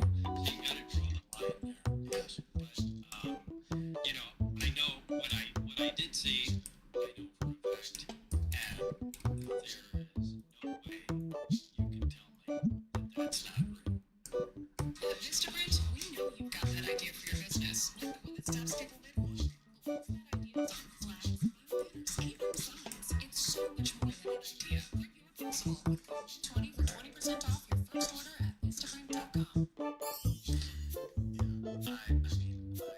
I have to say, in having worked with them and having, you know, inadvertently, there's no way that myself or people on my team are trying to dig deeper for maybe there's a problem, maybe there's going to be a gap, maybe we'll find something wrong with the story. Because we went to build S4, to build this world, and there were things that happened over the years, things that he had said to us before we had built it. There's no way he could have, because there was physicalities of real things that we built.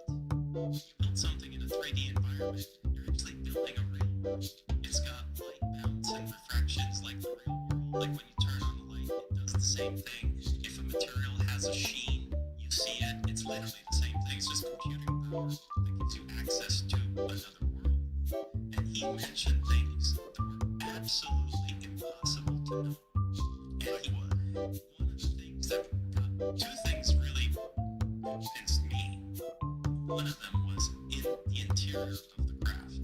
You had said to us it was very dark in there. And while Bob is explaining to us this interior of the craft, and many times he kept repeating it was really dark in there, even though there were halogen lights. And so at a certain point he says, as I'm crawling in, there's like these extension cords, and I remember going, extension cords? Like that hadn't computed.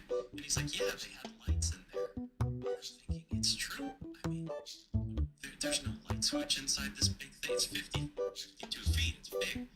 And so he said, yeah, there were two big industrial yellow industrial lights with 4 spots each pointed up. And so we decided to make those. We decided to research the type that were used back then in the United States, especially on military bases, the halogen power, because this was halogen in 1988. And we turned them on. And it was still dark. And it was super dark. And I remember Christopher Mento, by the way, a big shout out to Christopher Mento, that's on my team, who made a lot of those visuals, and he's like a magician, he's the best. He's there, and I said, Chris, turn on the lights, because we have to film in the craft. And he's like, they're on. I said, they're not fucking on, I can't see anything. He's like, they're fully on. And I said, well, that doesn't make any sense. It's so dark in there. Yeah, I remember thinking, it should assume it's light in there. And so we upped the power of the light so that you could see more. And it was still dark. And I thought, what the hell is happening? I goes, there a bug? Is there something wrong? He goes, no, I don't know. It's absorbing the light. We had to up the light intensity on those tripods by 20-fold in order for you to see the visuals you see in our film. Otherwise, it would be really dark in there. So how did you compute that? Like what parameters did you establish? So what you do is you're inside a 3D environment. You're in a 3D world. Now we're inside the craft that is 52 feet in diameter. We bring a camera in there. So we were filming. The film was done with Blackmagic 6K cam. So we would bring our Blackmagics in the 3D environment. You can actually set that so that we could film inside the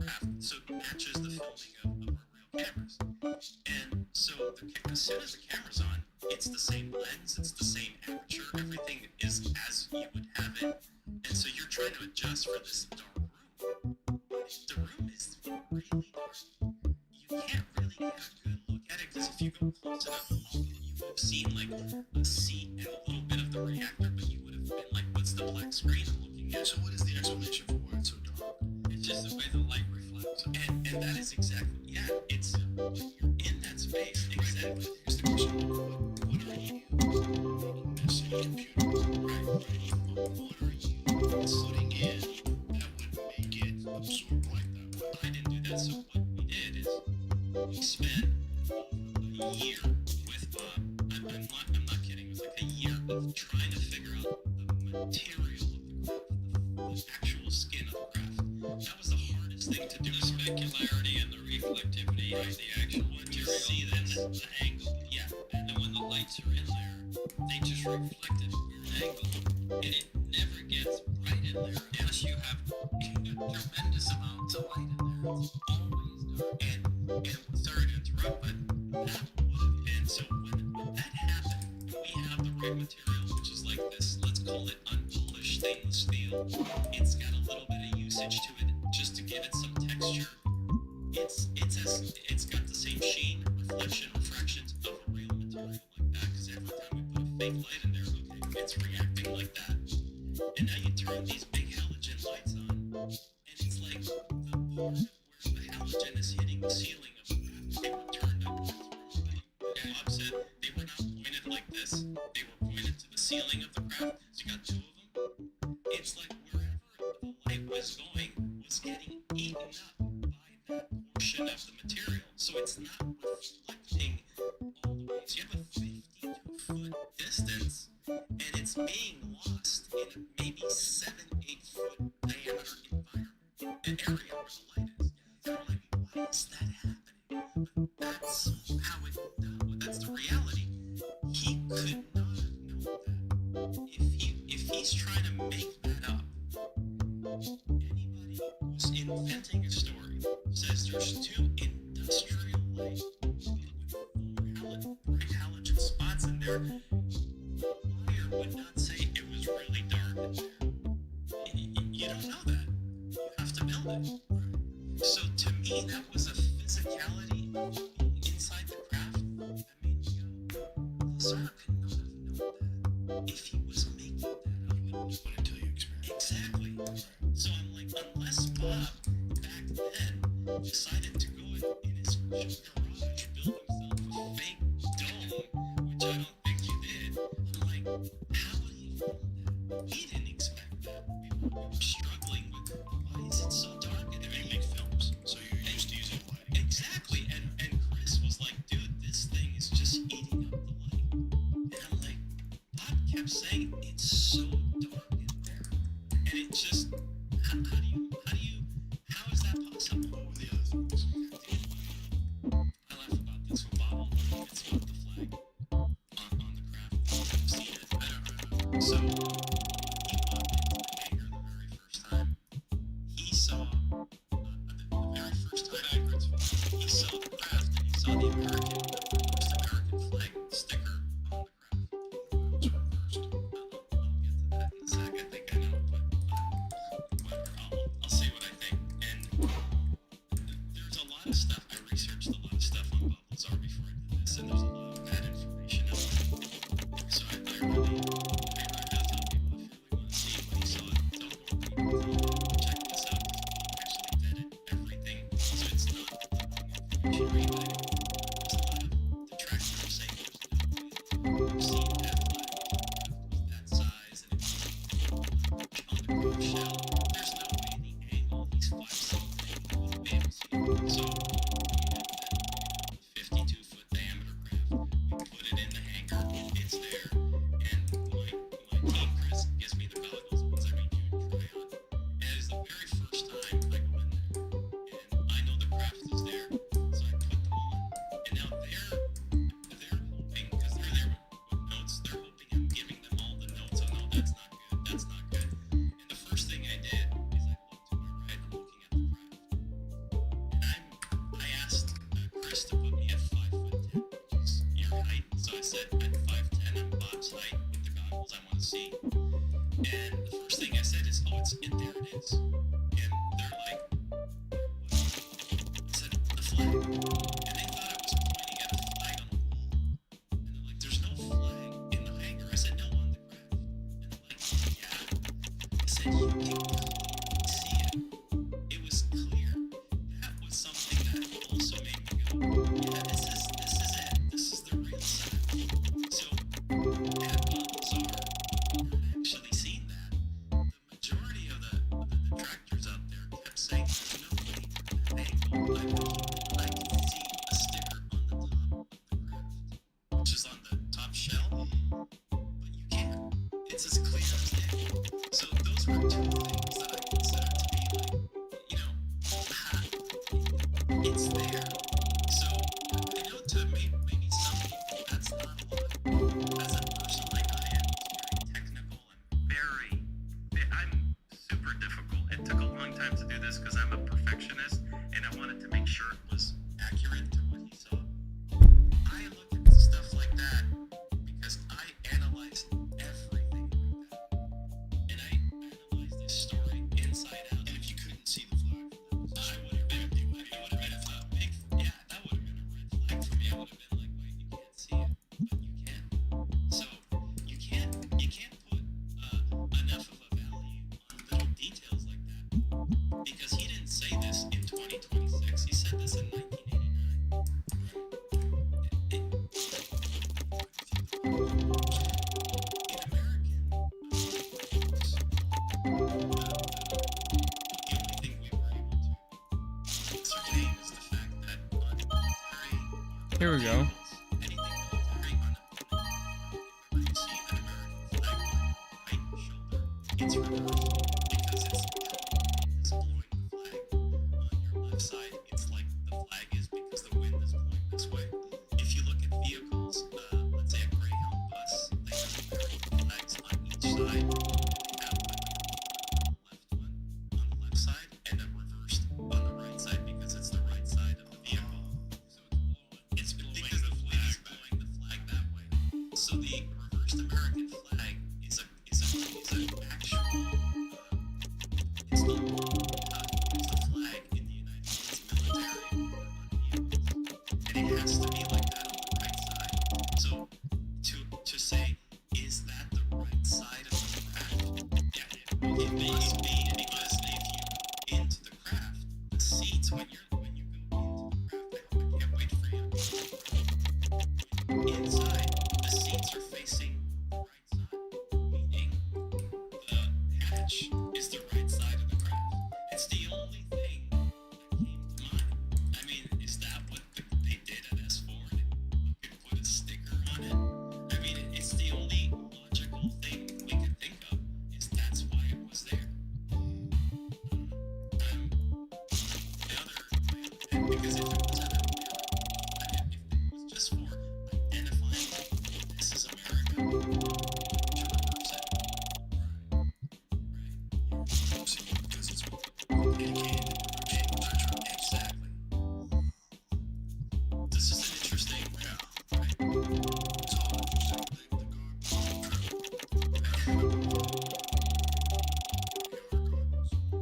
VR goggles.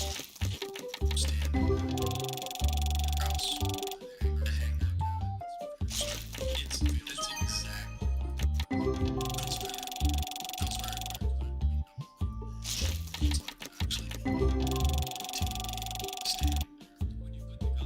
That's exactly how it was. Dennis said when he first saw it, he was like, Dennis was hardcore. He was here. Come back in here. There was no reaction. Barry, on the other hand, was out of his mind. He couldn't wait to show me stuff. Check this out. Oh my God, is that awesome? But Dennis was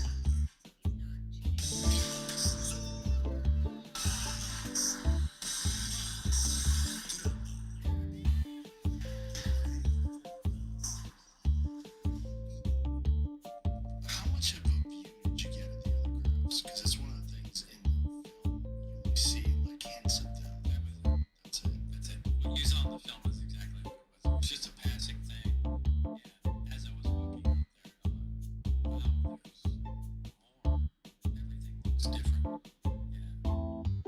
Other than the first two hangars, I really couldn't know what was best out there. But there were other hangars and there were things inside them. But It's also interesting that at the time in 1988, the site was not even confirmed. This was like for you to have to know about this and know the exact location. It's kind of strange. yeah, Luigi did that. I mean, I gave him the general idea. I said, I know what time I got out there, and I could see Papoose Lake and behind me. So he pulled up a lot of stuff from there. But another interesting thing he pulled up was an old silver mine exactly there, in the exact same place, and I wonder if they used that. It was already drilled. There was already, corridors in there. I actually held this for this show. I'm about to say it's the first time ever. It's not even. It didn't make it in my film. I wish it did, but it didn't make it in the film. Veronica on our team. She's my sister. She's like my right hand. And if I didn't have her, I wouldn't be here right now. She found this. And at a certain point, we were looking at the maps out there, and you'll see in my film that Gene Huff sent us some U.S. Department of the Interior official maps of that environment at Papoose Lake. But we weren't satisfied. We wanted to go deeper. We said there's got to be more. And there's one map in this that is publicly available. It's super not easy to find, by the way. That is in the hands of the U.S. Department of the Interior. I can get it to you if you want. I can email it to you. That map is the oldest map of Papoose Lake known in the hands of the government that is public domain. That map, and everybody's going to be listening to this, clearly shows a road that goes right into where S4 is. It doesn't show a road near it. It shows a road going right in the mountain. And they removed it. That map is from 1941. Okay? Right after that, a map is 1950 and 1952. And those roads were removed. But they are the oldest map we ever found. It's going to be available. We're going to post it on our website. It's going to be everywhere. It shows up clear as day a road that goes right into the mountain, exactly where Bob Lazar said S4 was. So do you think that was the road that was silver? Yes, I believe that. Yeah, it makes sense that they would use an existing facility and just enlarge it instead of start from Especially if it's silver. yeah.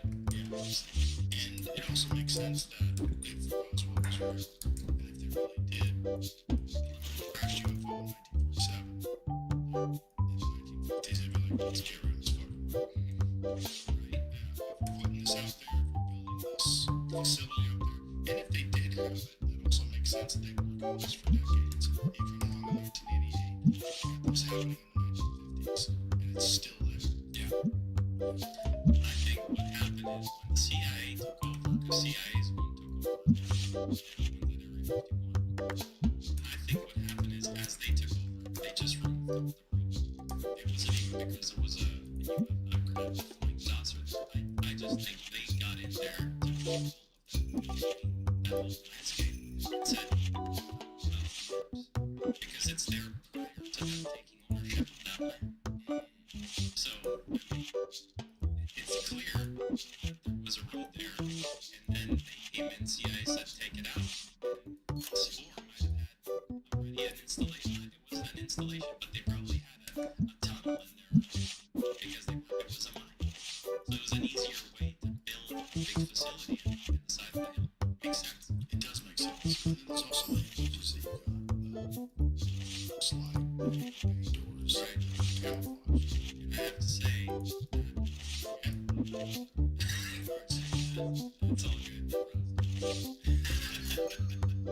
Technology will fix that.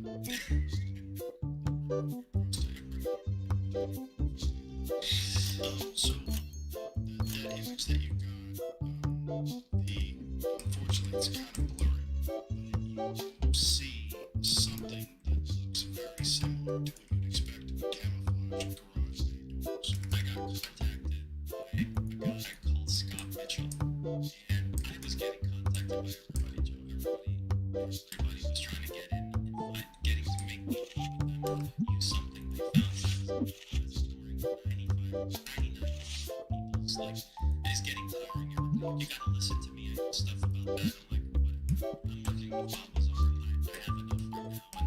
But this guy, we had built the base. And I knew exactly where it was. I knew exactly the layout. This guy, he not only contacted me, but he sent me an image that he had drawn. He didn't want to send me the way it found, but he says, here it is. This is where the doors are. This is exactly where they point to. And I looked at the image and I said, not bad. I mean, you really nailed it in the image. And I thought, okay. At first, I thought somebody on my team leaked something we had. To be honest, I'm like, oh, who did that? Who sent out one of our renders to somebody? Because that's what I thought. They're like, no, this is what. So I talked to this guy, and he's really, really good at researching, and he ended up becoming probably one of the best I've ever, like, he's one of the best I've ever seen. His name's Scott Mitchell, and he says there are pictures that were taken in 2020. Ironically, those pictures were taken on December 25th, 2020, which is Christmas Day in the middle, which means the base might have been shut down.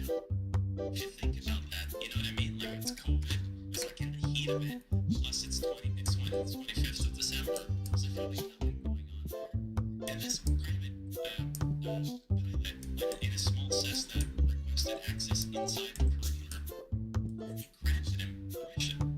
And he had a big Nikon camera, big telescopic zoom, and he took a shit ton of pictures, and they're amazing. They're all public. They're all available. You can download them. And there's these pictures of Pastor's Lake and the hill, but they were being used on the internet for a long time. It was like, say, Bubba's ours is a front. It's not real. There's nothing there. Of course, you can't see it. It's, first of all, 17 miles away. And secondly, they're not designed for you to see it. And that also, let's talk about something that Bob was talking about in 1988. The picture was taken in 2020. I mean, there could be, that could be a different landscape now. So, he said, look, this image, if you change the contrast, you gotta keep the original, but just move and try to extract data from your image. You know, anybody who knows how to use that, do that with photography, you can do that. And he pulls out this geometric shit, these geometric shapes. You can see them. They're like, they look like rectangles. And I thought, this is not real.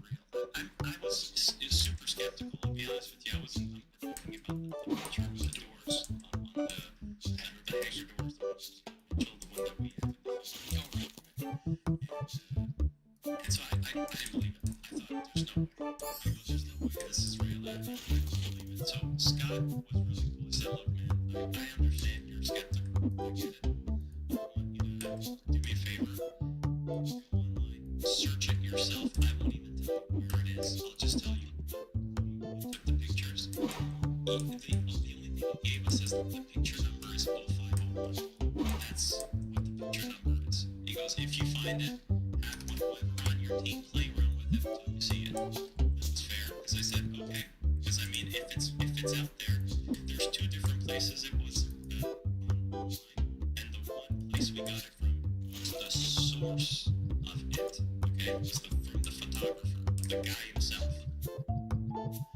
We take it. I had 3 different people on my team. Everybody's really good at the stuff on my team. So I said, guys, this is what we need to see. If you guys could pull it up, I'm not going to be as skeptical. Everybody got it almost at the same time. They were playing around. Eventually, the easiest software we used to get that detail out was DaVinci Resolve. And with DaVinci, Hey, that's what I use. process than if you're messing around with Photoshop, whatever. And it came, and I was like, oh my god, it's really there. You can clear. So what I did is I had them scan the rest of the picture because it's pixels, right? So I said, let's also see if it's not some pixelation. Is it maybe just what the photo does? Maybe we just got lucky and it looks like that there. Maybe it's gonna show something similar elsewhere, and it doesn't. And I said, all right, forget me 0502. I want 0500.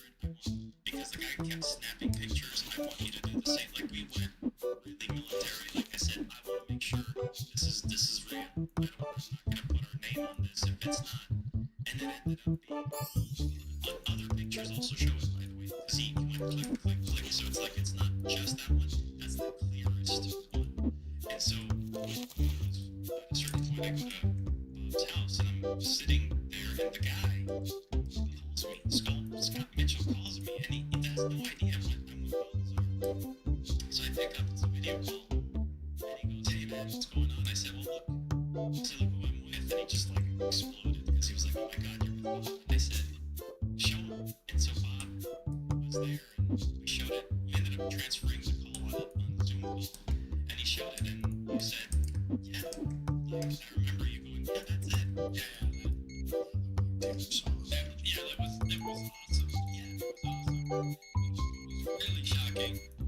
The first hanger. Yeah, because then he's just a big hanger.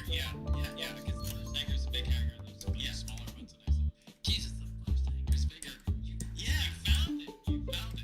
So, I mean, that was, I just pulled it up at that point. Yeah, it was, if you look at that side with Google Earth. That is with Google Earth. No, that was the picture, but Google Earth. But I'll tell you something about Google. Yeah, that wasn't with Google Earth. No, the picture is a real photo. The picture of the hanger is a real photo. Yeah, it's a real photo. You see that in the film. I can't make this up. I didn't want to put anything in the film. That was one of my things. I didn't want to put anything in the film that would make me, the whole team, or even Bob look like we're trying to like MacGyver something in there. It has to be. You go look for it yourself. It's public. If you don't believe it, go check it out yourself. That's what was. That's the only thing we allowed. And when you go on Papoose Lake on June 22nd of 2024, June of 2024, Google Earth changed. You're gonna be right over Papoose Lake. If you zoom in, you're not gonna notice it because it's kind of a yellowish tint to the image. And I remember going, why is it so yellow? I mean, I've been there so many times. I was like, Because they overlaid it. So Like zooming Antarctica. out, and I'm like, what? They fucked it up. I thought, fucking ruined everything. It's all yellow. And as I go further, you see this box that is like right over Yeah. Papoose. So I'm like, what is that? And They I put my overlaid it. mouse over it, and wherever you're in the box, it's June 22nd, 2024. And as soon as you put your mouse outside of the box, well, it's an older date. And I thought, oh, they just did that. And so I think what they thought they were going to do is that new filter right over Papoose Lake removes every possible detail on the terrain, the landscape, where the bushes are and the Joshua trees are. It really removes all that. It blurs everything out. But they made a mistake. They made a huge error, I believe so. And I think if they're listening, they're gonna go, yeah, you're bad to the DOD because you see all the tracks on the lake. If for some reason that filter accentuates the tracks on Papoose Lake and removes the landscape brushes from I don't know why it just did that. And I was like, holy shit, you see all these tracks. What it looks like is they're trying to purposely obscure them. Yes. And the fact that it's in a very clear box. Yeah. And you talked about that. It's kind of bonkers. And what there's really no reason. There's no reason to pick one little square box at a eye that nobody goes to. Yeah. And so Trying to obscure it. yeah. And so I thought, geez, dude, we gotta put this in there. I mean, it's so cool, right? It's all very compelling. We should wrap this up, but the film's excellent. Congratulations. You can tell it took a tremendous amount of effort. And I can tell by watching you watch everyone watch together. It had an insane impact on you. You've seen it before. I saw it with you. So you're just seeing it again. It's just like, it's bonkers. Yeah, it really affected me. Is there anything else you want to say? There's a couple things I want to bring up. You know, just because I've heard stuff Luigi has told me,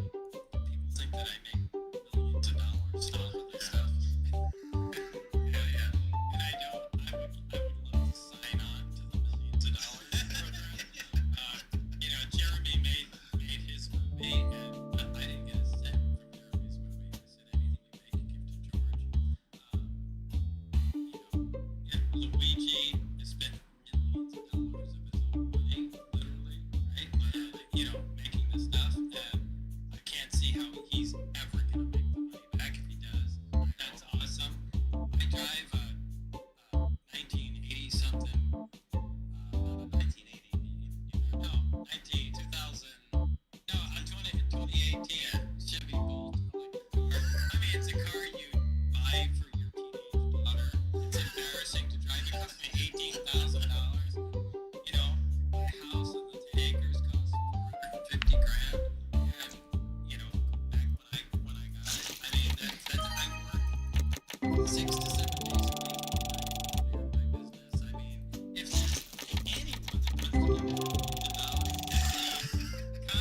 contact me immediately because I would like to get but no, I don't take stuff and my wife and I can find a greenhouse and something about but this is the biggest thing. That's why he's I think the film's getting very successful. So you know, thank you, Joe. I think we should wrap it up. Thank you very much, Luigi. Thank you, Tyler Park. Thank you. It's fantastic. Great to see you again, as always. I'm sorry I had to be so It's understandable. It's understandable. And again, the film, let's show it on the screen, Jamie, so people can know where they can see it, what's available. It's available actually as of right now. Let's play the trail. Yeah, let's do that. It's for the Bob Lazar story. Trail. It's on Amazon and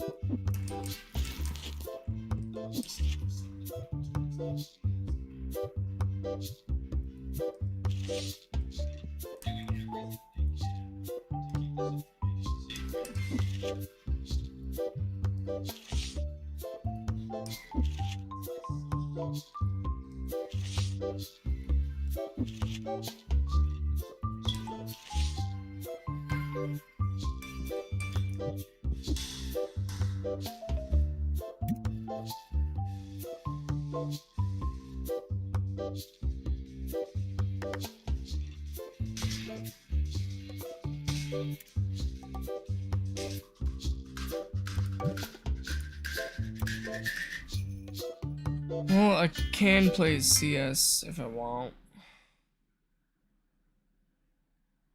It was 6 o'clock last time I checked the time.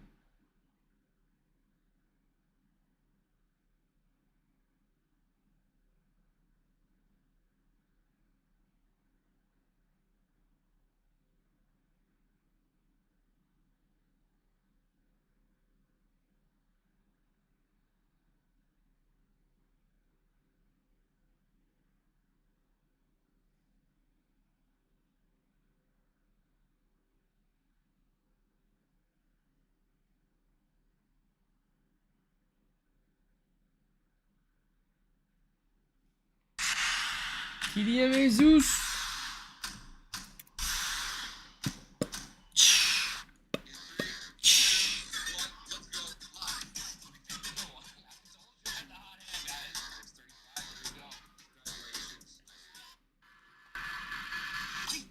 I'm Zeus, and in this video, I'm going to be doing 50 trade-offs to try and get the Karambit Emerald.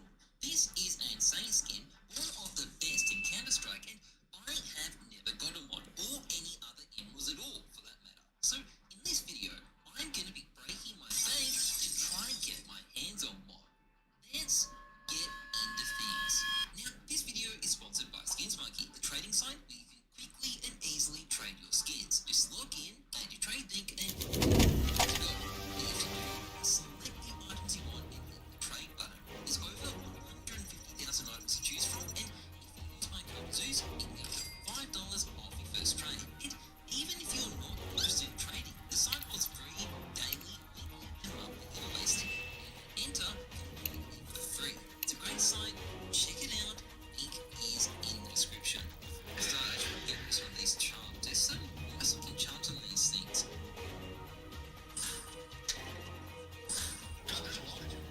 Players.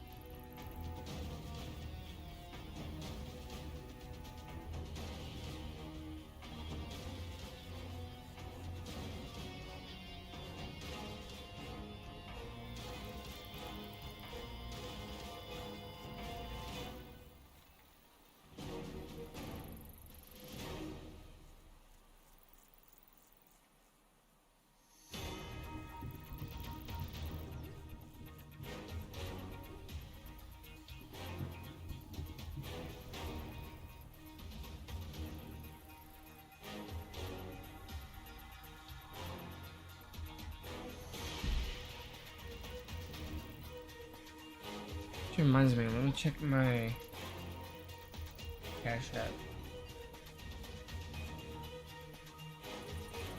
PayPal. Doubt my money's in there, but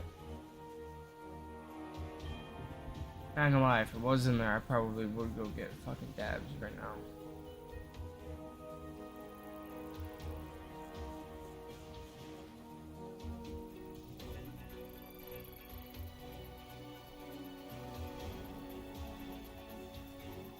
Yeah, I got the oven on and I'm hungry, but I'm also tired. I got nothing I'm gonna be on CS right now. I don't know, I might go make food.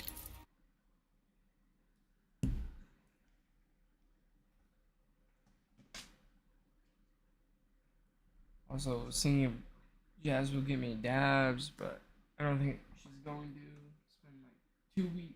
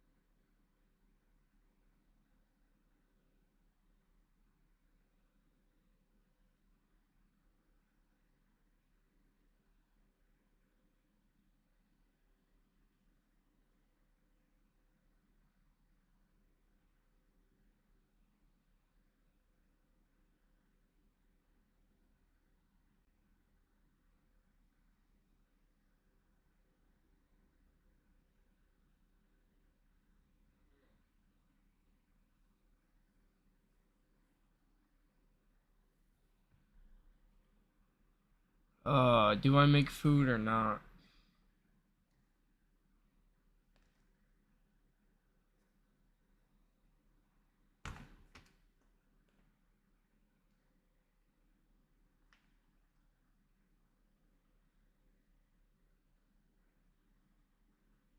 Do I make food?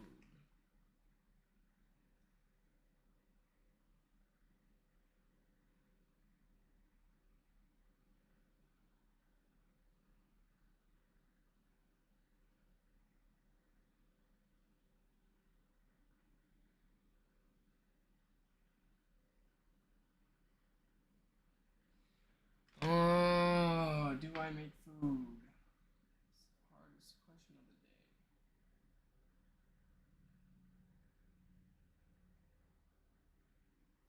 I mean, I wouldn't mind it. I just don't want to be up. Like, like I'm tired.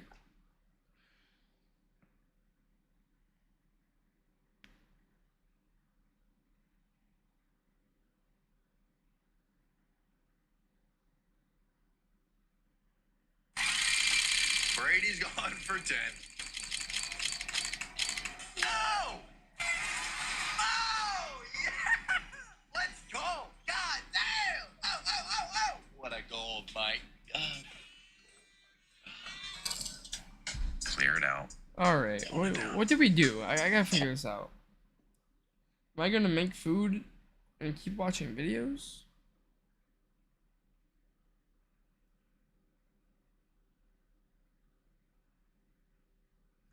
Yeah, I might as well make food.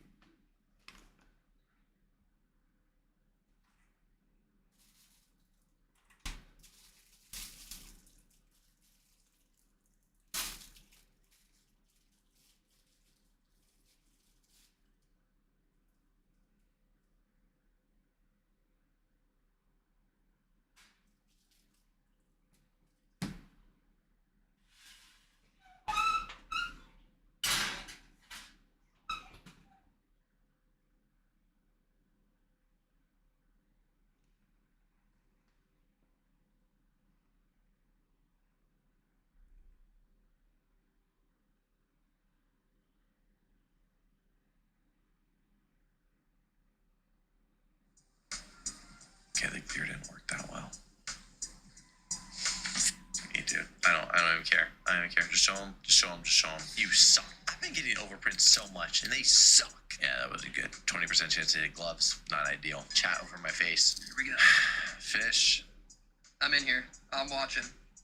I don't know, I might have to, Oh, wait. I think, is that M9? Mute Or, the- I don't know, it mute was in the the mic. trap. Actually, it was a Tiger tooth. Tiger. It's a band